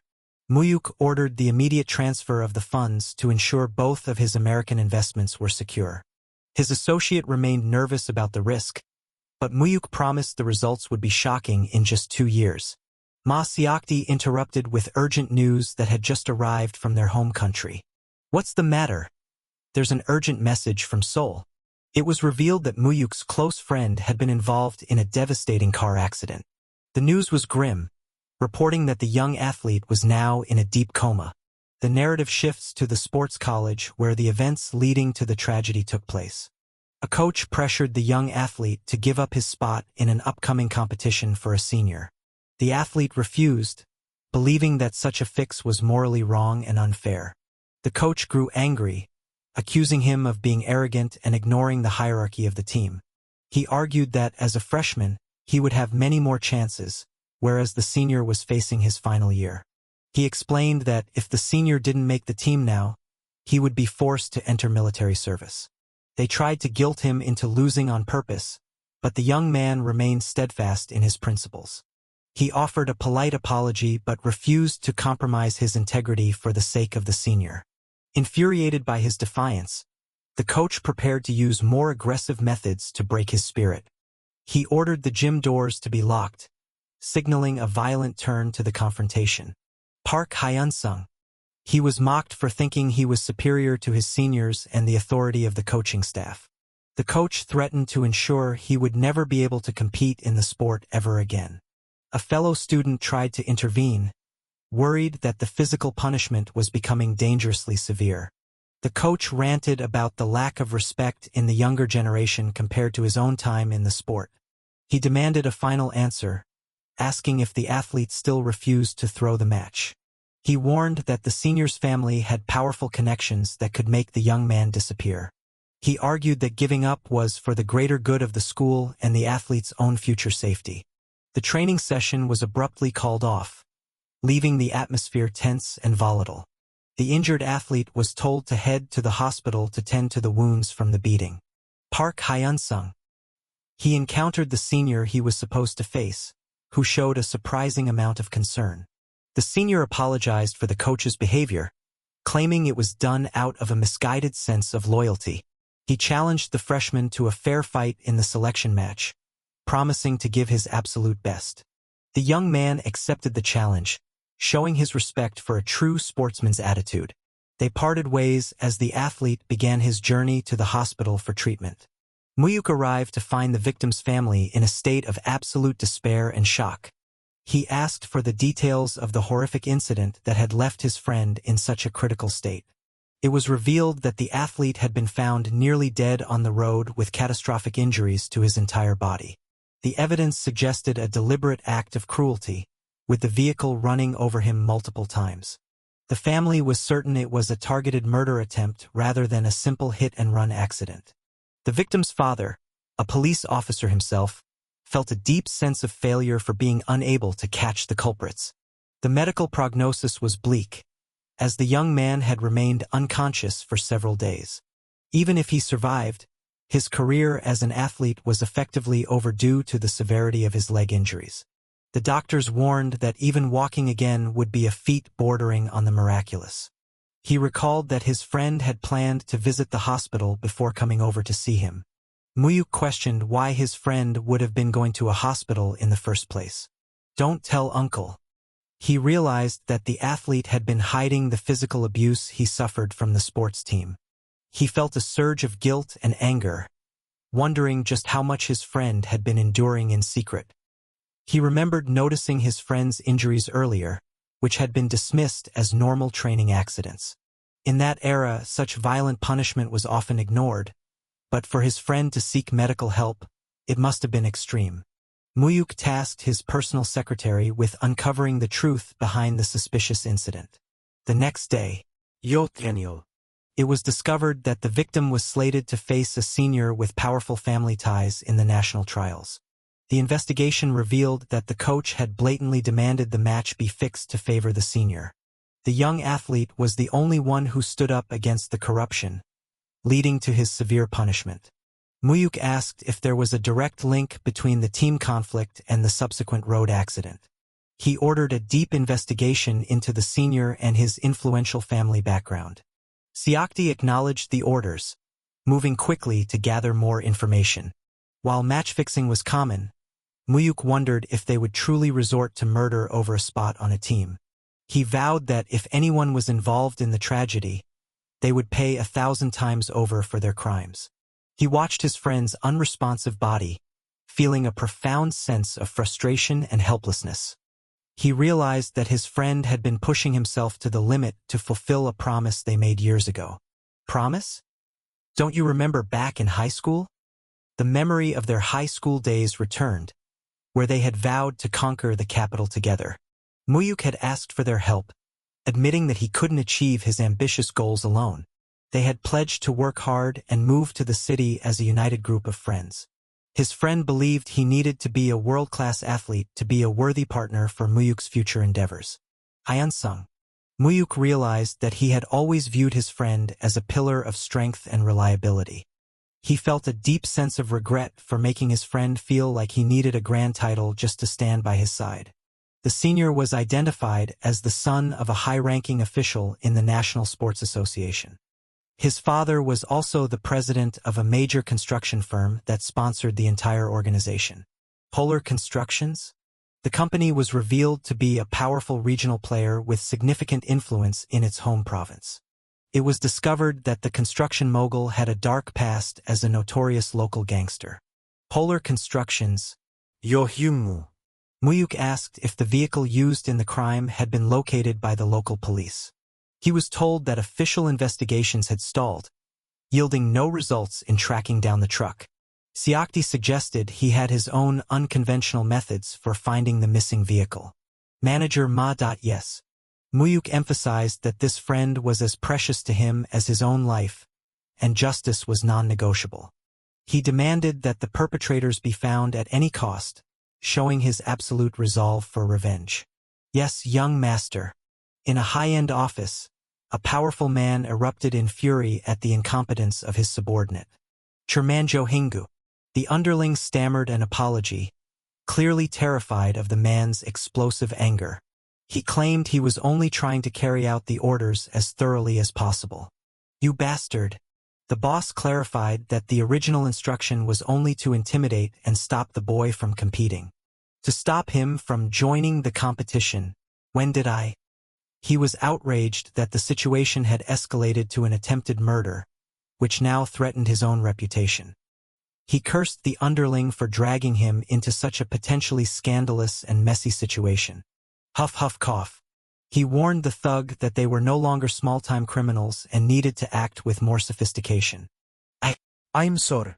He ordered the man to clean up the entire mess and ensure that no evidence could ever be traced back to him. He made it clear that if they were caught, the subordinate must take the fall alone and keep his name out of it. Yes, sir. The thugs who carried out the act were sent away to a remote location to hide from the authorities.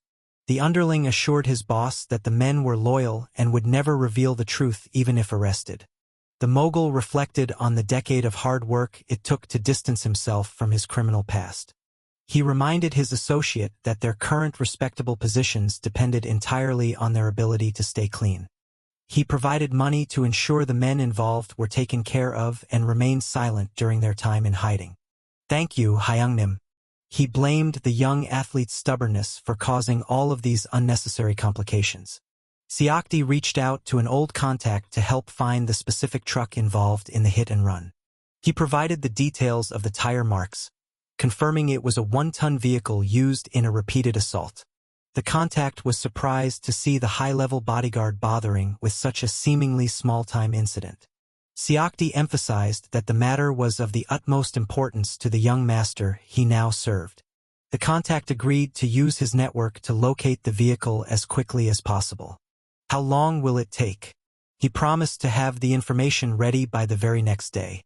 The thugs were eventually located, turning out to be nothing more than common local hoodlums. It was confirmed that while it looked like an accident, their true goal was to cripple the young athlete. Mu-hyuk's dark premonition was proven correct as the truth of the targeted attack came to light. He confronted the young criminals, demanding to know who had given the order for the assault. Terrified, the thugs begged for mercy and offered to confess everything they knew. He warned them not to waste his time and to identify the mastermind behind the brutal attack immediately. They revealed that a man named Bae Won-chun was the one who ordered them to crush the athlete's legs. Mu-hyuk questioned the identity of this new name, preparing to hunt down everyone involved in the conspiracy. He brought up the name Bae Won-chun. Someone asked who that was and what he did. He explained the man was a neighborhood senior who occasionally gave them money and worked at a company. Another noted that the managing director of Polar Constructions shared the same name. He confessed they were paid to run someone over just once before hiding out in Gangnam. The interrogator demanded to know exactly how much they were paid. Terrified, he stammered that he would reveal the amount immediately. After a stern warning, he admitted they each received 500,000 won. The interrogator calculated that the total sum for the three of them was 1.5 million won. He lamented that Hyun-sung's life had been destroyed for such a paltry sum. Apologies were cut short as someone noticed movement from the patient. They shouted that Hyun-sung had finally regained consciousness. The family cried out to the waking boy in relief. Mu-hyuk called out to his friend, asking if he could hear his voice. Hyun-sung barely managed to whisper his friend's name. Mu-hyuk reassured him, confirming his presence and checking his responsiveness. A wave of relief washed over them. Thanking the heavens he was awake. The doctor delivered the hard truth. Even with rehab, walking would be his limit. It was confirmed that he would have to give up judo forever. His mother despaired, wondering how her son would live without the sport he loved. Mu-hyuk called Manager Ma, identifying himself. He demanded that Bae Won-chun be brought to him immediately. The captive struggled against his gag, making muffled protests. The gangster cursed at his captors, demanding to know who sent them. He shouted his identity as a high-ranking member of the Cheongju Polar Gang. The interrogator calmly confirmed his identity and connection to the construction firm. He noted the man's hardened demeanor, distinguishing him from the amateurs he met earlier. He remarked on the intense, defiant look in the gangster's eyes. The gangster screamed, asking who they were and if they had lost their minds. Mu-hyuk coldly told him to grasp the situation instead of worrying about identities. The gangster cursed in confusion and anger. Mu-hyuk asked one final time who ordered the hit on Park Hyun-sung. The gangster stammered, confused why that specific name was being mentioned. Mu-hyuk remarked that the man had courage but lacked common sense. He told him to forget loyalty, deducing that Jo Hyung-gu was the one who gave the order. He offered to summarize the events, asking for a simple nod if he was correct. He laid out the scheme. Jo Hyung-gu ordered the hit because Hyun-sung wouldn't throw the match. Mu-hyuk expressed his utter disgust at the dirty tactics employed. He ordered his men to cripple the thugs and ship them off to a salt farm. He announced he was leaving first, instructing them to clean up the mess. The subordinate confirmed that the instructions had been carried out. Mu-hyuk ordered a full investigation into Polar Constructions, including finances and shareholders. The subordinate acknowledged the order immediately. Mu-hyuk called Park Dong-soo to initiate the next phase. Park Dong-soo answered enthusiastically, asking if everything was well in Seoul. Mu-hyuk informed him that their expansion plans needed to be accelerated. He declared it was time to start the expansion into Seoul. Park Dong-soo shouted in excitement, eager to get started. Mu-hyuk welcomed him, asking if his business in Busan was finished. Park Dong-soo bragged that he had wrapped things up cleanly to avoid embarrassment. He asked what his next specific task should be. Mu-hyuk began explaining the strategy for the Seoul expansion. He asked if Park Dong-soo knew about Jo Hyung-gu, the chairman of Polar Constructions. Park Dong-soo recognized the name, identifying him as a thug from Cheongju. He described Jo's history from running nightclubs to playing CEO of a construction firm. Mu-hyuk stated his intent to crush Jo and have Park take over the company. Park Dong-soo was surprised by the target choice. Mu-hyuk challenged him, asking if he was up to the task. Park noted that Jo was well connected with politicians, making him a difficult target. Mu-hyuk promised to handle the politics, asking only if Park could win the physical fight. Park agreed to fight but suggested they assess the enemy's forces first. The plan was to take the company in Cheongju before moving fully into Seoul. Park grumbled about starting a war immediately after arriving. He accepted the job and asked if he should strike immediately. Mu-hyuk requested one specific task be completed before the main attack. He mentioned that Jo Hyung-gu had a son named Jo Chaniol. Mu-hyuk ordered him to ensure the son never walked again. Park questioned targeting the son instead of the father, citing gangster code. Mu-hyuk coldly repeated the order to cripple both legs. Park realized there was a personal reason and asked what had happened. He agreed to handle the grim task by the next day. Mu-hyuk thanked him, though Park waved it off. Park claimed that Mu-hyuk's enemies were his enemies too, emphasizing their bond. He stated that, in their world, harming family meant facing severe retribution. A report detailed that Jo Hyung-gu and his family held the majority of the company shares. It revealed his ties to Assemblyman Kim Seong and influence over the Judo Association. Mu-hyuk noted that getting the shares was key and asked about corruption evidence. The investigator reported massive corruption that would easily lead to an arrest. Park asked if they really needed the law, offering his own men for the job. Mu-hyuk replied that using legal weapons alongside force was more effective in this war. Park realized the scale of the plan and asked if he was preparing for war. Mu-hyuk confirmed it was an unavoidable war. A prosecutor noted that the target seemed too small for someone of Mu-hyuk's stature. Mu-hyuk clarified this was a personal vendetta, not company business. He pressed the chief prosecutor for an answer regarding the difficult request. The prosecutor explained that political connections made a local investigation difficult. Mu-hyuk insisted the local office handle it so he could maintain control over the outcome. He admitted he wanted to exact revenge personally rather than rely on family power. The prosecutor detailed the deep ties between the target and Assemblyman Kim Seong. Mu-hyuk argued that exposing such a scandal would benefit the prosecutor's career. He promised enough evidence for an arrest warrant within a week. Mu-hyuk instructed him to leak information to the politician before the arrest. He explained he wanted more than just a legal victory. He wanted total destruction. The scene shifted to a drinking party. A girl asked if the athlete should be drinking before his big match. Joe Chaniol bragged that his spot on the national team was already secured. He mocked the person who tried to challenge him, unaware of the looming threat. A voice interrupted, describing someone who didn't know his place. The intruders called out Joe Chaniol's name. Chaniol demanded to know who these strangers were. They told him to follow quietly to find out. Chaniol angrily pulled away, offended by their touch. The gangsters mocked his skills, questioning his national team candidacy. The leader decided to forego the quiet approach. Mu-hyuk received a call confirming the deed was done. He declared it was time to take down the father and conquer Seoul. A scream echoed for Chaniol. Someone shouted Chaniol's name in horror. Chaniol called out weakly to his father. Jo Hyung-gu asked in horror what had happened to his son's leg. He screamed, demanding to know who severed his son's Achilles tendon. He desperately asked if his son recognized the attackers.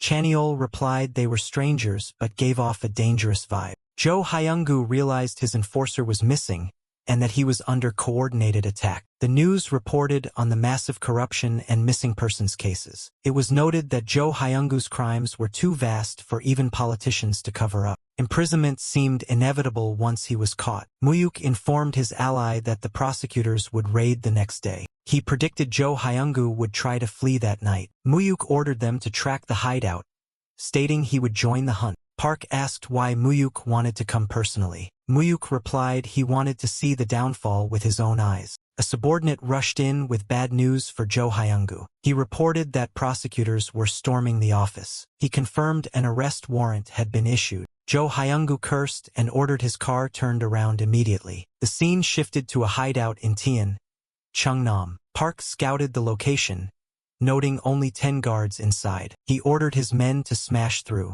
He told Mu-hyuk to enter 10 minutes later. The gang charged in to attack. Jo Hyung-gu shouted into his phone, reminding the prosecutor of past bribes. He screamed in disbelief that he was being abandoned. He cursed violently at the betrayal. His men reported that the assemblyman was unreachable everywhere. Jo realized his political backing had vanished the moment the money stopped. He was startled by a sudden noise. Park Dong-soo greeted his old acquaintance with mock politeness. Jo Hyung-gu stammered, recognizing Park Dong-soo from the past. Park commented on the rumors of Jo's success. Jo cursed, realizing Park was behind the attack. Park ordered his men to seize him. Mu-hyuk was informed the area was secure for entry. Park told Jo to make it easy and sign over his shares. He offered a dignified arrest in exchange for the thumbprint. Jo realized Park was the one who crippled his son. He screamed, refusing to transfer his shares to his enemy. Park threatened to finish the job on the son's remaining good leg. He asked if he should call his men waiting at the hospital.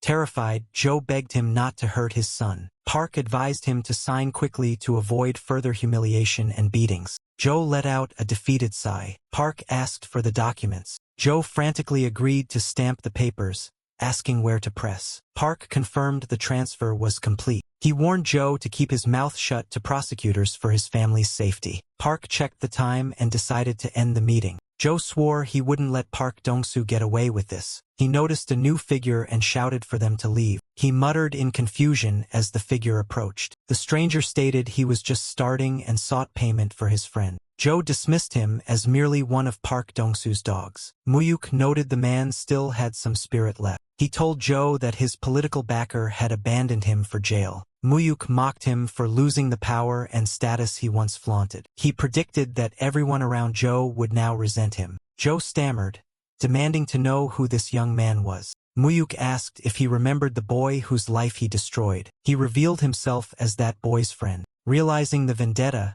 Jo begged desperately for his life. He apologized profusely, shocking Mu-hyuk that such a petty man caused so much pain. The police burst in, shouting for everyone to freeze. Jo shouted at the arrival of the authorities. He tried to point out his attackers to the police. A prosecutor introduced himself as an acquaintance of the chief prosecutor. Jo groaned, realizing the law was also against him. As he was dragged away, he screamed for an ambulance. The scandal dominated the news, with the opposition party attacking the government. The ruling party tried to frame it as a personal corruption case. The chief prosecutor gained fame for not bowing to political pressure. Insiders knew the arrest was only possible with high-level permission. Hyun-sung asked Mu-hyuk if he heard about Jo Chaniol. He mentioned someone crippled Chaniol, feeling it was deserved karma. Hyun-sung asked if Mu-hyuk was behind it and why. Mu-hyuk declared that anyone who hurt his friend would suffer 100-fold. Hyun-sung shared that the judo team was in chaos and Cheon was disabled. He explained that the coaches were arrested and the team was falling apart. He asked Mu-hyuk if such extreme measures were truly necessary.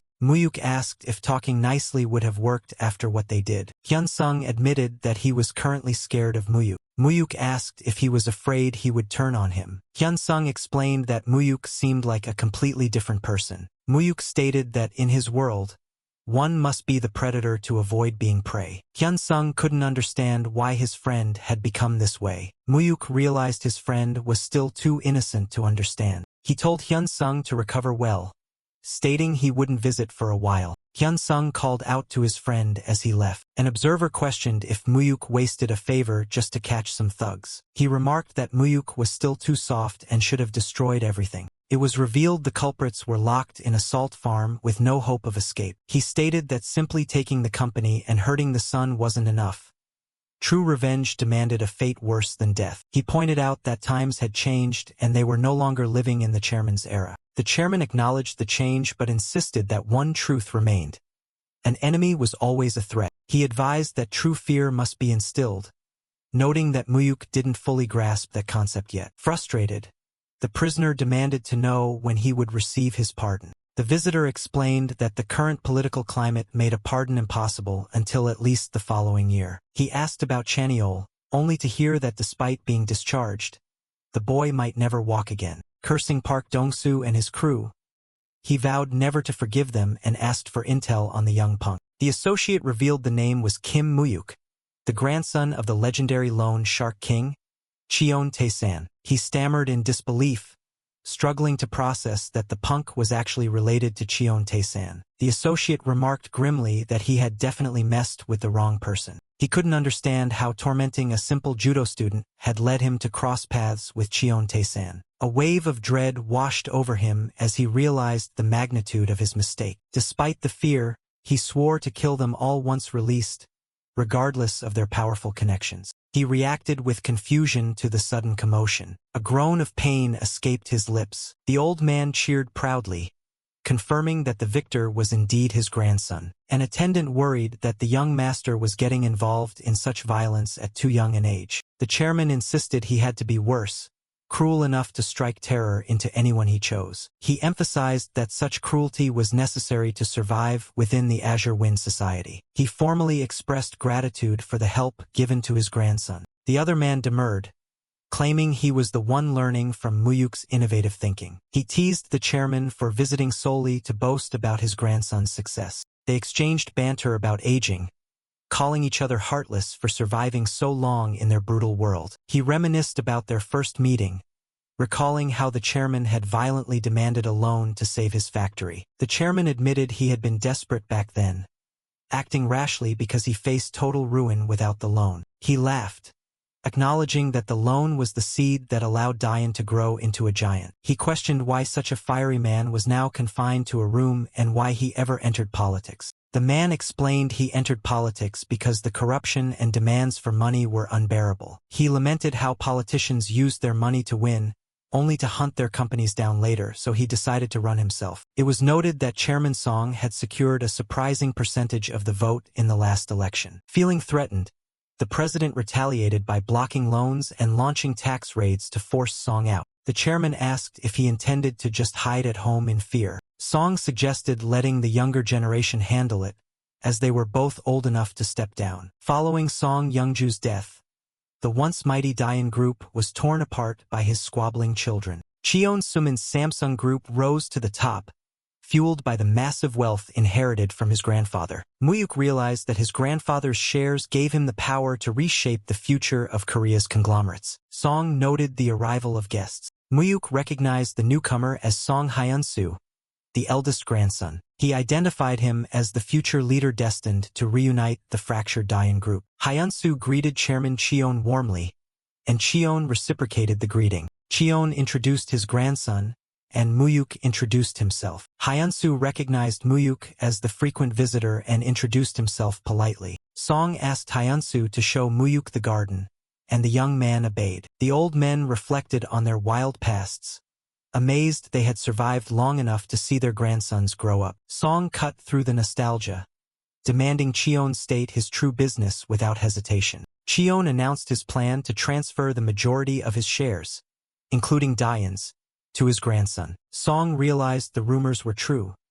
Cheon was seriously grooming Mu-hyuk as his heir. He warned that skipping his sons for a daughter's child would likely cause a family bloodbath. Cheon dismissed the worry, stating he wanted Mu-hyuk to live cleanly while leaving the dirty business to his sons. Song argued that at 20 years old, Mu-hyuk was still too young for such responsibility. Cheon asked if Song hadn't already noticed that Mu-hyuk was no ordinary young man. He praised Mu-hyuk's unique vision, flexibility, and unwavering confidence. Cheon declared that Mu-hyuk surpassed all expectations and was far superior to his own sons. Surprised by Cheon's softness, Song asked what specific help was needed. Cheon named the Azure Wind Society as the issue. Meanwhile, Hyunsu quoted a viral clip of Mu-hyuk, amused by his comment about studying being easy. Mu-hyuk explained it was a mistake under pressure, while Hyunsu laughed and called it impressive. Hyunsu suggested they drop formalities due to their close age, and Mu-hyuk agreed. Hyunsu asked about his law studies, and Mu-hyuk replied he was undecided on a career path after the bar. Hyunsu shared his own path in business and his plan to study abroad to please his grandfather. Mu-hyuk thought back to his past life, surprised that the future charismatic leader was so humble now. Hyunsu asked for an honest opinion of his grandfather, admitting he knew others found him scary. Mu-hyuk joked that compared to his own overbearing grandfather, he would gladly swap for Chairman Song. Hyunsu reacted with amusement. Back inside, Cheon warned that while his sons were weak, the Azure Wind Society would strike once he died. He proposed a deal. If Song protected Mu-hyuk, Cheon would protect Dayan. Song expressed deep regret for ever joining the Azure Wind Society decades ago. Cheon reminded him they had no choice back then.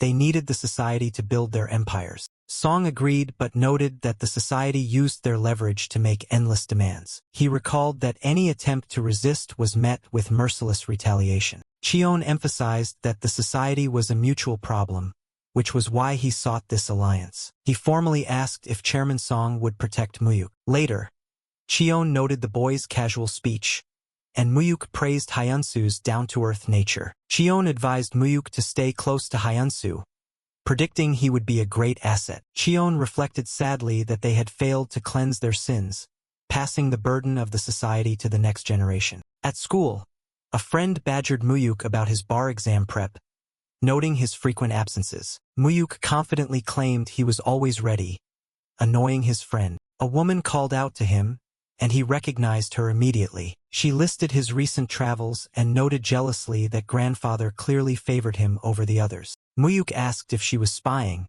but she claimed it was just sisterly affection. She reminded him that they were allies and checked if everything was proceeding as planned. She waved goodbye cheerfully, and he reciprocated the farewell. Mu-hyuk received a call from Park Dong-soo. Park interrupted Mu-hyuk to announce he had found the person he was looking for. He dropped the bombshell.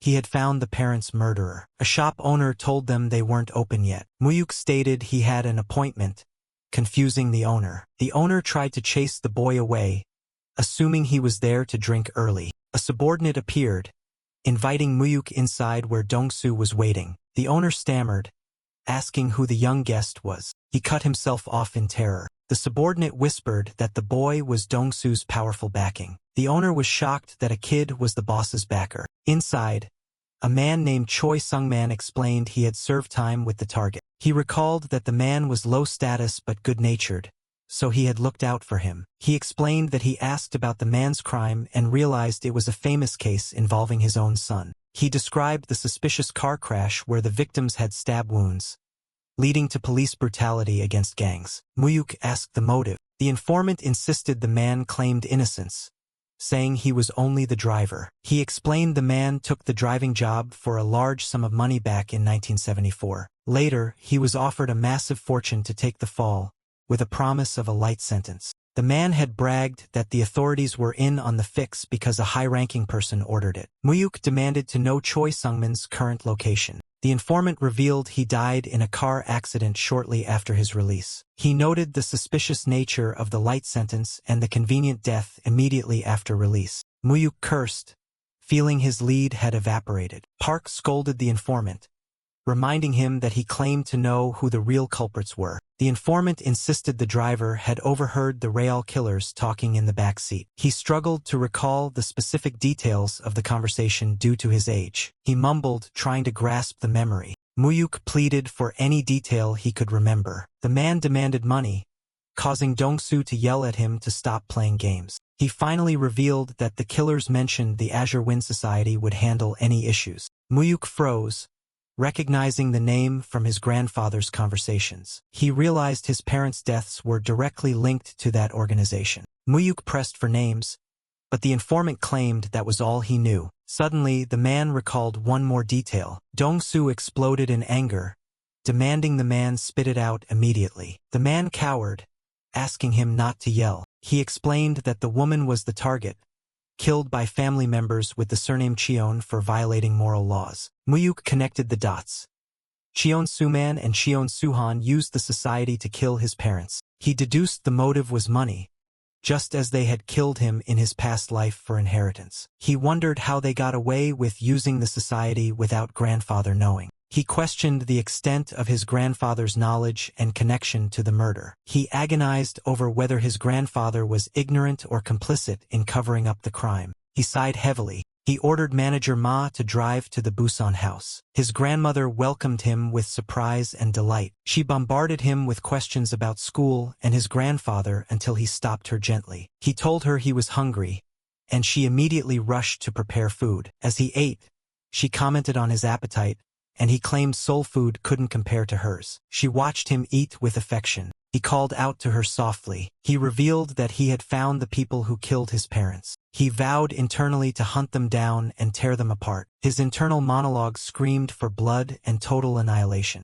Grandma noticed his distant look and asked if the food was okay. He snapped back to reality, asking for seconds and praising the stew. He decided not to tell her, sparing her the pain of reopening old wounds. He swore that revenge would be his alone. He instructed manager Ma to prepare for a return to Seoul the next day. He planned to visit the prison to confront Cheon Suhan immediately upon arrival. Suhan reacted to the name on the visitor list. He asked why Mu-hyuk was there instead of his brother. Mu-hyuk casually asked why a nephew couldn't visit, offering sushi. Suhan refused the food and called for the guard, disgusted by Mu-hyuk's presence. Mu-hyuk coldly threatened his prison privileges if he didn't sit down. Suhan sneered, accusing him of acting like the heir already. He demanded the reason for the visit. Mu-hyuk feigned innocence, asking why his uncle was so hostile. Suhan exploded, blaming Mu-hyuk's existence and arrival for ruining the family dynamic. Mu-hyuk mocked him,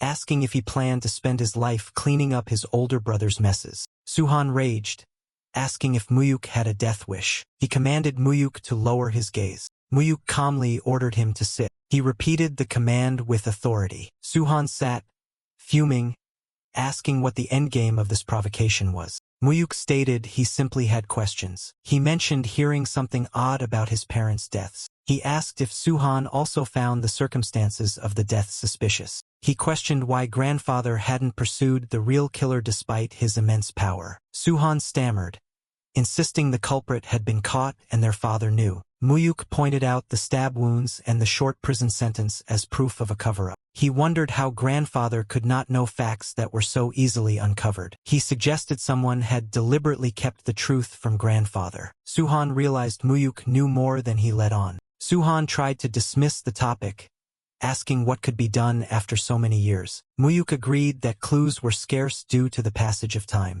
Then he dropped the bomb.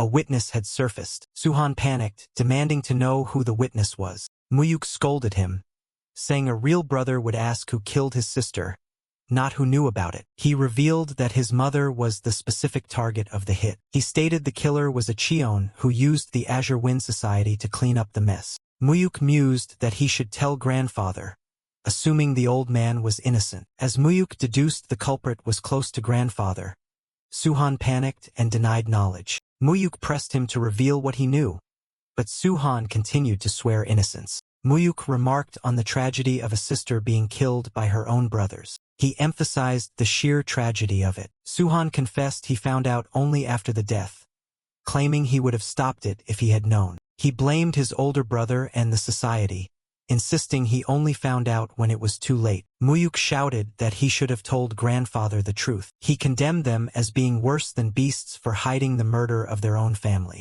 Internally, Mu-hyuk realized that killing him was nothing to people who had already killed their sister. He warned Suhan that he better be telling the truth about not knowing beforehand. He threatened to kill him if he discovered this was another lie. Mu-hyuk wondered if grandfather actually knew but chose his sons over justice. He feared grandfather might ask him to forgive the killers. He questioned what would happen if he chose revenge against grandfather's wishes. Manager Ma invited him back into the warmth of the car. Mu-hyuk asked Manager Ma for advice. The manager told him to do whatever he wanted. Mu-hyuk asked if that applied even if he had to oppose grandfather. Ma asked what he feared, that the chairman already knew? He asked if Mu-hyuk feared losing his inheritance or being abandoned. Mu-hyuk realized he had nothing to fear, having already died once. Ma pledged his loyalty regardless of the choice. He encouraged Mu-hyuk to walk his own path, even if it meant splitting from the chairman. Ma apologized for speaking so freely.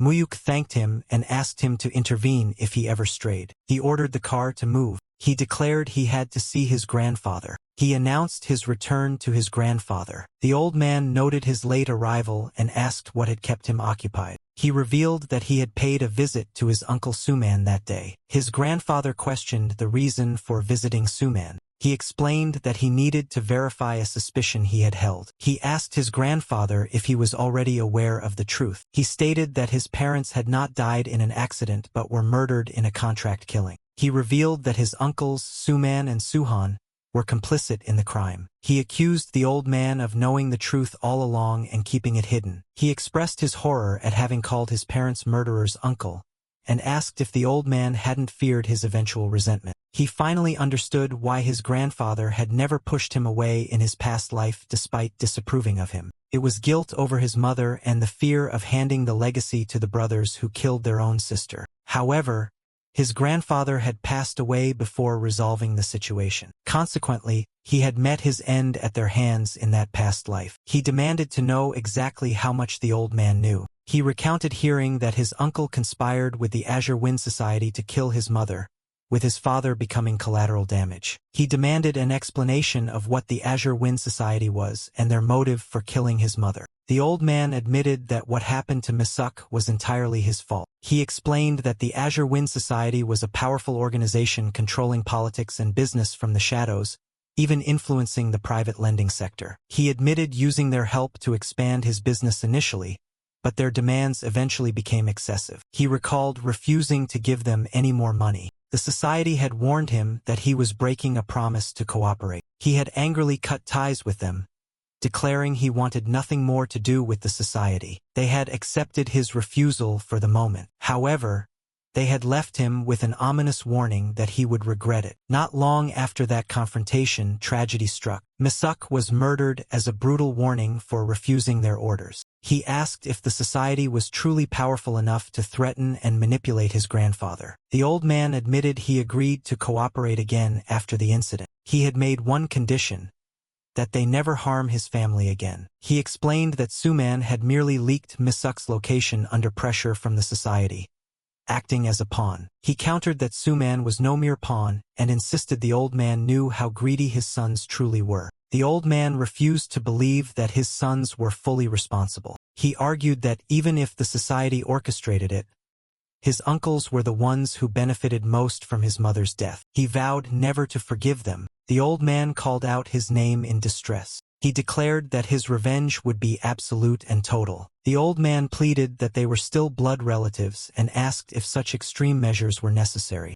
He told his grandfather to deal with them personally if he wanted to save them. The assistant begged the chairman to intervene. He warned that if action wasn't taken now, they would eventually come for his life. He observed that his grandfather was no longer a titan, but just a frail, lonely old man like his grandmother. The old man lamented that he could not bring himself to kill his own children. He compromised, demanding they be removed from his sight and sent where they could never meet him again. He insisted they be stripped of everything to realize their wrongs, promising not to kill them if this was done. He noted he could kill them now but wished to spare his grandfather the pain of losing more family. He threatened to leave if his terms were not met. He promised to return only after gaining enough power to destroy them himself. He thanked his grandfather for everything, signaling his ultimatum. The old man called out to him desperately to wait. He paused, waiting for the decision. The old man finally agreed to do as he wished. He noticed someone approaching.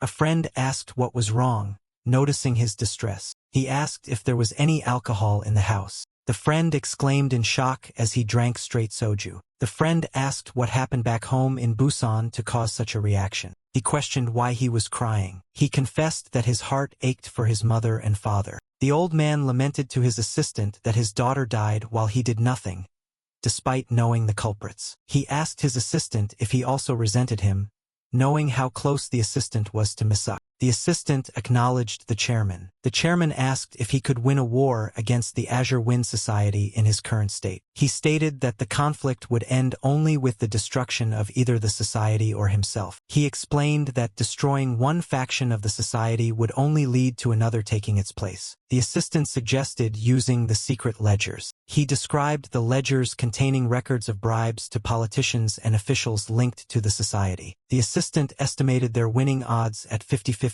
with the ledgers. The chairman countered that using the ledgers would cost him all his built-up power. He feared losing his money, family, and life even if he won. He sighed, realizing his final weapon only offered a 50% chance of success. He noted the society was waiting for his death, as his sons were easier to control. He predicted that upon his death, his sons would inherit his assets and fully cooperate with the society. He declared the need to reclaim everything his sons had received from him. The son on the phone reacted with shock. He demanded an explanation for the sudden talk of divorce. The chairman dismissed his son's protests, calling it a family matter and ruling out property division. The son demanded to know why this was happening and what would happen to the children. The chairman announced plans to send the son abroad while he took care of the assets and grandchildren. He instructed the son to have his wife sign the papers when the director arrived. The son internally raged at the commanding tone he had endured his entire life. He refused to blindly obey without an explanation,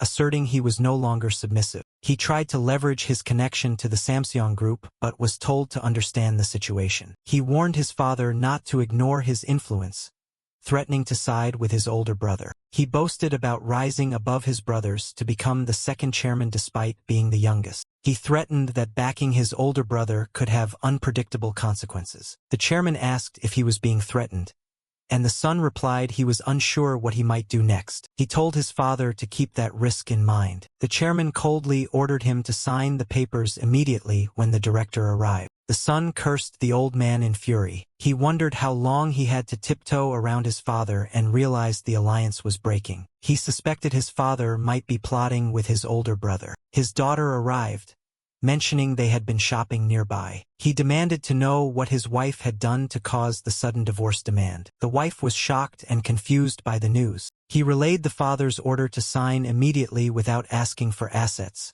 noting the director was en route. He asked if she had heard anything from Suman that might explain this. She mentioned meeting Suman recently but noted their strained relationship. The assistant announced his arrival. He greeted the family formally. He presented the divorce papers for the president and madam. The wife asked if this was real and demanded the reason. The assistant stated he could not disclose the reason. The son ordered his wife to just stamp the papers and hand them over. She protested, worrying about the divorce and the children, pleading for persuasion. The son snapped that his father couldn't be persuaded and insisted she sign. He cursed his father under his breath. He wondered what the old man was thinking. He suspected it had something to do with Kim Mu-hyuk. The assistant requested the son's seal, noting the wife had been informed. The son exploded, asking who gave permission to file for his divorce. The assistant replied it was the chairman's direct order and would proceed regardless of his signature. The wife panicked, realizing this meant ending the 20-year relationship with the Samsung group. She lamented that their plan to take over the group through inheritance was crumbling. The assistant instructed them to prepare to leave the country quickly. The son realized definitively that Mu-hyuk was the cause of all this. He raged that the father was exiling his eldest son to give everything to a bastard. The assistant warned him to watch his language. The son refused to accept the situation, declaring he wouldn't quietly disappear. The assistant advised him not to rely on the Azure Wind Society, shocking the son. The assistant asked if he really thought the chairman didn't know about his connections. He asked why the son had done it, noting Mu-hyuk had left to avoid blood money. He questioned if it was necessary to track her down and kill her. The son stammered, claiming it was a misunderstanding. He desperately denied killing Mu-hyuk. He offered to explain to his father, but the assistant said the chairman refused to see him. He relayed that the chairman would lose all remaining affection if he showed his face. He ordered the son to stamp the papers while he handled the assets. He instructed him to say goodbye to his family and leave for Australia the next day. The son was outraged at being ordered around by a servant. The assistant calmly repeated the order to stamp the seal.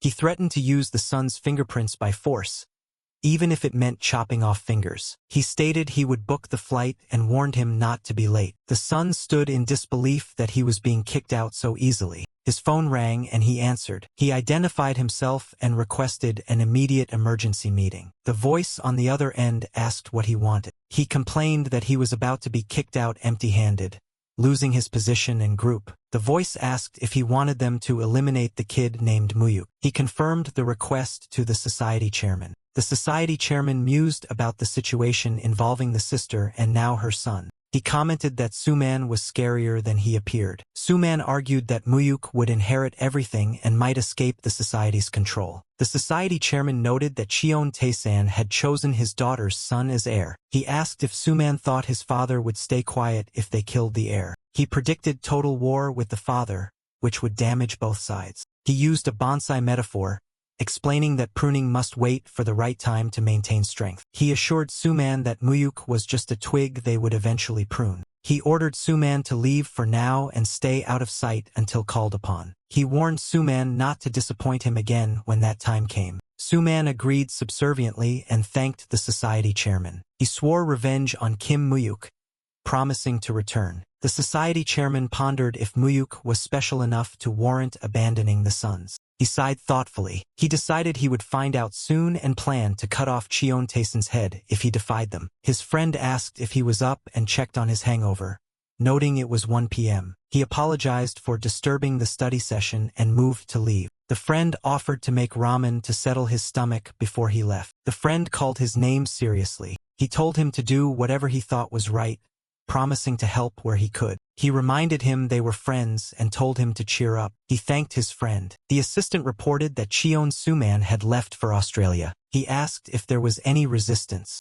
The assistant noted he went quietly but advised keeping a close watch given his personality. He asked about Suhan, and the assistant confirmed his transfer to prison and revocation of privileges. He instructed the assistant to provide for the remaining families of his uncles. He announced his arrival to his grandfather. The grandfather asked where he had been. He stated he had decided not to resent the old man anymore. He expressed understanding for the old man's desire to protect the family and his fear of losing everything. He promised to work hard to fill the void left by his uncles. The grandfather thanked him. He declared his intention to start working properly, and the grandfather asked where he would begin. He requested to review all loan documents under the grandfather's name. The grandfather clarified if he meant all of them. He explained the need to understand the current affairs to decide what to keep and what to discard. He noted the changing financial landscape, citing the real name financial system. He expressed a desire to ride the wave of change. He aimed to build an unshakable golden empire by the time he inherited the seat. The grandfather repeated the phrase golden empire thoughtfully.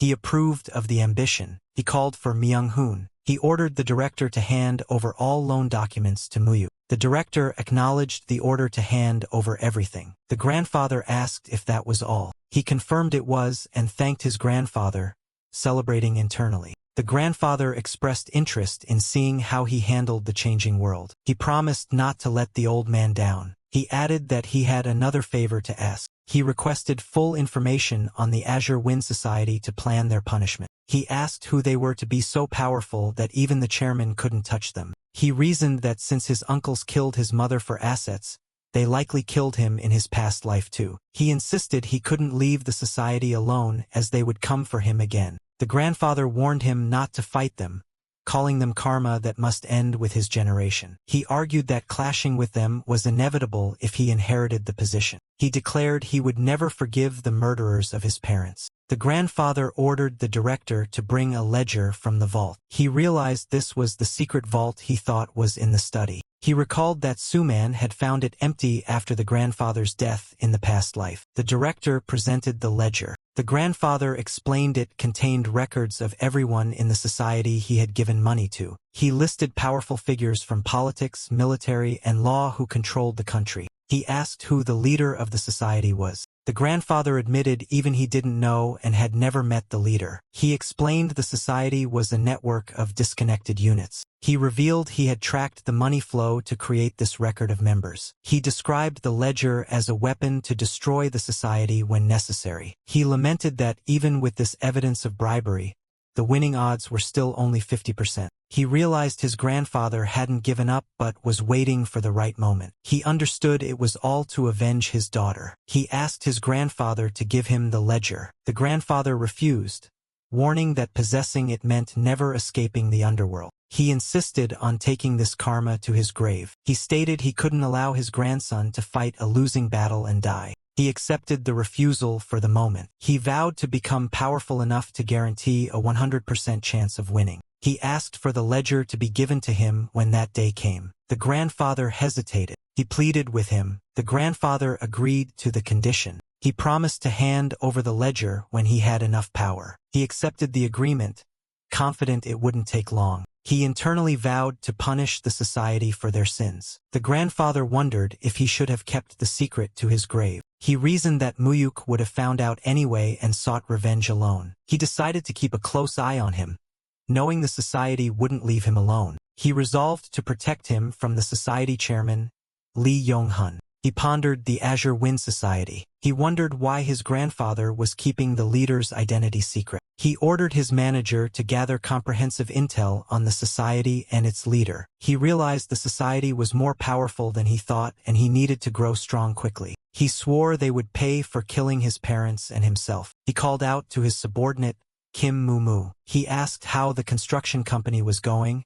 and the subordinate credited his partner. He asked about the transition, and the subordinate mentioned issues with contracts. The subordinate explained that previous contracts were gained through corruption, making new ones hard to get. He promised to secure subcontracts from a major corporation and advised sticking to legal work for now. He ordered the subordinate to start by taking over the Yangdongpo area. He assured funding and asked about the personnel, learning the old bosses were retired. He promised unlimited funds but strictly forbade drug dealing. The subordinate questioned the rush to expand to Seoul. He called for the subordinate's attention. He urged haste, warning that a big war might be coming. The group celebrated passing their first exam. A member announced that all 5 of them had passed the first stage of the bar exam. They expressed joy at their collective success. One member teased that Mu-hyuk passed despite slacking off. Another member asked about the second stage, and he revealed his lack of interest. He announced he wasn't taking the second exam, shocking them. He explained he never intended to be a legal professional and didn't want to do things halfway. The friend lamented that they wouldn't walk the same path. He assured them they would still help each other from their respective positions. He mentioned his grandfather wanted to meet one of them. The friend identified the grandfather as the former Chief Justice. The group was impressed that such a high-profile figure knew him. He claimed ignorance of the reason for the meeting. Another friend mentioned his father also wanted to meet him. It was revealed to be the chairman of a famous law firm. The friend explained his father was curious about the only member he hadn't met yet. He realized rumors about him were spreading in the legal world, which was a mixed blessing. He noted this connection was the reason he formed the club. He recalled his grandfather failing to woo these families previously. Money hadn't been enough to buy their influence. He agreed to meet the Chief Justice first, then the law firm chairman. The friend found it interesting that his family was suddenly interested in his friend. He changed the subject, asking if the friend still planned to be a prosecutor. The friend admitted his grandfather wanted him to be a judge. He stated his ambition to become a prosecutor and succeed on his own merits. He expressed a desire to avoid the path of his father and brothers. He encouraged his friend, saying he would succeed anywhere. A female friend called his name. She asked to step out for fresh air. He congratulated her on passing. She reminded him that she owed him and promised to pay him back when she succeeded. He told her not to worry and asked if everything else was good. He encouraged her to focus solely on the second exam. She thanked him sincerely. He suggested going back inside. She called out to him again. She confirmed their friendship status. She tentatively asked what he thought of her as a woman. He said her name. He complimented her attractiveness. However, he stated he wasn't in a place for a relationship. Internally, he decided dating her would waste the leverage he had over her. He reflected that he had enough of women in his past life. She quickly dismissed her comment, blaming the alcohol. Their friends interrupted, dragging them back to drink more. They laughed and continued the celebration. He asked his grandfather about the former Chief Justice. He explained the man was his friend's grandfather and wanted to meet him. The grandfather surmised the man knew about Suman's exile. He stated his intention to get on the man's good side. The grandfather warned that the man was tough and untrusting. He insisted on facing him since the man initiated the meeting. The grandfather advised against using money to win him over. He acknowledged the advice. A week had passed since the events unfolded. He arrived at the residence, announcing their presence to his grandfather. He introduced himself to the host as Hyeonwa's friend. He recognized the man as Chief Justice Oh Jung-sik, appointed during a turbulent regime. The former justice welcomed him, known for his fairness despite the era's corruption. The justice politely sent his grandson away on an errand to clear the room. He offered him a seat, thanking him for coming. The justice confirmed his identity as Chairman Cheon's grandson. He affirmed the relationship, stating the chairman was his maternal grandfather. The justice asked after the chairman's health, and he replied that the old man was well. He sensed the justice was testing him with vague pleasantries to gauge his reaction. The justice shifted the conversation to the real topic. He asked directly why he had approached his grandson, Hyun-woo. He realized the invitation hadn't been merely out of curiosity. He denied having ulterior motives, explaining they met by chance in the same department. The justice pressed further, skeptical that there were no other intentions. He explained that while he valued networking, maintaining a genuine friendship formed by chance was more efficient. The justice asked if he meant the relationship wasn't calculated. He stated he was too busy to invest time in uncertain futures, implying honesty was his best policy. The justice acknowledged hearing about his busy schedule. He noted the ruthlessness with which he had cut off his own uncles.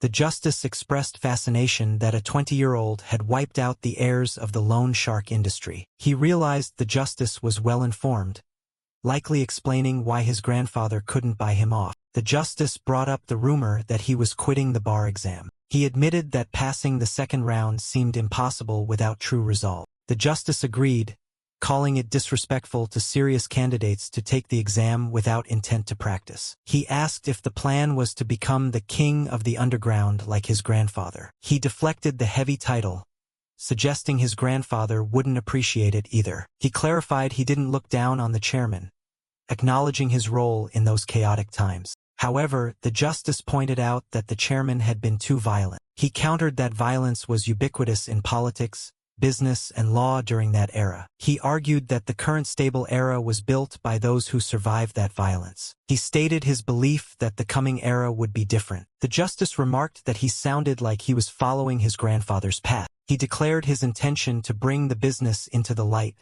evolving with the times. Yet, he refused to abandon the shadows, arguing that light requires darkness to prevent chaos. The justice admitted he found him far more interesting than his grandson's usual safe friends. He offered to visit often, but the justice humbly claimed to be a powerless old man. He analyzed that the justice valued honor above all else. He realized that for this man, honor provided legitimacy, which was a form of power he hungered for. He calculated that this man's influence would be vital when the world collapsed in 3 years. Later, his grandfather asked if he had met the Chief Justice. The chairman wondered if they had talked behind his back, suggesting they might have been friends in another life. He shuddered at the thought of being friends with such an intense man. An assistant reported that the loan audit was complete. He was surprised by the speed and asked for the results. The assistant reported many high-risk loans and advised recovering them all. He noted that private loans usually indicated instability, which would be fatal during the upcoming crisis. His grandfather asked if he meant to recover everything, and he confirmed it. The grandfather questioned quitting the lending business during an era of corporate expansion. He explained the difficulty of retrieving funds once trouble started and insisted on cleaning up beforehand. He knew the foreign exchange crisis was a slow build-up that would eventually crumble everything. He asked for his grandfather's opinion. The grandfather agreed with the logic but advised caution given the nature of their industry. He gave his permission to proceed, and he thanked his grandfather. The grandfather asked what he planned to do with the recovered funds. He planned to lend only to trustworthy companies, avoiding risk. He intended to hold the leash of companies when bondholders took control after the crash. He recalled that the spark for the Asian financial crisis was actually lit in Mexico in 1994. The scene shifted to an office in New York. He called his associate Han Kyung-young. Han greeted him warmly, asking how things were back home. He confirmed everything was good and asked if Han was mingling well with Wall Street. Han confirmed he was networking and spending generously as instructed. He told Han to listen carefully, as the real work was starting. He asked what would happen if Mexico devalued the peso against the dollar. Han was shocked by the suggestion of devaluation. He explained the historical context of Mexico devaluing to boost exports. Han questioned why they would do something so reckless. He pushed Han to consider the scenario where it actually happened. Han predicted a crash in trust, investor flight, and economic panic. He confirmed that this move would spark a wave of dollar outflows and force an IMF bailout. He was pleased that Han grasped the implications immediately. He predicted 2 devaluations coming before Christmas. He proposed leveraging $300 million to bet on this outcome. Han hesitated, asking if he was seriously suggesting such a massive gamble. He confirmed it was a bet, explaining why he needed major firms involved. Han exclaimed that he was absolutely crazy. He gave specific dates for the drop and ordered Han to pull every string available. He admitted that failure meant total loss, but success meant making trillions. Han stammered, realizing this was nearly his entire fortune excluding tech investments. Han panicked at the thought of losing it all. He remained calm, stating one thing was clear regardless of the outcome. Han called him a crazy bastard. He demanded the deal be sealed by August. He explained that, after the August election, it would be too late. Han agreed to scout finance firms and contact him before signing. He told Han to handle the signing himself, trusting his expertise. He expressed his absolute trust in Han. He viewed this as the ultimate test of Han's capabilities. Han repeated the words of trust to himself. He resigned himself to trusting his boss's insane vision. Later, at a major investment firm, Han cursed his boss under his breath. He reminded Han it was early morning where he was. Han yelled excitedly that they had signed the contract. The CFO introduced himself as Tom House. Tom confirmed the bet that the peso would drop drastically by January. Tom listed reasons why Mexico was seen as stable and growing due to NAFTA. He found the prediction of a 60% crash unimaginable for such a large bet. He insisted on maximum leverage or threatened to go elsewhere. Tom quickly agreed to handle it, not wanting to lose the client. Tom welcomed the deal, hoping for a long relationship. He knew the bankers were salivating over their bonuses, thinking him an Asian fool. He congratulated Han, telling him not to laugh yet as maturity was in January. He asked about the leverage ratio. Han replied it was 30 times. Dan enthusiastically. Han had managed to bet $9 billion using the initial $300 million. Han lamented the potential loss of money he'd never see again. Han begged to return to Korea, but he ordered him to stay. He promised Han would be worshipped upon his return. Time flew and major political events occurred in Korea. A major corporate chairman stepped down. His friends passed the bar exam, setting a new record for their school. Tension mounted as December 20th approached. He worried if his interference might have changed the future. Han called, sounding exhausted and anxious about the date. He reassured Han to trust him. He recounted the tragic political events in Mexico that he had counted on happening. He realized there was no turning back and he had to trust his memory. The date arrived, December 21st, 1994. He answered the phone to hear Han shouting. Han announced that the Mexican government had just devalued the peso. Foreign investors began fleeing Mexico immediately. He recalled the massive capital flight that caught Wall Street off guard. Han asked if they should cash out now. He ordered a hold until next month, knowing the bottom was yet to come. Han agreed to hold on for dear life. The new year began, and the peso continued to freefall. He finally gave the order to sell everything. Han confirmed total liquidation. He thanked Han for a successful first deal. The CFO asked in shock if he had really foreseen this 6 months ago.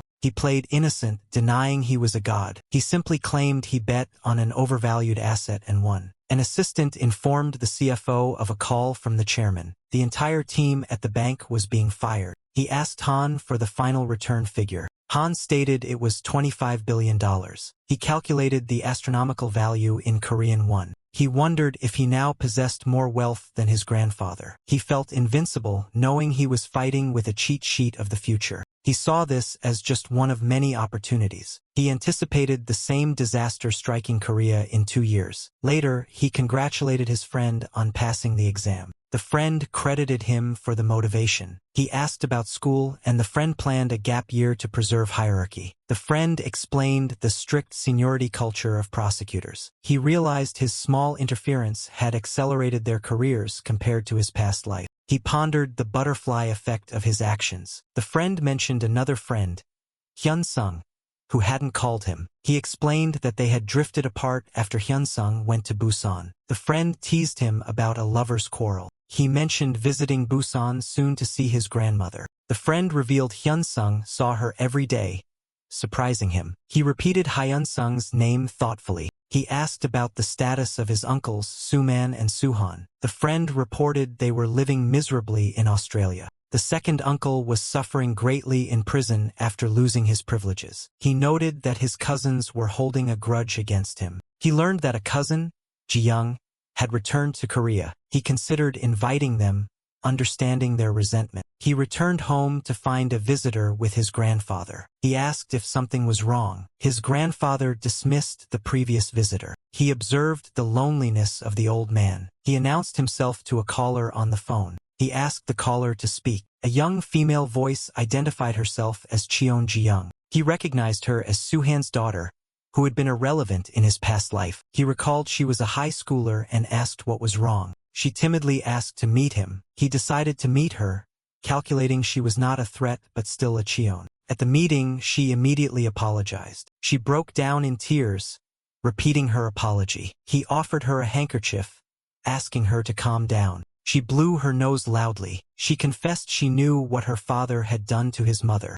She admitted she wouldn't forgive her father either and wanted to apologize. He admitted it was uncomfortable but absolved her of blame. He told her to be comfortable as they were family. She expressed relief, having feared he would be cold like her other cousins. He admired her courage to apologize, unlike her siblings. She explained she was staying in Korea due to her father's situation. He realized this change was likely his doing. He asked about her plans regarding school. He asked if she had a dream, recalling rumors she wanted to be a singer. She admitted she wanted to do music but was unsure of her talent. She insisted people told her she was good at singing. He noted she was different from his past life's impression of her. He encouraged her to try if she wanted to. He promised to take her side if grandfather opposed it. He reminded her she was young enough to fail and get back up. She laughed, noting he sounded like an old man despite his age. He suggested they visit grandfather together. He assured her the old man missed her. They arrived at the house. Grandfather was shocked to see Ji-young. The reunion was emotional for the old man. Later, he asked his subordinate about Uncle Suhan.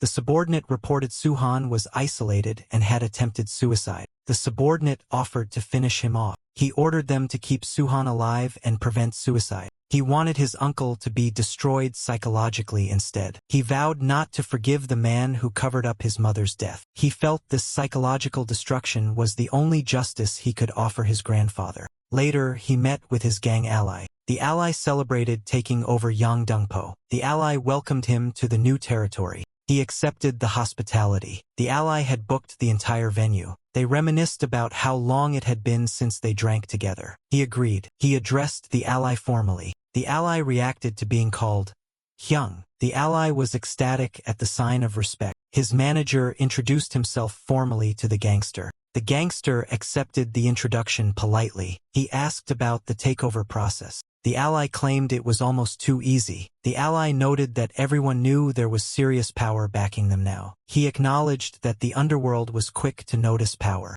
The ally asked where to target next, suggesting the rich district. He ordered them to start with smaller gangs first. He gave a strict warning to avoid the Chinese groups for now. The ally agreed to leave the Chinese alone. He checked in with his legal expert. The lawyer joked about his identity crisis between lawyer and company man. He emphasized the need for legitimate professionals. He instructed them to hire more capable people. The lawyer suggested bidding for construction projects soon. He promised to coordinate funding and support. He revealed he was exploring other bids as well. The ally questioned where the projects would come from given the government's stance. He pointed them toward a redevelopment opportunity currently held by another gang. He told them to ask for whatever they needed to do it quietly. The ally boasted that they controlled the area. He asked about the situation in Busan. He explained that Busan was critical because Japanese loan sharks would use it as a base. He needed Busan under control to handle the coming invasion. He warned his ally to stay alert.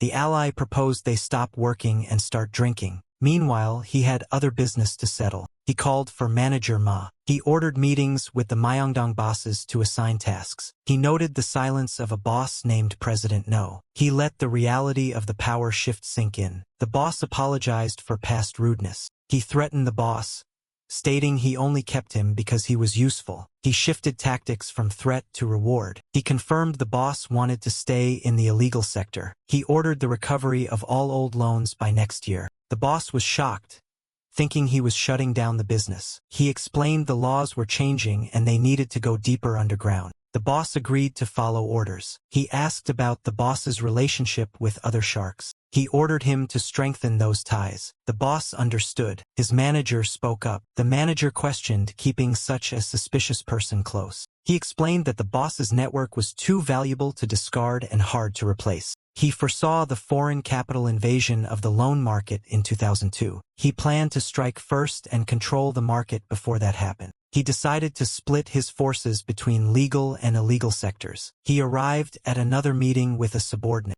The host welcomed him warmly. He recognized a man in the room from his past life. He identified him as a future Yakuza leader invading the Korean market. He recalled the name Fun Toshiro. The man was currently using a Korean name. He knew this man had entered Korea secretly to prepare for the market takeover. He wondered why this dangerous figure was with his subordinate, suspecting betrayal. The host asked the reason for his visit. Internally, he decided the host could no longer be trusted. Outwardly, he apologized for being distant and claimed it was a social visit. The host played the role of a loyal subordinate. He questioned the sincerity of the host's words. He pointedly remarked on the host's loyalty to the chairman, demanding it for himself now. The host claimed his loyalty was transferable. He checked if business was usual and the host confirmed it. He pretended to trust the host's expertise and moved to leave. The host stopped him to introduce a young friend. The host introduced the Yakuza member under a false identity. The man introduced himself politely. The host claimed they were from the same hometown. He asked where that hometown was and the host lied.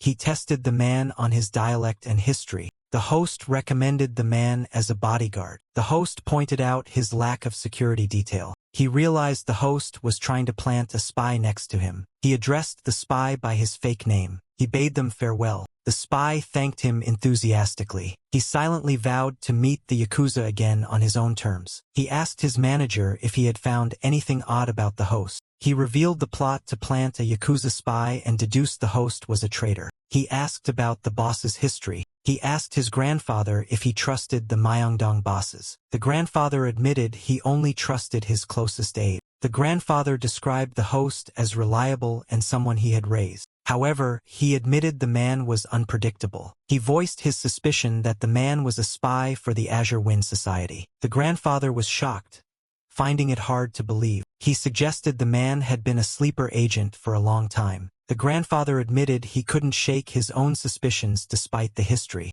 He announced his plan to eliminate the traitor. The grandfather questioned the extreme measure. He sought permission to remove the grandfather's man. The grandfather hesitated. He gave his consent to do as he saw fit. He asked if he could handle the traitor's numerous subordinates. He mentioned the combined forces he now controlled, including the Busan gang. He expressed a pragmatic view of his allies as useful tools. He declared it was time to handle the traitor. The manager acknowledged the order. He confirmed his gang ally was prepared. The ally was eager to prove himself on their first joint operation. The ally wanted to look good in front of him. He instructed the ally to secure the perimeter while he went inside. The ally worried about the small number of people going in. He explained that his future guards needed to be capable enough to handle this. The ally agreed to stop anyone from entering. He signaled his team to move out. He stared in shock, unable to comprehend the sudden turn of events. The area was completely locked down,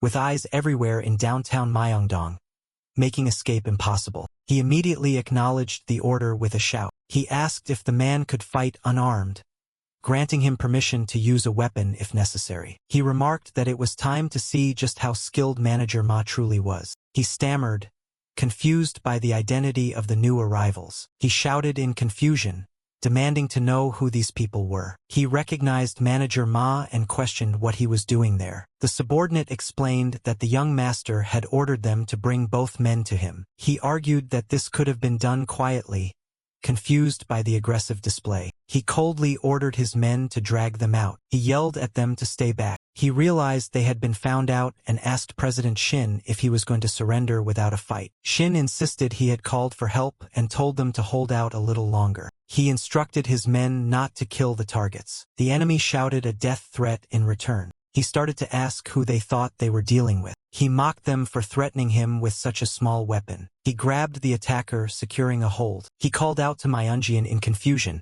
apologizing for the sudden move. He boasted about his wrestling experience since childhood, refusing to be taken down by mere punks. He laughed, noting that the resistance made things more interesting since it had been too easy. He ordered his team to prepare for a fight. He demanded to know the identity of the opposing group. The rival gangster retorted, asking who was demanding their identity. He mocked them, asking if they came to borrow money or get a group discount. He declared that business was closed and told them to go home. He announced they were the White Tiger Gang of Gangnam and warned the intruders to step aside or be beaten. He repeated the name, recognizing the Gangnam White Tiger Gang. He insulted the White Tigers, telling them to go home and pick lint from their navels. He recalled hearing about thugs from Busan taking over Yangdongpo and asked if it was them. The gang member was furious that outsiders were acting up in their territory. He coughed in pain, cursing at his opponent. He swore that the man would die today for his insolence. He angrily defended Busan,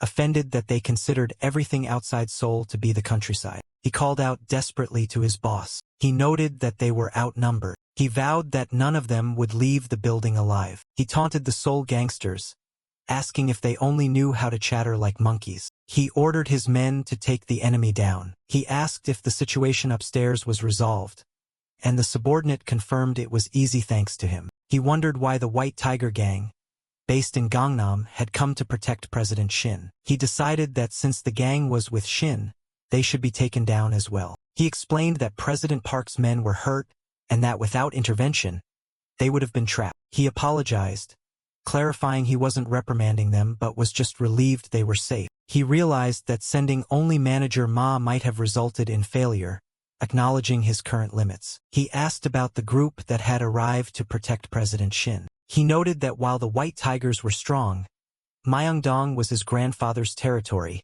making their presence brazen. He asked if Baek Jung-gi had sent them, but the gangster angrily told him not to speak their leader's name. He mocked them, asking if he should use their leader's old nickname from his violent past instead. He declared that by stepping into Myeongdong, they had effectively declared war. He ordered his men to beat the gangster but keep him alive to pressure Baek Jung-gi later. The gangster cursed him, demanding to be killed instead. He coldly suggested they start by breaking one leg. He asked President Shin how long this betrayal had been going on. Shin feigned ignorance, asking why this was happening and begging to speak to the chairman to clear up the misunderstanding. He repeated the word misunderstanding with skepticism. He accused Shin of planting the Yakuza spy Moon-taebyum by his side on behalf of the Azure Wind Society. He noted Shin's reaction confirmed the truth and scolded him for betraying the grandfather who sponsored him. Shin cursed, revealing he was already serving someone else before he ever started working for the chairman.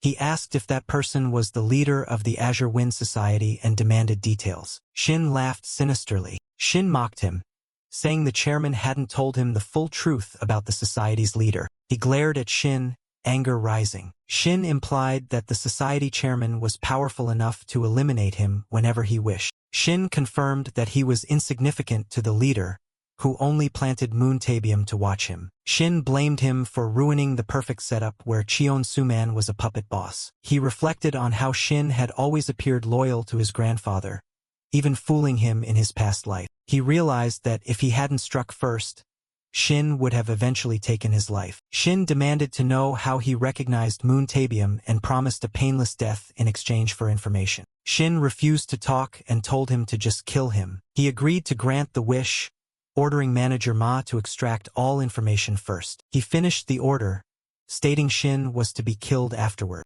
The captive screamed to be let go, promising to spare his life in return. He mocked the captive, asking if language was the barrier to understanding the situation. He revealed Moon-taebyum's real name, Fun Toshiro, and his rank within the Yamaguchi-gumi. He suggested they have a serious, private conversation. He repeated the man's full Yakuza identity to drive the point home, inviting him to talk. The man stammered, shocked that he knew his true identity. He thought to himself that this was all the information he had from his past life, but it was enough to shake him. The man asked in fear who he really was. He reminded him that he was Kim Mu-hyuk, the very person the man tried to kill. He accused the man of planning to enter the Myeongdong loan market after his grandfather's death. He recalled how Moon's fate changed in the original timeline after he had eliminated the Cheon brothers. The man stuttered, terrified by the depth of his knowledge. He took control of the interrogation, demanding to know the goal of the alliance with the Azure Wind Society. He offered to take only one arm if the man confessed everything. The man refused,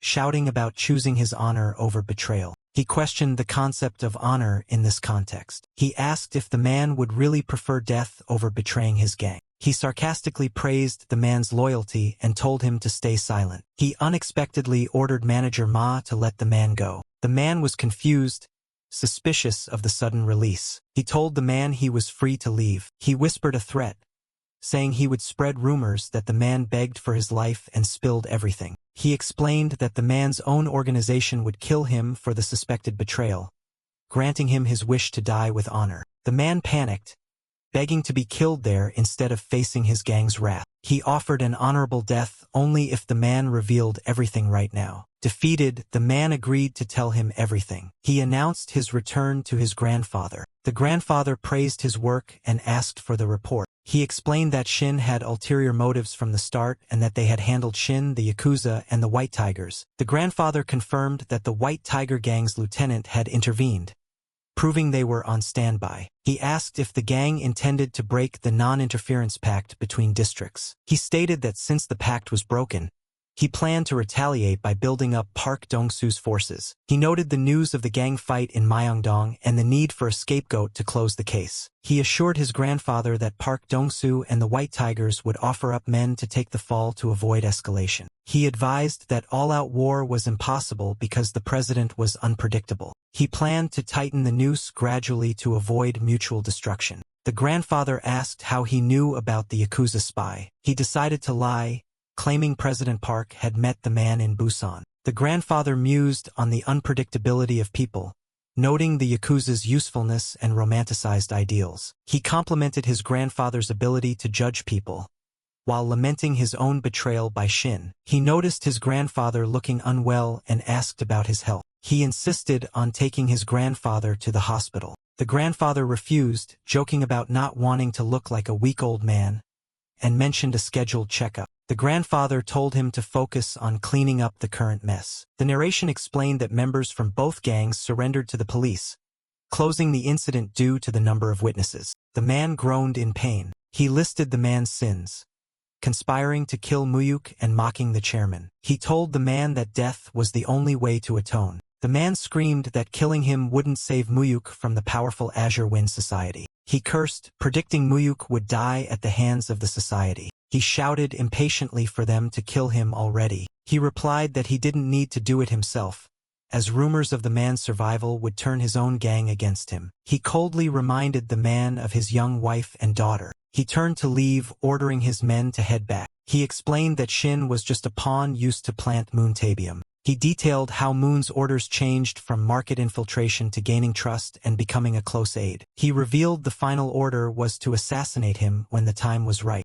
He noted that his own actions had forced the enemy to change their plans regarding Shin and the Yakuza. He reflected that, in the original timeline, Shin and the Yakuza would have successfully taken over the market after his grandfather's death. He realized how close he came to losing everything again if he hadn't seized the opportunity. He saw this as a rare chance to track down the elusive Azure Wind Society. His subordinate suggested increasing security, but he felt confident in his own ability to survive. The subordinate pleaded with him to take safety seriously. He agreed to a compromise where only the subordinate would stay close while others supported from a distance. He vowed to make the Azure Wind Society pay for involving the Yakuza and trying to kill him. He spoke the name of his enemy with determination. The associate was surprised by the request to set up a shell corporation. He instructed them to split the profits from the Mexican peso bet into multiple paper companies. He detailed the plan to distribute funds across tax havens using hired professionals to complicate the trail. The associate nervously reminded him that this was a crime. The associate worried about rotting in a U.S. prison if caught. He told the associate to ignore the cost and use multiple firms to ensure total anonymity. The associate sighed, complaining that working with him was a roller coaster and he hadn't even visited Disneyland yet. The associate agreed to proceed with the plan despite the risks. He greeted the arrival of his friend. He asked about preparations for the training institute, which the friend dismissed as simple. He invited the friend to sit, mentioning he had ordered delivery food for a meal together. Another friend arrived, announcing he had bought beer. He let out a short, surprised gasp. He acknowledged the arrival of the second friend. The friend organized the group, telling one to put the beer away and Mu-hyuk to set the table. He confirmed he was back in Seoul to stay and planned to re-enroll in school. He asked about his friend's leg, and the friend admitted sports were no longer an option. He thanked his friend for caring for his grandmother,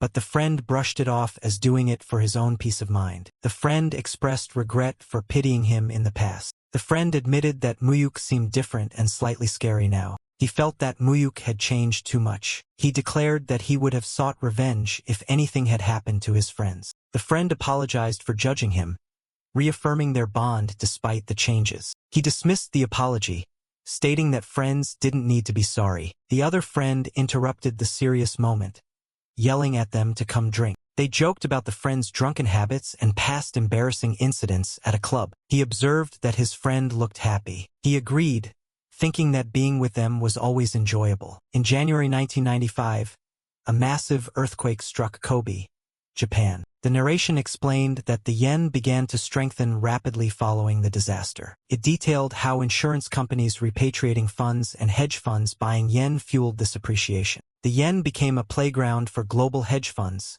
second only to the dollar. Under immense pressure, the yen eventually weakened until an agreement was made to lower it deliberately. This agreement triggered the Asian financial crisis, which would strike South Korea 2 years later. He resolved to seize this opportunity to take control of South Korea's economy. He requested to withdraw funds invested in the Wonbo Group. The grandfather was surprised, noting his long relationship with Wonbo. He explained that Wonbo had too much debt and was still borrowing recklessly. The narration introduced the Wonbo Group as a major conglomerate in construction and manufacturing. Despite its high ranking and grand projects like the Yunmi apartment, the company was described as an empty shell. It revealed the chairman's history of bribery and how he avoided punishment while the group nearly collapsed. He dismissed the chairman as nothing more than a real estate speculator. He warned that the chairman's greed would destroy the company and advised recovering the investment now. The grandfather hesitated, thinking the financial statements didn't look critical yet. The narration revealed that Wonbo would collapse in 1997, triggering a domino effect of bankruptcies. It stated that Wanbo's failure was the prelude to the horrific 1997 foreign exchange crisis. The grandfather decided to trust his judgment and gave him permission to handle it. He asked if he needed Myung-hoon's help, mentioning a test involving debt collection. He recognized this was a test of his abilities. He declined, choosing to work with manager Ma instead. The grandfather ordered all Wanbo bonds to be transferred to Mu-hyuk. The grandfather asked once more if he was sure he didn't need assistance. He explained that using help would defeat the purpose of proving himself. The grandfather laughed and wished him luck, sending regards to Chairman Jang. He agreed enthusiastically. He confirmed they had arrived at the correct location. He expressed disbelief that a major corporation's headquarters was in an apartment shopping complex. He realized Chairman Jang was unconventional and that this wouldn't be easy. He stopped Manager Ma from entering first,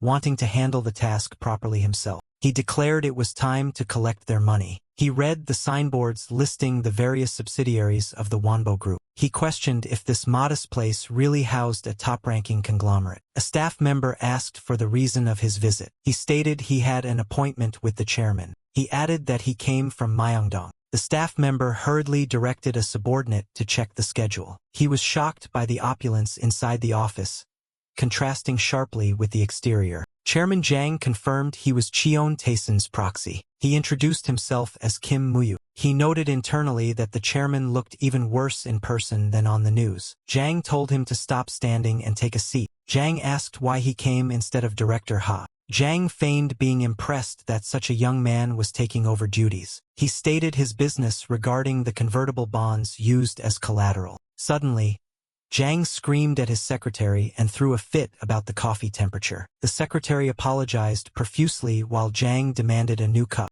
Jang insulted his staff before turning back to ask why the loan was being recalled when interest was paid on time. He explained that this was part of a general asset liquidation process ordered by his grandfather. Jang refused to accept that explanation. Jang argued that even loan sharks couldn't demand immediate repayment like this. He thought to himself that he never expected repayment, knowing the company was broke. He offered an alternative: convert the bonds to stocks or sell them to a third party. Jang was outraged at the threat of selling the debt to someone else. He analyzed the power dynamic, noting that usually large debtors held power over creditors. However, he knew that if the bonds changed hands, Wanbo's management rights would be threatened. He asked if Jang was prepared to face the management difficulties that would follow a stock conversion. He revealed that he didn't come for cash, but for something else. Jang asked if this was Chairman Cheon's order. He clarified it was his own decision, authorized by his grandfather. Jang accused him of lying, claiming Cheon promised never to convert the bonds. He invited Jang to verify it personally if he didn't believe him. Jang angrily ordered his staff to connect him to Chairman Cheon immediately. Jang complained to Cheon, asking how he could break their agreement. Cheon feigned ignorance, asking for an explanation. Jang explained the threat regarding the convertible bonds and accused Cheon of bad business ethics. Cheon's tone shifted, asking if Jang was daring to lecture him. Cheon reminded Jang of his humble attitude when borrowing money, contrasting it with his current arrogance. Jang stuttered an apology, and Cheon told him to work it out with his grandson. He asked if the confirmation was finished. Jang accepted the situation and asked how much money he wanted. He demanded 20 billion won. Jang screamed in disbelief, citing the original 5 billion loan. He explained that since repayment was impossible, he was selling the tool that protected the company's control. He remarked that the merchant sets the price. He pointed out that he could get even more by selling it elsewhere. Jang stammered in anger. He threatened to leave if the deal wasn't accepted. Jang offered double the original amount, 10 billion, if given a month. He realized Jang planned to take another illegal loan to pay him, dismissing him as a thug in a suit. He declared the negotiation over, but Jang begged him to wait. Jang frantically called for his CFO. Jang introduced the CFO and told him to handle the explanation. The CFO admitted that raising 20 billion immediately was impossible. He reiterated that if they couldn't pay today, the bonds would be transferred. The CFO asked what he really wanted, realizing he knew their situation. He mentally praised the CFO's quick understanding. He proposed trading the bonds and existing stocks for a total value of 5 billion won. The CFO noted that the premium was still high. He insisted it was a fair valuation given the circumstances. The CFO asked what specific asset he wanted in exchange.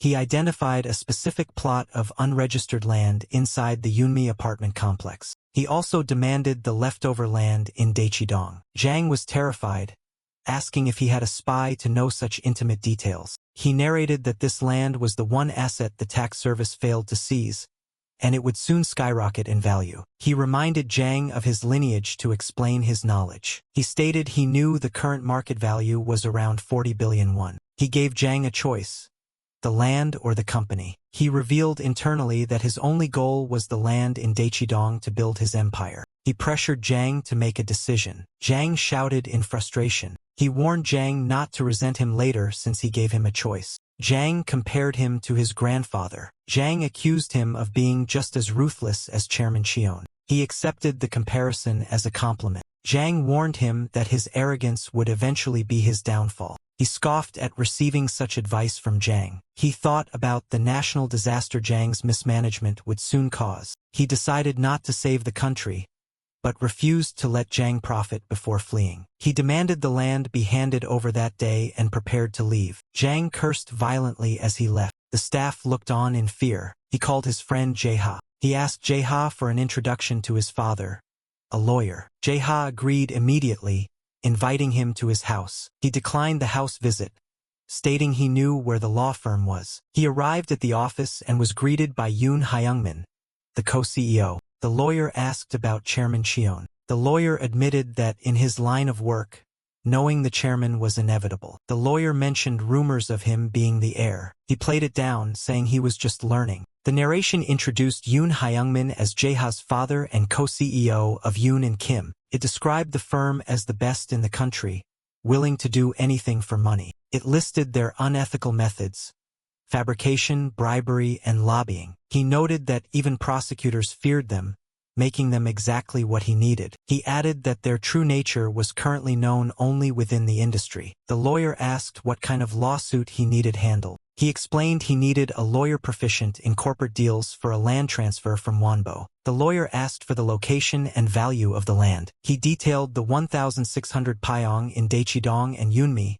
valued at 40 billion. The lawyer was stunned by the immense value and location. He explained the complications with the unregistered portion and the rest of the land in Daechidong. He remarked on the surprise of their first meeting, recalling that Chairman Cheon usually employed his own personal lawyer for such matters. Mu-hyuk explained that his grandfather had entrusted the matter to him, adding that since they would meet often, he preferred working with someone skilled. The man laughed, amused by Mu-hyuk's demeanor, and noted that Jae-ha had found himself an impressive and entertaining friend. He agreed to the request, promising to dispatch their absolute best ace to handle the job. He then asked for directions, inquiring where he should drive Mu-hyuk next. Mu-hyuk announced they were starting a building project on the Daechidong site, noting that Polar Constructions couldn't handle the scale alone. He directed the driver to head straight to the residence of Chairman Song, the head of the Dayan Group. He asked Chairman Song if the news about bringing Polar Constructions on board had already reached him. Chairman Song confirmed he had heard the rumors, remarking on how small the industry truly was. Mu-hyuk explained that they received the Daechidong land instead of cash from the Wonbo Group, but the project was too massive for Polar alone. Song expressed shock, finding it hard to believe that Chairman Zhang had actually surrendered that specific plot of land. He laughed at the irony, amazed that the stubborn Zhang was outsmarted by Cheon's son rather than Cheon himself. Wishing he could have seen the man's face, he asked if the intention was for Dayan to manage the construction work for the project. Mu-hyuk confirmed he wanted Dayan as the lead contractor to navigate the tricky site, even if Polar handled the physical building. Song called him a sly fox, realizing the true motive was to leverage Dayan's influence to get the zoning laws changed. Mu-hyuk admitted he could handle the zoning himself, but acknowledged that Dayan would be far swifter and more precise. He set a strict deadline, demanding the project be completed within 3 years, finishing by early 1998 at the latest. The chairman agreed to the ambitious terms. He asked Mu-hyuk to step out for a moment so he could make a few necessary calls regarding the arrangement. Mu-hyuk resolved to secure Chairman Song as an absolute ally, recognizing the immense power Dayan held in the Korean economy. He reacted with surprise to an unexpected encounter in the hallway. A voice questioned his identity. Mu-hyuk wondered who the girl was, deducing she must be family since she was speaking so casually in the chairman's house. He introduced himself as Kim Mu-hyuk, explaining his purpose was to meet with Chairman Song. The girl realized who he was. Her interest immediately piqued by the mention of his name. She introduced herself as Song Hyunji, mentioning she had heard a lot about him from her grandfather and Hyunsu. He searched his memory, trying to recall if there was anyone named Song Hyunji in the Song family tree. She seemed genuinely surprised that he hadn't heard about her or their family situation yet. She casually brought up the topic of their arranged marriage, assuming he had already been informed. Mu-hyuk was completely blindsided, mentally screaming at the absurdity of a sudden marriage arrangement being thrust upon him. She evaluated him, deciding his looks passed her standards and cheerfully suggesting they try to get along. He remained confused, trying to process the rapid and baffling developments. He stammered, trying to clarify what exactly she meant by getting along. She teased him for acting innocent, insisting that even in an arranged setup, they needed time to get to know one another. He noted her youthful appearance and bluntly asked for her age, sensing a significant gap. She revealed she was a high school senior, pointing out that when he was her age, she was just a middle schooler. He felt uncomfortable at the idea of dating a minor, but she dismissed his concerns as hopelessly old-fashioned. He realized the older men had plotted this behind his back and resolved to reject the idea immediately. She scolded him for being stiff and formal with honorifics, complaining that he was behind the times. She confessed she liked him even more than what her grandfather had described, finding him appealing. She listed the traits she was told about, mentioning his intelligence, looks, and polite demeanor. She cheekily added that his massive wealth was the trait she actually found most attractive. She asked about his weekend plans, suggesting he join her on a trip to Taiwan. When he claimed to be busy, she pouted, asking if he was rejecting her since she wasn't used to such treatment. She pressed him for his opinion, demanding he confess that he liked her back. Chairman Song returned,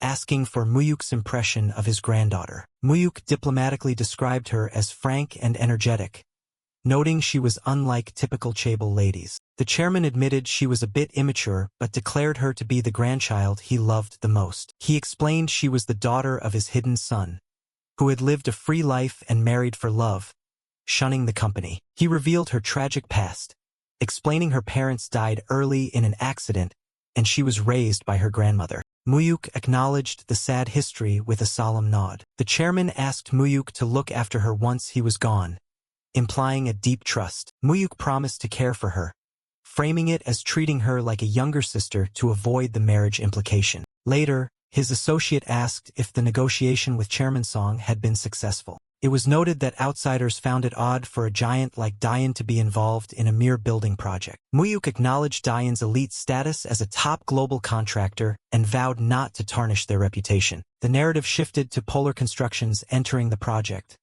marking the expansion of Park Dong-soo's influence into Gangnam. A warning was issued that Gangnam wasn't a territory one could simply stroll into without consequences. A rival gang boss named Baek Jung-gi greeted them with hostility, introducing himself as the White Tiger boss. He mentioned his past tie to Lee Se-song, regretting that things had to get ugly between them. He ordered them to sit down with a commanding tone. He apologized insincerely for the reception, citing the sheer number of subordinates he had to manage as an excuse. One of Park's men reacted with fury at the disrespect shown to his boss. The rival boss snapped at the subordinate, telling the small fry to stay out of the leader's conversation. He threatened extreme violence, warning that next time it wouldn't end with just a broken leg. The subordinate stammered in fear at the vicious threat. Park Dong-soo shouted to halt the escalation before blood was spilled. He lamented that he called the meeting to introduce a friend, but it had turned into a chaotic mess. He ordered his men to leave the room to de-escalate the situation. The rival expressed amazement at how quickly they took Yang Dongpo,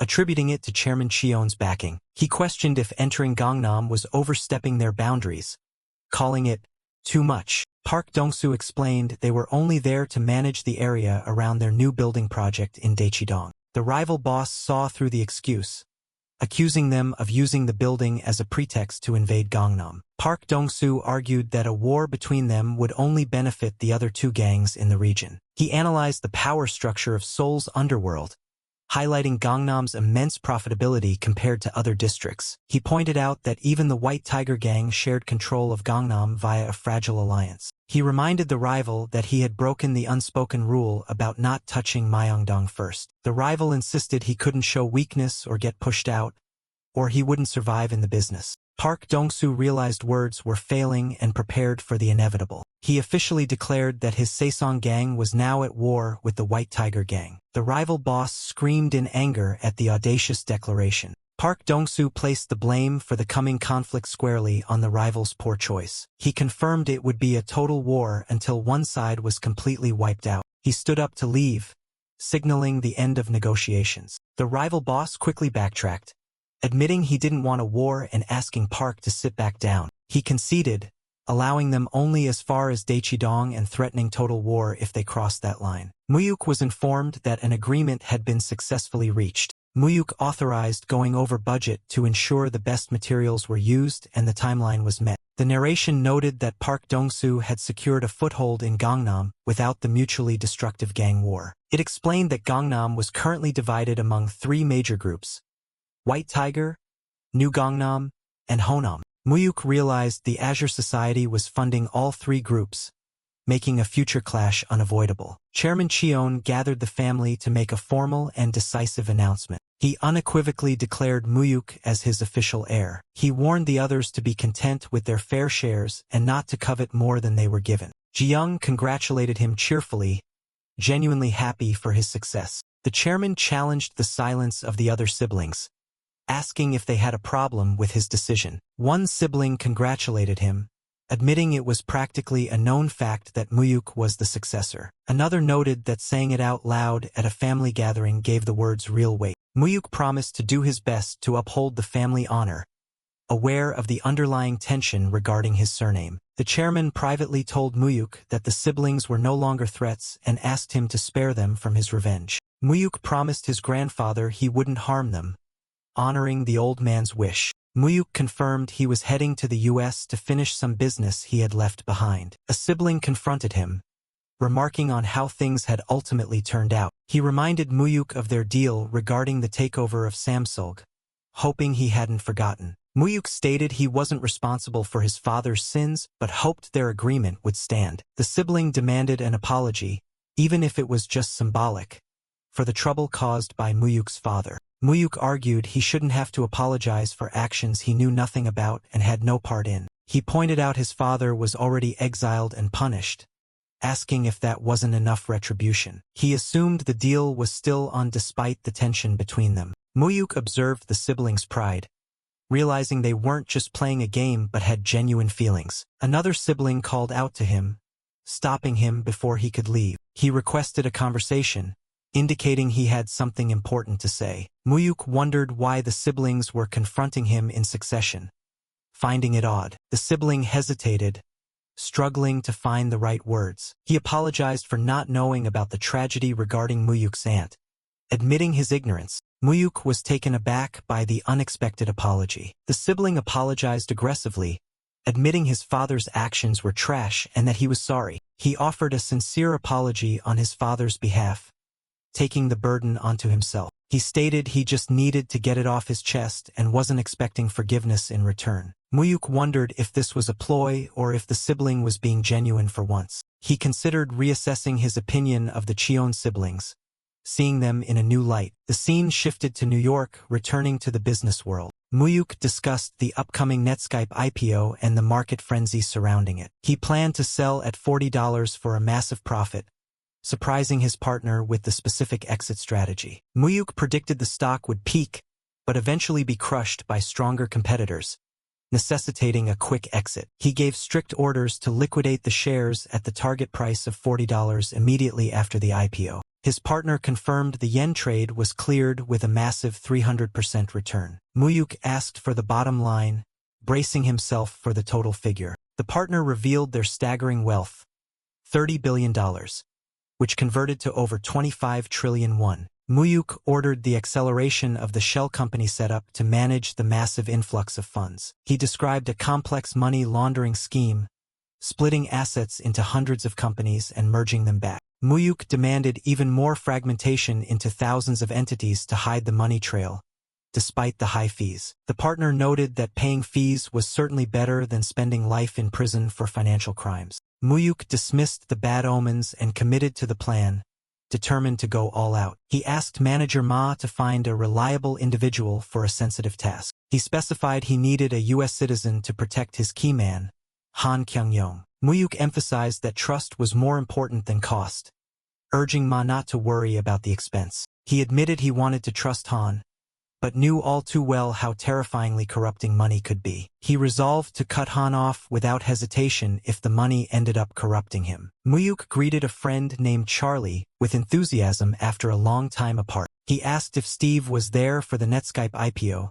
knowing his interest in the tech world. Steve introduced Andrew Gigante, an early investor who had supported him back at Apple. Mu-hyuk recognized the surname immediately, realizing the significance of the man before him. The realization hit him as he connected the name to a notorious family. He identified Andrew as the son of Vincent Gigante, the boss of one of New York's 5 families. Steve shifted topics, excitedly mentioning his new movie collaboration with Disney. He pitched his new 3D animated film about toys, expecting Mu-hyuk to be surprised. Steve was modest about the expectations, not anticipating huge profits from an animated film. The narration noted this was the legendary Toy Story, the film that would save Pixar from collapse. Mu-hyuk assured him it would be a hit, predicting its massive success with confidence. Steve appreciated the support, admitting he was worn out from the struggle. Mu-hyuk offered unlimited investment support, telling Steve to just say the word. Steve laughed at his enthusiasm,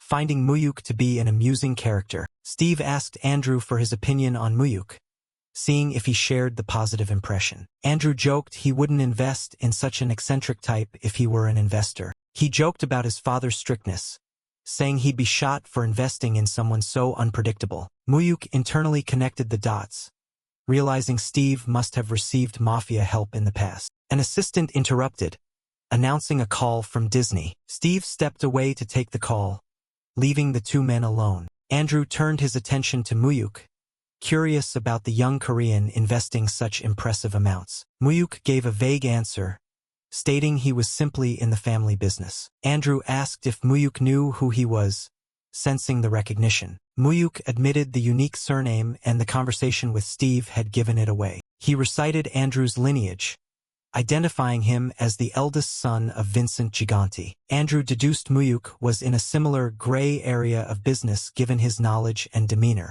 The narration explained the Genovese family's prestige as the most legitimate of the mafia lineages. It detailed their criminal enterprises, ranging from betting and loan sharking to union control. It noted that Vincent Gigante was the only boss to successfully evade the law during the massive crime war. Mu-hyuk confirmed their similar backgrounds, acknowledging the unspoken bond. He asked about the connection with Steve, curious how the mafia and the tech visionary were linked. Andrew explained it was a personal relationship born from helping Steve with sales in the early days. Mu-hyuk realized that, in those days, mafia help was essential for basic logistics and distribution. Mu-hyuk proposed maintaining a relationship, stating that wealthy friends were always welcome. He calculated the value of a mafia connection, seeing it as a powerful lobbying channel for U.S. business. Mu-hyuk confirmed the sale of the Netscape shares at the peak price of $40. He directed the funds into the Nasdaq, predicting the upcoming unprecedented dot-com boom. He advised his partner to hire talented people and build a system that could run without him. He delegated foreign affairs to his partner, warning that things would get dangerous as the amounts grew. The partner accepted the burden, stating he had long given up on the idea of easy money. Mu-hyuk introduced a bodyguard, deciding his partner needed protection. He introduced Michael, a veteran mercenary he had worked with in the past. The bodyguard introduced himself simply as Michael, pledging his service. The partner accepted the protection, looking forward to working with him. Mu-hyuk verified Michael's reliability, citing their past history. The narration explained Michael's elite background with executive outcomes, a leading PMC. Mu-hyuk ordered strict surveillance and protection for Han Kyung-yong, allowing for more recruits if needed. Manager Ma suggested forming a legitimate company to handle their operations properly. Mu-hyuk asked for a candidate to run it, and Ma suggested an administrative expert. They planned the corporate structure with a U.S. headquarters to avoid strict Korean regulations. Ma agreed to report back once the preparations were underway. Mu-hyuk anticipated future international conflicts and agreed it was wise to prepare. He decided it was time to speed up the cleanup of loose ends back in Korea. Park Dong-soo asked where Mu-hyuk had been, noting he was unreachable for days. He joked about Mu-hyuk treating America like a neighboring town due to his frequent travel. Mu-hyuk asked for a situation report on the Daechidong project. Park reported that while construction was fine, the rival gangs were acting strangely and suspiciously. He noted unfamiliar spies lurking around the construction site. Mu-hyuk addressed Park seriously, signaling a change in plans. He proposed cleaning up Gangnam entirely, rather than just defending their spot. Park was shocked by the sudden escalation. Mu-hyuk ordered a total takeover, planning to crush all three gangs at once. Park questioned the feasibility of attacking everyone simultaneously. Mu-hyuk insisted on a simultaneous strike to prevent them from forming alliances and counterattacking. Park argued they lacked the resources and manpower for a war on the scale of Gangnam. He pointed out the numerical disadvantage, noting that even with Busan reinforcements they were short. He warned of the consequences, fearing police intervention and the inability to manage the territory. Mu-hyuk assured him that he would handle the legal and political side of things. He ordered the mobilization of the Busan forces and told Park to set the date for the takeover. Mu-hyuk met with Prosecutor Yoon, greeting him after a long time. He addressed him by his full title, acknowledging his rising status. Mu-hyuk mentioned rumors of his potential promotion to Attorney General. Yoon played it down, calling it a baseless rumor for now. The narration explained Yoon's rise to fame following the slot machine case investigation. Mu-hyuk asked if politicians were courting him, which Yoon confirmed was becoming a nuisance. Mu-hyuk advised him to stay the course and reach the peak of the prosecution before entering politics. He explained the strategic value of waiting to solidify his position as Attorney General first. Yoon agreed to follow the advice, trusting Mu-hyuk's foresight. Mu-hyuk asked about the whereabouts of Prosecutor Park, another key figure. Yoon replied he was in Jeju, curious why Mu-hyuk was asking. Mu-hyuk laid out the plan to bring him to Seoul and use the Violent Crimes Division to clean up Gangnam. Yoon warned that the Gangnam gangs had deep political ties and wouldn't be easy to take down. He noted that they had survived previous crackdowns by disguising themselves as legitimate businesses. Mu-hyuk dropped the bombshell about the upcoming arrest of two former presidents. The narration detailed the crimes that led to the historic arrest warrants for John Do-won and No Tae-woo. Yoon was shocked that Mu-hyuk knew this top-secret information, including the specific date. Mu-hyuk explained that the political chaos would be the perfect cover to use the Anti-Violence Act. Yoon worried they were still short on evidence to prove the gangs were criminal organizations. He asked if Mu-hyuk had a plan to solve the evidence problem this time as well. Mu-hyuk promised to manufacture the opportunity for the prosecution to get the proof they needed. He synchronized the gang raids with the presidential arrests,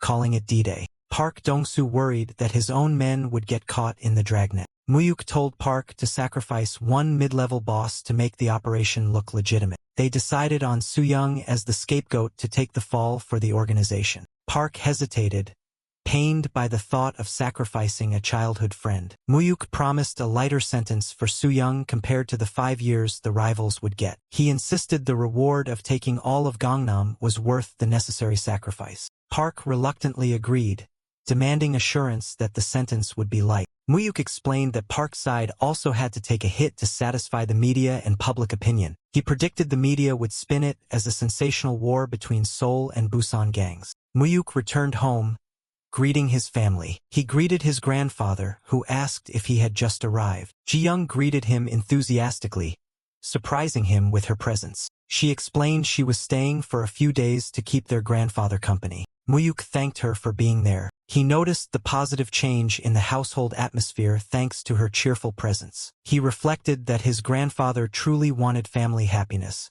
not just more money. The date of the operation, November 1st, finally arrived. Chaos erupted at the gang hideouts as the raids began unexpectedly. The order was given to attack, signaling the start of the violent cleanup. Mu-hyuk answered his phone calmly amidst the unfolding chaos. He received confirmation that the police had successfully arrested the targets. Mu-hyuk ordered the final phase, telling Park to have Yang Soo-yoon turn himself in. The news broke that, for the first time in history, two former presidents were arrested simultaneously. Under the cover of the massive political news, Park Dong-soo quietly took control of the Gangnam underworld. People were shocked by the speed of the political arrests, distracted from the gang war. Shadowy figures dismissed the arrested presidents as useless tools that could be replaced. However, they realized with horror that Cheon's grandson had seized Gangnam during the confusion. They understood that the prosecutor had wiped out their proxy gangs in a coordinated strike. The antagonists realized the Azure Wind Society had suffered significant damage from the loss of Gangnam.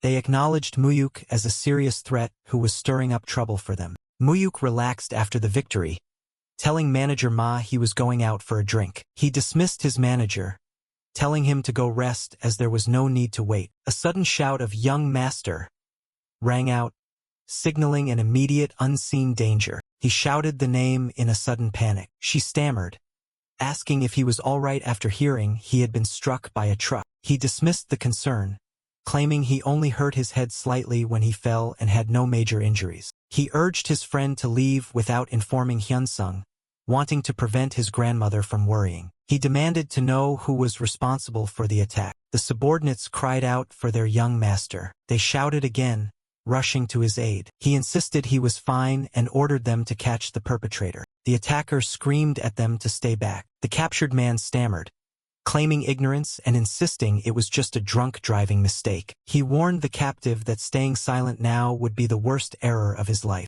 He declared that no police were needed and the interrogation ended there, demanding to know the mastermind. He violently ordered the man to speak up. The captive groaned in pain. A subordinate reported that the driver was a laborer who had recently come into money, but the source was untraceable. The subordinate apologized for not handling the security better. He admitted that the attack was unexpected for him as well. He noted that few people in Gangnam would dare such an act, and even fewer knew his identity. He confirmed the name Myung-hoon. He decided he would need to go out for a while. The rival greeted Chairman Cheon, commenting on how much he had aged. The rival taunted him for his silence, assuming he had come with much to say. The chairman ordered him to stop whatever schemes he was planning. The rival feigned ignorance, asking what he was supposed to stop. The chairman warned that if he touched his grandson, he would have to face him in battle. The rival continued to deny knowing what he was talking about. The chairman threatened total war against the Azure Wind Society if anything happened to Mu-hyuk. He vowed not to stay quiet like he did when his daughter died 20 years ago. He swore to destroy both the rival and his entire organization.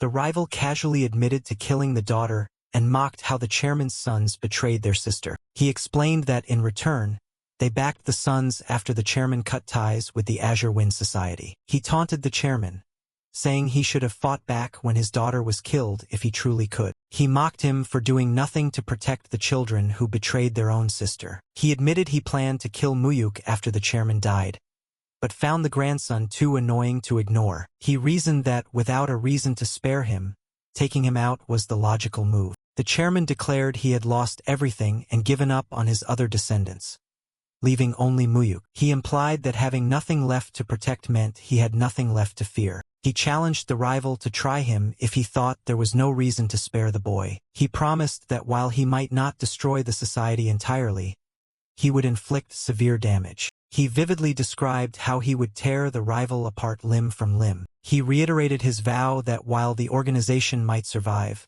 the rival would not. He repeated the gruesome threat of physically tearing him apart. The rival chuckled darkly. He expressed excitement at seeing his old friend so full of life and fire again. He agreed to let the grandson be, as long as the chairman remained alive and breathing. However, he added a caveat that he made no promises if the boy crossed the line. The chairman retorted that he didn't need to lose everything to drag the rival into hell. Mu-hyuk asked how he was feeling and apologized for causing worry. The grandfather advised him not to cause too much trouble in Seoul for the time being. He suggested Mu-hyuk focus on helping with the work, as that alone was a heavy burden. Mu-hyuk asked if this caution was because of the Azure Wind Society. He realized the incident had indeed been a warning from them. The grandfather pleaded with him not to let him lose another child in his lifetime. Mu-hyuk understood and promised not to cause any further worry. The grandfather thanked him for his understanding. Mu-hyuk confirmed his suspicions that the Azure Wind Society was behind the assassination attempt. His associate congratulated him on his discharge from the hospital. He remarked on how fast youth heals, contrasting it with his own lingering old wounds. Mu-hyuk credited Dong-soo for doing the heavy lifting in taking over Gangnam. He asked if Dong-soo had successfully reorganized the gang members in the newly acquired districts. He instructed that they should be given legitimate roles and forbidden from extorting civilians. He warned that feeding a growing organization was necessary for leadership words to carry weight. He strictly forbade any involvement in drug sales despite the rumors. The associate questioned if a simple command could stop the encroaching Chinese groups from selling. Mu-hyuk decided to let them be for now, planning to use the law against them later. The associate asked if they should just manage the current territories for now. Mu-hyuk advised against visible warfare but noted that staying quiet wouldn't stop the conflict. He anticipated the rivals would try to pick them off while they were perceived as alone. The associate worried that the established gangs would not tolerate their intrusion into Gangnam. Mu-hyuk proposed using this opportunity to take everything. He clarified that they would use negotiation and profit-sharing rather than war. He believed they could resolve things quietly without attracting public attention. He planned to avoid direct conflict with the Azure Wind Society while securing key cities. He looked further ahead, envisioning a unified national network under his command. A familiar voice called out to him in surprise. Mu-hyuk was surprised to see Hyunji, who claimed she was there to have fun. She expressed delight at the meeting and demanded he buy her dinner since her friend left early. He scolded the high school senior for wandering around at night right before her entrance exams. She complained about his old-fashioned attitude and demanded pizza and spaghetti. Later, she thanked him for the ride and the food, while he urged her to go inside. She teased him, saying her father would be happy to know she spent the night with him. She exclaimed in joy as the first snow of the season began to fall. She confessed that she felt strangely at ease and open whenever she was with him. She suddenly kissed him on the cheek. She promised to treat him next time before running off. The driver asked if they should head home. Mu-hyuk asked about the car that had been tailing them. The driver reported that the tailing vehicle vanished when they tried to track it. He explained that security had been tightened significantly since the discharge. Mu-hyuk expressed concern about others getting hurt because of him and asked about the PMC project. He ordered the setup to be rushed as his contact would be arriving soon.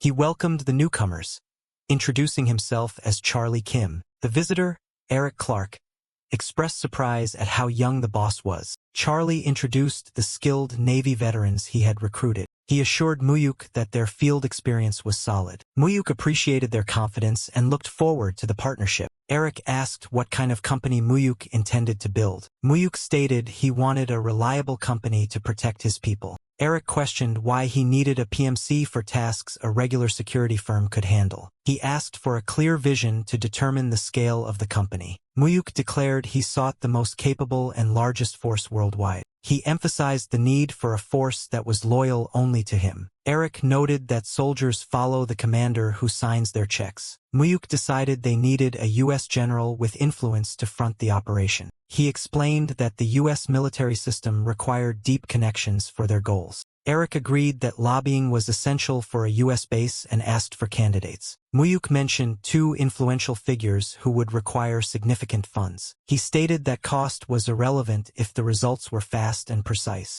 He decided to recruit both generals as CEOs while Eric handled operations. Eric remarked that Mu-hyuk was as direct as Black had described. He explained that Black was Manager Ma's nickname during his mercenary days. Mu-hyuk hummed in acknowledgement. Eric stressed that equipment was more important than training. He presented the choice between company-supplied gear or agents buying their own. Mu-hyuk was surprised that agents buying their own weapons was an option. He asked for Eric's preference, and Eric favored company-issued gear despite the cost. Mu-hyuk agreed to go with company-issued equipment. Eric warned of the high cost but noted it ensured loyalty and survival. Mu-hyuk dismissed the money concerns, demanding only the best quality. Eric directed him to speak to the U.S. partner for costs, acknowledging the order. Mu-hyuk lamented having too much work and too few trustworthy people. The subordinate asked if he meant the loan business. Mu-hyuk confirmed he needed someone reliable to manage the Myeongdong offices. He offered the subordinate an out if he wasn't interested. The subordinate immediately agreed to take the job. He pledged his help and asked for instructions.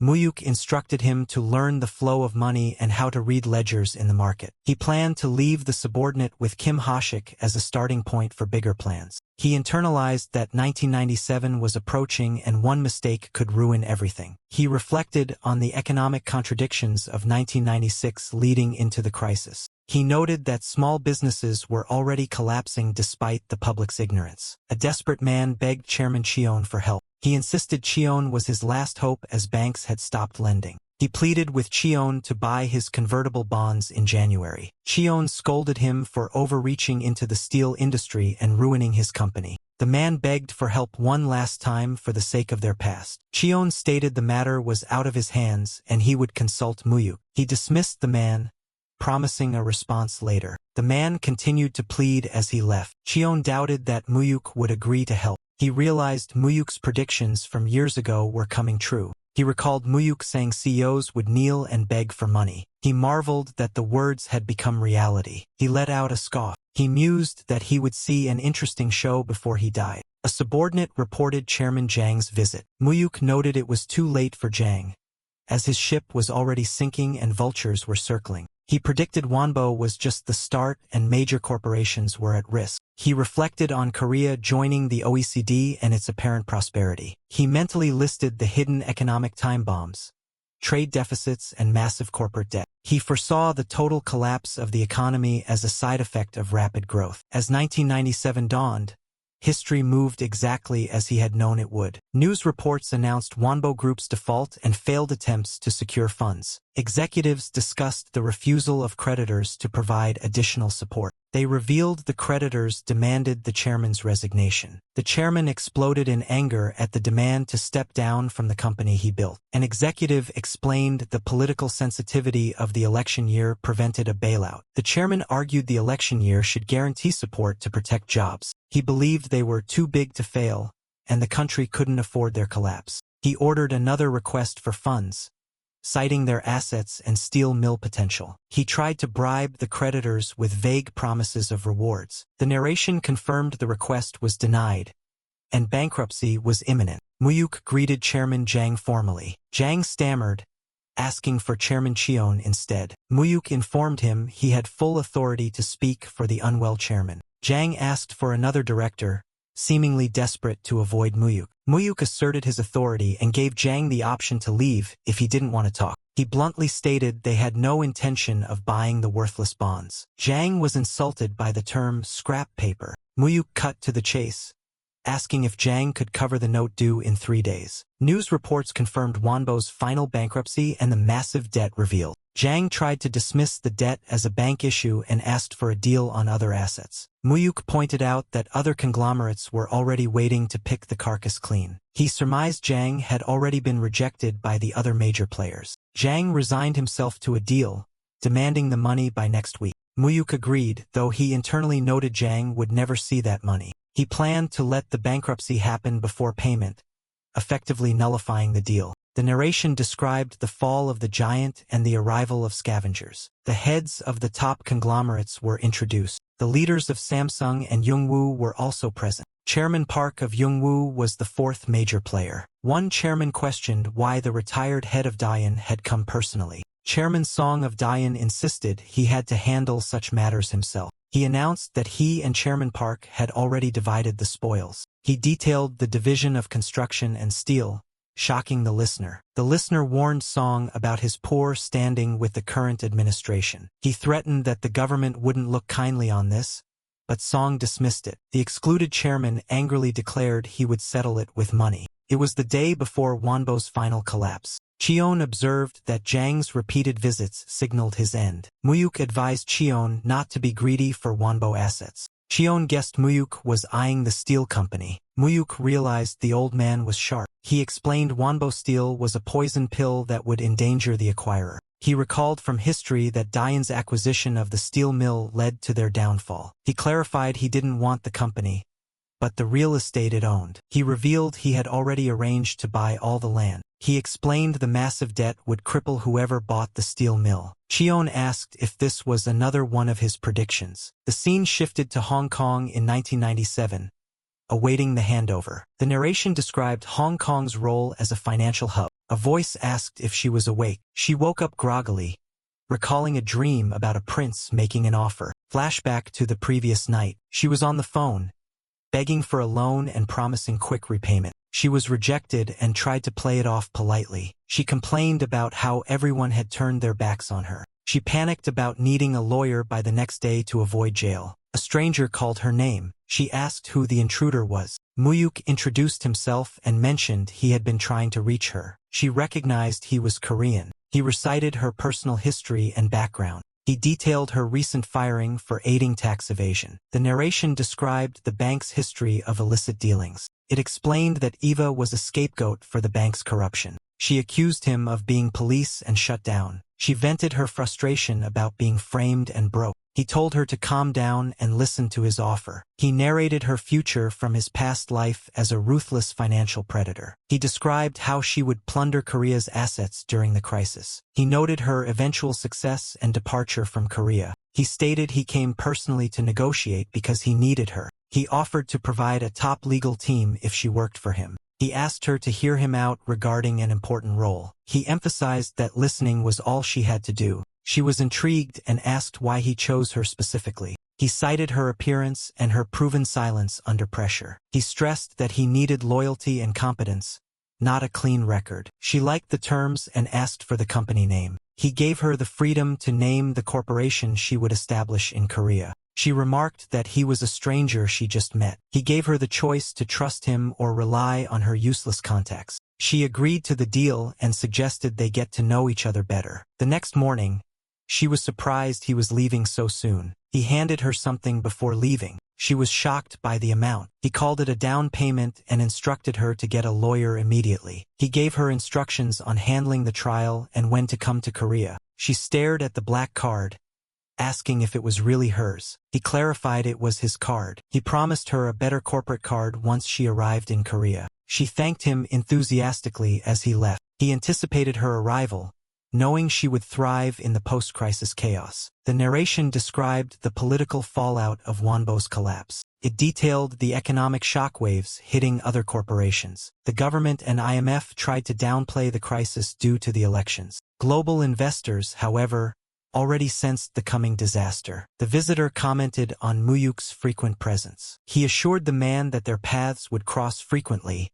noting the bright future that lay ahead. He formally addressed Prosecutor General Yoon Chang-ho. The prosecutor expressed gratitude, valuing the congratulations coming specifically from him. He explained that with the looming IMF crisis, he needed Yoon to help consolidate unprecedented power for the prosecution. He inquired about the status of the Wonbo case. It was noted that politics had grown unstable with the year-end election approaching. He mentioned rumors of the president's son's involvement and praised the man's solid intelligence network. The prosecutor admitted he would play along with the president's orders for now, despite the administration's limited time left. He expressed trust in the prosecutor's handling of the matter and suggested finishing the Wonbo case first. He brought up rumors regarding the Jung-woo group, questioning if they were any different from the others. He detailed Jung-woo's massive scale and influence before its eventual collapse due to corruption and fraud. He realized that waiting for the natural collapse would leave nothing to take,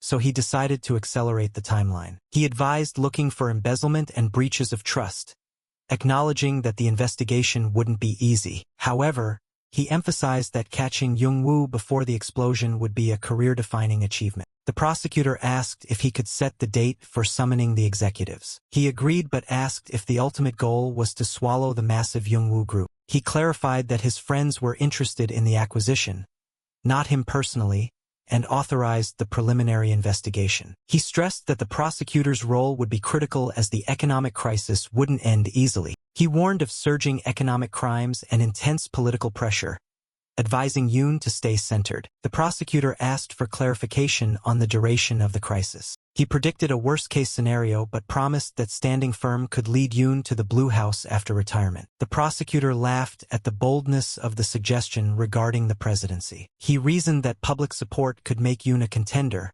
provided he avoided the poison chalice of the current election. He casually mentioned leaving 3 boxes of high-quality apples in the prosecutor's trunk as a gift. The prosecutor expressed deep gratitude for the constant support. He promised to smooth the path ahead, assuring Yoon that following his lead would make him the master of the Blue House. Internally, he noted that Yoon would ultimately be his puppet once he reached that position. He reflected that while he could manage politics through Yoon, one more preparation was needed for the post-IMF era. He greeted Chairman Cheon warmly, noting how long it had been. The chairman returned the greeting, mentioning rumors that he was retiring and handing things to his children. He suggested it might be time to step back, noting the chairman had also passed everything to his grandson. The chairman remarked that the grandson was no ordinary man and mentioned the struggles of Wonbo's chairman Jang. He laughed, explaining that his grandson wanted to pay his respects, so he had brought him along. Mu-hyuk introduced himself, expressing honor at meeting the leaders of a generation. These were the men who owned Korea's top newspapers. It was a time before the internet, where all public information came solely from print and broadcast media. He knew that their editorial stances and ownership effectively set the tone for public opinion. Once tools of military regimes, the press now twisted opinions for profit, viewing themselves as the ruling class. He acknowledged the grim reality that crossing these newspapers meant the end of anyone's career. He noted that they were even blinding the public to the current economic crisis. However, he planned to utilize their influence to steer public opinion in his favor. He explained that he asked his grandfather to arrange the meeting to continue the bond they shared. The older men laughed humbly, claiming they were just retirees passing the time. He insisted that Korea remained steady thanks to their leadership and that stepping back didn't erase their legacy. He sincerely asked for their support. The group readily agreed, eager to work with Chairman Cheon's heir. They suggested exchanging business cards to stay in touch if needed. He stared at the blank business cards he received. He realized their authority was so absolute that they didn't require names. Their presence alone held power. He held just 5 cards, yet felt their immense weight. To him, these were weapons capable of swaying public opinion across the entire nation. He vowed that they would one day bow to him, but for now he would use them. Later, he discussed the company's precarious financial situation with Chairman Jang. The chairman dismissed the concerns of his employees, claiming only the owner understood the money. It highlighted the arrogance of conglomerate owners who viewed employees as mere servants. He recalled how such bold remarks on live TV had sparked public outrage. Someone tooted, noting that the man still hadn't learned his lesson. He agreed, suspecting the man probably never would. He asked about the fate of Wonbo Steel and Construction. It was explained that government delays forced an acquisition without debt relief. He recalled telling creditors he would take over if the major competitors didn't. In the original timeline, Tae-san acquired the steel company, only to be drained by its massive debt. He anticipated that Samsung and Young-woo would take a big hit,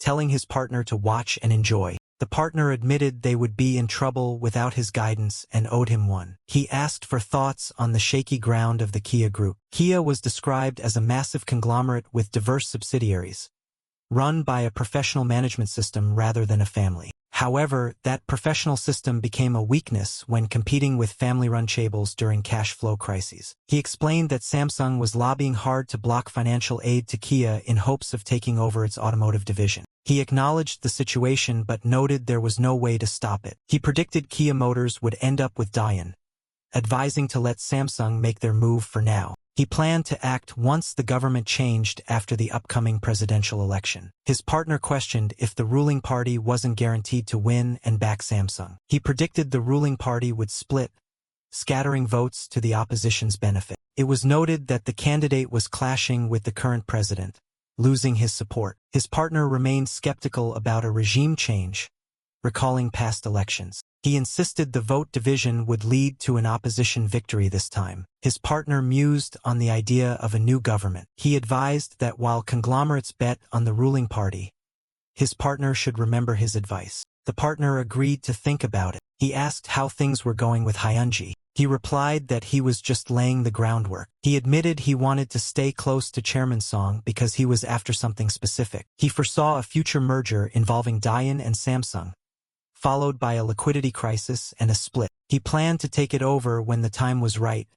As the crisis continued to spread, major conglomerates began collapsing in early 1997, starting with Jinbo and Sangbo. While Korea faced crisis, his attention shifted to Thailand, where the Asian financial collapse began. He instructed a massive all-in investment into 6 specific firms. His partner asked if his heart was made of steel, questioning if he feared losing. He admitted fear, but knew that fear alone wouldn't win him anything. He acknowledged that knowing the future didn't guarantee safety, as his actions were already altering history. The scene shifted to New York. Someone asked George if he was the frontman for the bot attack again. George confirmed he was taking the lead and told them to follow. George Salas was a legend who had made $1 billion in a day by predicting the pound crash. Mentions arose of unknown investors making big profits in Mexico and Japan under the name Dream High Investment. It was described as a new firm with solid performance, currently quiet in the stock market. They cursed the firm as hyenas that would definitely join the attack this time.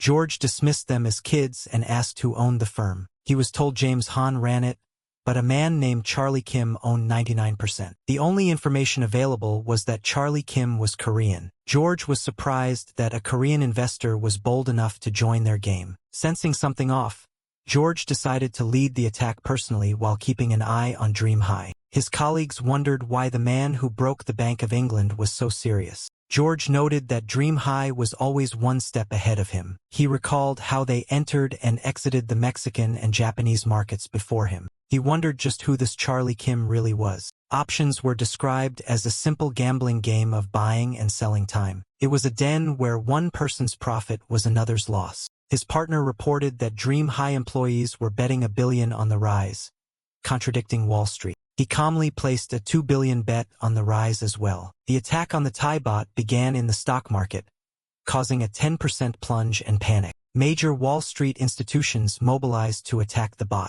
They bet on the decline and sold off billions to induce a crash. The bot started falling continuously, marking the start of Wall Street's attack. His partner worried about going against Wall Street. He explained that the second wave following the hedge funds was the truly scary part. Speculative capital, tens of times larger than hedge funds, was on high alert. He noted that while trillions were traded daily, the initial hedge fund attack seemed small. However, the entry of speculative capitalists expecting a fall skyrocketed the stakes. He assured his partner that the bot wouldn't collapse easily. Thailand responded unexpectedly with help from Southeast Asian allies, stabilizing the price by buying up the bot. His partner was amazed that the bot was fending off the attack. He promised that something even more interesting was about to happen. The Thai government adopted a dual exchange rate and blocked foreign sales, taking hardline measures. The bot rose instead of falling, marking a defeat for the hedge funds and a victory for him.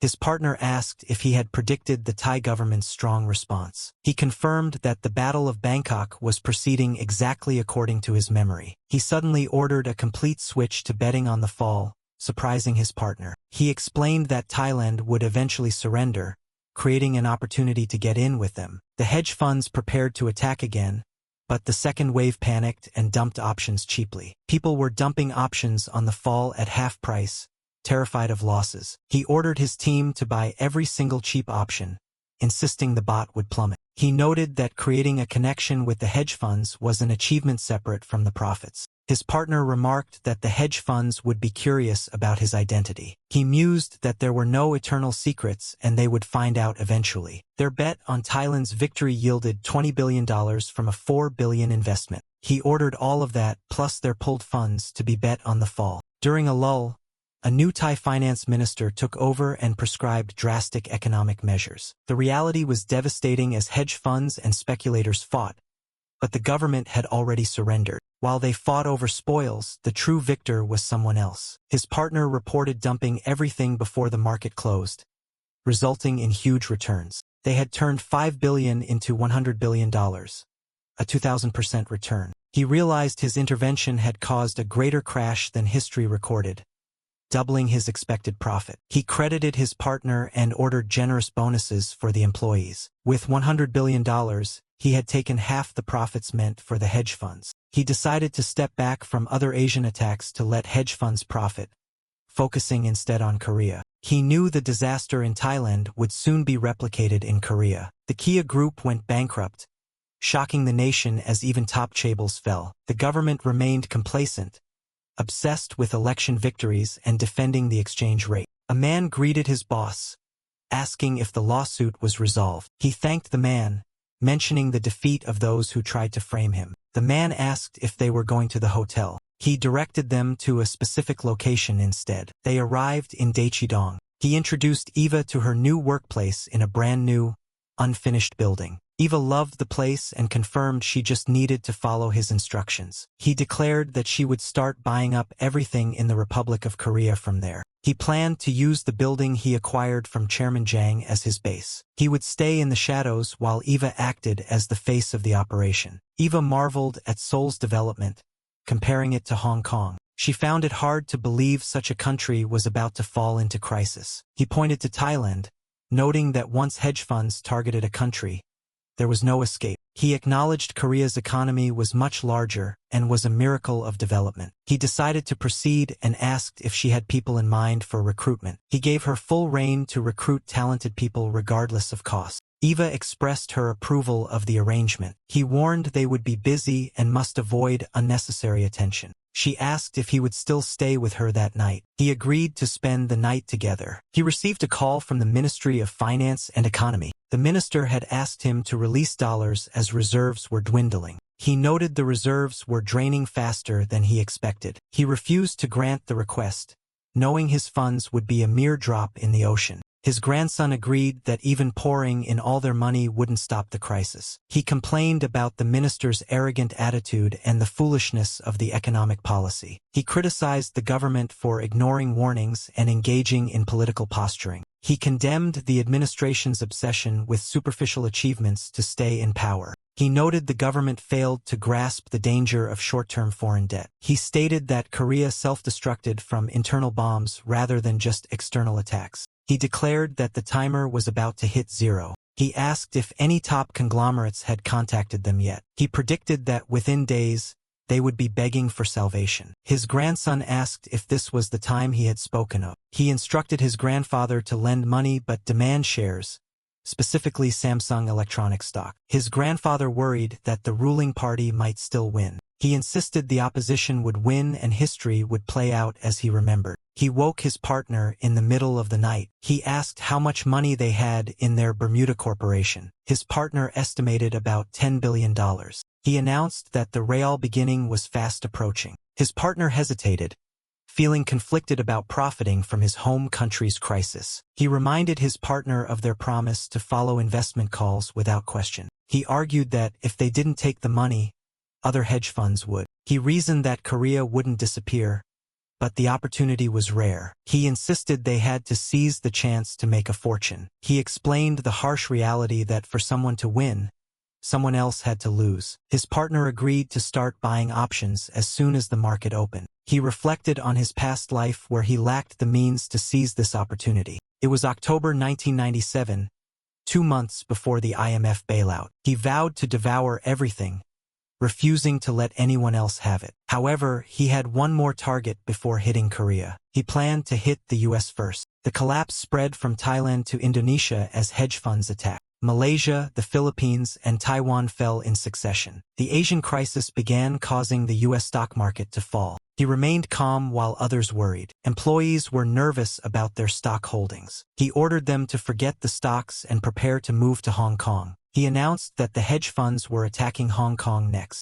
The battle had begun. Hedge funds profited from the Asian crash and turned their eyes to Hong Kong. Hong Kong had a fixed exchange rate defense which the funds tried to break. They short-sold Hong Kong dollars, hoping to crash the stock and real estate markets. His partner asked how much they were investing in this round. He scoffed at the suggestion of only $5 billion, noting the massive scale in Korean currency. His partner apologized, admitting his sense of money was warped. He instructed the employees to follow the hedge funds but said he and his partner would act separately. He revealed their target wasn't Hong Kong, but a much bigger market. Hedge funds attacked, but Hong Kong defended strongly with China's support. The funds asked for more money, but Hong Kong held on. He predicted the Hong Kong Monetary Authority would act soon. He declared it was time. He ordered his partner to bet every dollar on a crash in the US, Europe, and Japan markets. His partner thought he was crazy for targeting the US and Europe instead of Hong Kong. He demanded trust, asking if he had ever been wrong. His partner sighed. He agreed to do it, hoping to make another huge leap. Observers noticed Dream High Investment acting strangely. They saw the firm buying every position betting on a market fall across the globe. Critics questioned the sanity of betting on a worldwide crash. Meanwhile, the Hong Kong attack continued perfectly. Interest rates skyrocketed, catching Wall Street off guard. His partner felt his soul leaving his body due to the stress. His actions caused the New York market to plunge 15%, worse than history. It was the biggest plunge since Black Monday. Every 1% drop massively increased their profits. He ordered his partner to cash out everything the next day. His partner warned it would take time due to the sheer volume of money. The profit was estimated at about $500 billion. His partner realized they could now buy entire countries. He declared himself the winner, stating this was only the beginning. He vowed to stand above everyone with his overwhelming financial power. The U.S. president asked if the report was true. Officials were baffled by the man who came from Hong Kong with empty pockets. They confirmed that one single guy caused the market crash. The dossier identified his nationality as South Korean. The president read the name on the file. The report repeated the name, Charlie Kim. While Wall Street lost heavily, he was the only one who made a huge profit. He had secured nearly $500 billion. He admired the impressive figures, wishing he could earn such a vast sum just once in his life. The aide warned the president that a citizen from a small nation had just siphoned a massive amount of American wealth. The president asked if any laws were broken, to which the aide admitted that technically, no violations had occurred. Rubin was reminded that the U.S. government could not fault individuals who accumulated wealth through legal investments. The concern was that a non-citizen now held enough financial power to potentially destroy an entire nation's economy. A simple solution was proposed to just grant the wealthy individual American citizenship. Following the failure, Wall Street investors were furious and demanded a plan to recover their losses from the Hong Kong market. Consequently, the decision was made to accelerate the previously mentioned plan. Since the action was inevitable, they decided it was better to get it over with quickly. He realized that his massive Wall Street profits had inadvertently become the trigger to accelerate Korea's financial crisis. He agreed to carry out the plan as requested. The chairman was informed that the Patriots Party candidate had arrived to see him. The candidate greeted the chairman respectfully, asking after his well-being. He remarked on how long it had been and inquired about the progress of the presidential campaign. The candidate expressed gratitude for the chairman's help in forming the party and running for president. Although he lost the primary, he vowed to defeat the opposition in the general election to repay the chairman. Suddenly, the arrival of the Conservative Party candidate was announced. The first candidate was confused, wondering why his rival was there. The chairman pointed out that the rival candidate lacked the current president's support despite being from the ruling party. The rival candidate admitted that was unfortunately true. The chairman then noted that the new party's support ratings hadn't increased either. The candidate snapped, asking why he had been helped in the first place if this was the attitude. The chairman coldly asked if he was daring to talk back. He stammered in panic, realizing he had made a grave error in addressing the chairman. The chairman ordered him to stand, stating that a future president should not kneel so easily. He explained that the dollar reserves were vanishing rapidly and the economy would collapse if the trend continued. He promised that if the candidate became president, he would arrange a massive loan from Japan. This move would secure his legacy as the president who saved the economy. The candidate gasped in realization. He was told he could rebuild what the current administration ruined and become a hero to the nation. The candidate enthusiastically thanked him for the opportunity. Although it was only September, the reserves were draining so fast that an IMF bailout seemed inevitable by October. Wall Street began pulling all of its capital out of Korea. He realized the crisis was happening faster than history originally dictated, wondering if his actions caused the acceleration. The stock index and reserves plummeted while banks failed, yet the government stubbornly denied the need for the IMF. However, when reserves fell to critical levels, the government had no choice but to request $20 billion. The crisis arrived a month earlier than in the original timeline, marked by the president's public address. The U.S. and IMF demanded harsh conditions, including layoffs and restructuring, which eased the crisis but caused mass unemployment. The IMF insisted that all presidential candidates pledge to honor these strict conditions or there would be no bailout. An unexpected political shift occurred as the candidates united under the Conservative Party banner. The candidate pledged to fight hardest at the vanguard for a conservative victory. The crowd chanted the candidate's name in support. He was shocked by the alliance, noting that in the original timeline, these two had remained enemies. Originally, the opposition won narrowly, but this new unification threatened to alter the election outcome and the future. The candidate promised never to forget the sacrifice made by his partner and vowed to restore the economy. He declared that upon election, he would secure a massive loan from Japan, surprising everyone. He realized this twist was the work of the Azure Wind Society. He noted their signature political maneuvers,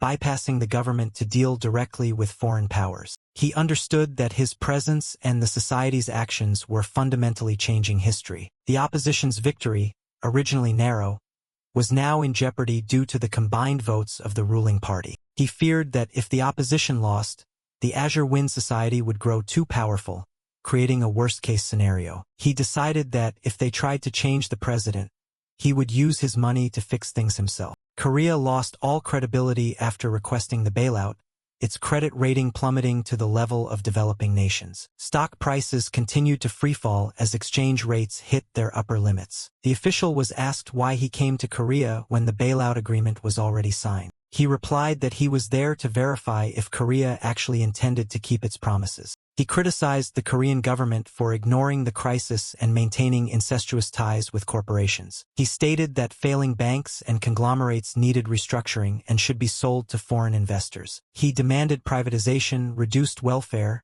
and the implementation of layoff systems. He warned that if these conditions were not met, the IMF would withdraw its help. The managing director met with the president and planned to meet the presidential candidates the following day. He realized the bailout was practically an attempt to completely take over the Korean economy. He called his associate, urging him to return to Korea immediately for an urgent discussion. He instructed him to make his arrival as grand and public as possible to attract media attention. The narrative was set that Wall Street's investment prodigy was visiting Korea. Reporters bombarded him with questions about his investment secrets and intentions in Korea. He deflected the questions, claiming jet lag, and promised a proper interview later. The press persisted, begging for just one comment on Korea's situation. They asked if he had a message for the people regarding the loss of economic sovereignty. He held up 3 fingers, shouting 3 years. He declared that Korea would rise again in 3 years and that the current shaking was temporary. He expressed his belief in the potential of the Korean people and their ability to recreate economic miracles. He argued that while the IMF conditions were harsh,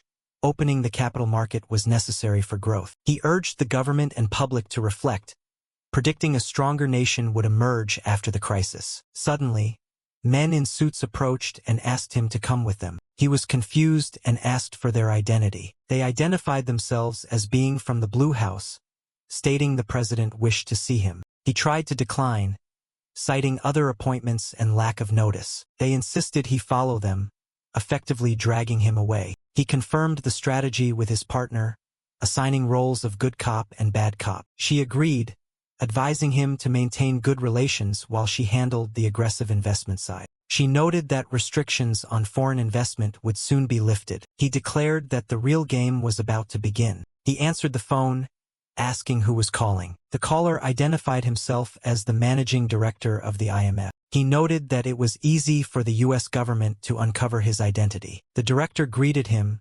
acknowledging him as the real force sent by the U.S. He presented a handwritten letter from the U.S. president. He dismissed the pleasantries and suggested getting straight to the point. The director proceeded to deliver the message from the U.S. government. The order was that under no circumstances was he to help Korea with its crisis. He was warned that if he helped, he would bear full responsibility for the consequences. It was clarified that the message came from the finance minister. He knew the U.S. could easily track his paper companies if they wanted to. They could freeze or seize his assets on trumped-up charges. However, He knew that showing weakness would only invite them to attack. He asked if he was being threatened. The director denied it with a casual French expression. He explained that the minister simply meant that helping Korea would yield no benefit. He clarified that the instruction was simply not to help the Korean government. He admitted he never intended to help, but the commanding attitude made him want to rebel. He agreed to the terms. He promised not to intervene in the crisis,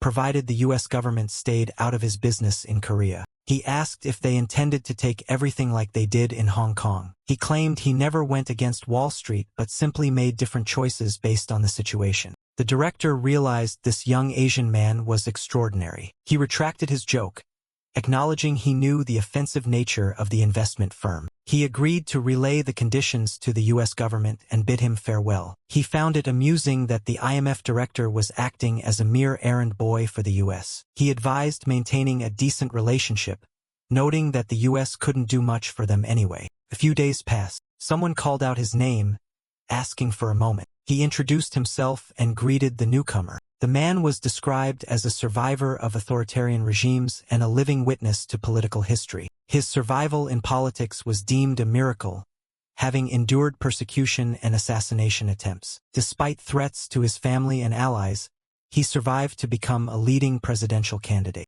However, just as victory seemed near, the ruling party's unification threatened his campaign. He asked for the young man's identity. The young man introduced himself as the grandson of the chairman. The candidate expressed gratitude for the chairman's support and surprise at the meeting request. He remarked that he didn't expect a Wall Street legend to know the grandson of a loan shark. The young man thanked the intermediary but asked to speak with the investor alone. He mused that the candidate clearly didn't want a loan shark present during a meeting with a Wall Street figure. He addressed the candidate by name. He explained that he came because he was told he could help, but noted the unwelcome atmosphere. He clarified that he was a businessman, not a politician, and wouldn't be there without reason. He wished the candidate luck and turned to leave, causing the candidate to panic. His associate stopped him, urging him to sit down and not be so dismissive. He coldly stated that, as an investor, he didn't deal with ungrateful people, regardless of who asked. His associate thought his acting was superb,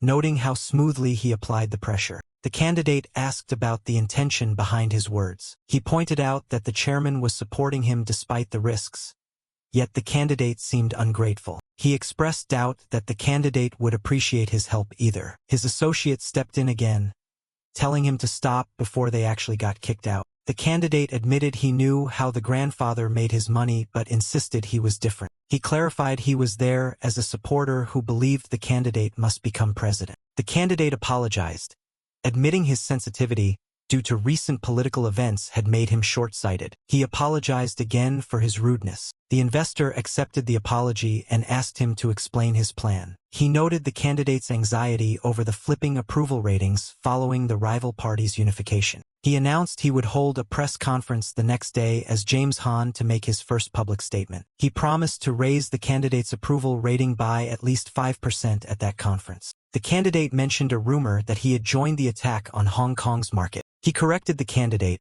stating that attack was too harsh a word for an investor. He admitted to investing in Hong Kong and betting on fear to amass wealth. The candidate asked why he would invest in Korea now when everyone else was leaving. He replied that he was there to bet on fear once again. He declared that while others fled, he would invest in his homeland. He acknowledged his American citizenship but affirmed that Korea was still his home. He expressed belief that Korea could overcome the crisis quickly. He then asked who the investor thought could save the economy in the upcoming election. The investor hesitated, noting the sensitivity of politics. However, he praised Korea's democracy and the people's power to end military rule. He emphasized that the identity of the leader mattered greatly to investors. The candidate pressed him on who he supported. He stated that if he could vote, he would choose the Progressive Party candidate to attract more investment. The candidate asked if this would really boost his ratings by 5%. He confirmed he would declare his support and announce a major investment plan at the conference.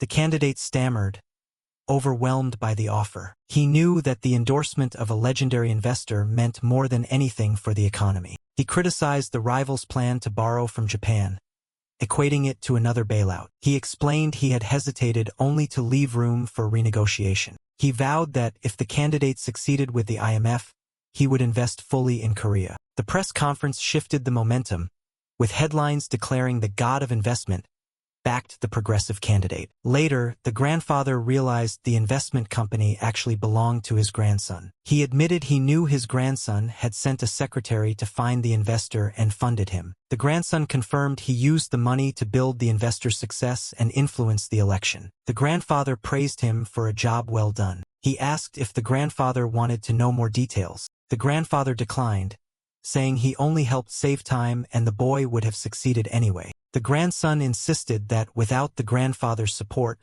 it would have been much harder. The grandfather cut him off, saying he would help one last time before resting. He warned his grandson to beware of the Azure Wind Society's deep roots in Korea. He checked to ensure his grandson understood the gravity of the warning. The scene shifted to the president-elect. The setting was the president-elect's transition committee. A businessman congratulated the president-elect on his victory. The president-elect thanked him, acknowledging his economic expertise and asking for continued support. He voiced concern over the continuous collapse of companies despite the election results. The businessman assured him that his group was fine due to early globalization efforts. The president-elect noted his advisor's worries, which the businessman dismissed as theoretical. The businessman claimed their issues were temporary and would be resolved soon. He then proposed a national gold collection campaign to help other companies in crisis. He explained that selling gold could generate instant dollars and unite the people. The president-elect thought the gold collection campaign was a good idea.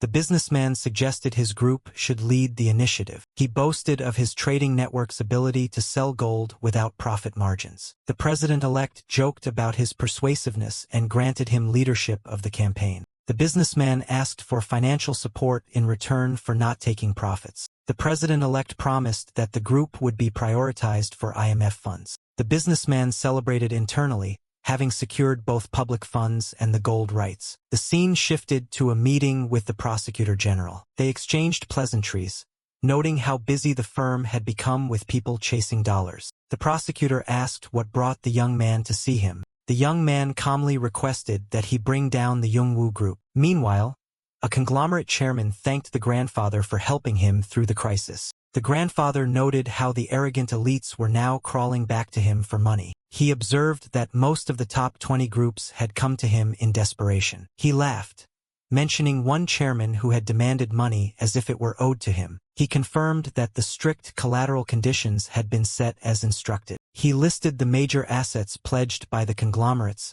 thanking his grandson for the strategy. The grandfather expressed his delight at feeling powerful and relevant again. He noted that, as predicted, the Youngwoo Group never came, likely relying on their diverse businesses. He remarked that the Youngwoo chairman had become arrogant. The grandson told him not to worry. He revealed his plan to take the Youngwoo Group for himself. He repeated his request to the prosecutor to destroy the Youngwoo Group. The prosecutor was shocked that he targeted the third-ranked conglomerate. The young man insisted that bloated conglomerates must fall, starting with Youngwoo. The prosecutor pointed out the close ties between the group's chairman and the president-elect. However, the young man countered that the chairman was already under investigation. The prosecutor admitted he couldn't hide anything from the young man. He confirmed that accusations against Youngwoo were piling up, ranging from fraud to embezzlement. However, he noted that Youngwoo was not the only one doing this. He argued that every conglomerate was guilty to some extent. He worried about the public backlash of investigating a large corporation during a crisis. The young man insisted that public opinion didn't matter and urged him to proceed. It was reported that the chairman had supplied emergency dollars to corporations. The president-elect expressed gratitude that the chairman did what banks could not. The young man expressed happiness that they could help. The president-elect praised the young man's academic achievements and talent. The young man accepted the praise, preferring it over the vague answers of aides. He predicted the people would overcome the crisis through sacrifice, not the government or companies. The president-elect asked why that would be painful. He explained that the people's sacrifices would solve the crisis, but conglomerates would take the profit. He warned that public funds would make the conglomerates stronger while the people suffered. He advised against indirect injections and urged a change in the corporate constitution. The president-elect worried about jobs if conglomerates fell. The young man argued this was the last chance to end collusion and asked about the president's legacy. The president-elect pondered what kind of leader he wanted to be. The young man urged him to use the crisis to foster innovation and earn a great reputation. He suggested using the IMF as an excuse to implement desired policies despite backlash. He apologized for speaking out of turn. The president-elect agreed with him, appreciating the blunt honesty over his aide's defense of conglomerates. An aide announced the transition committee meeting was ready. The president-elect invited the young man to visit the Blue House often for more talks. The young man accepted the honor. Later, he checked in on his associate, who reported no problems with the recruitment. He instructed her to buy up promising property without worrying about the cost. He urged speed and asked if she had looked into the other matter. She confirmed that rumors of Peregrine's bankruptcy in Hong Kong were true. Peregrine was described as a top investment bank that had grown rapidly during the Asian boom. He ordered her to go to Hong Kong and acquire it if it looked good. She was ecstatic at the opportunity to acquire such a major bank and promised to leave immediately. It was noted that this acquisition would mark her spectacular return to the Hong Kong financial world. Another associate asked her what had happened. He expressed his worry over her disappearance, but she simply stated she started a business. She cut him off,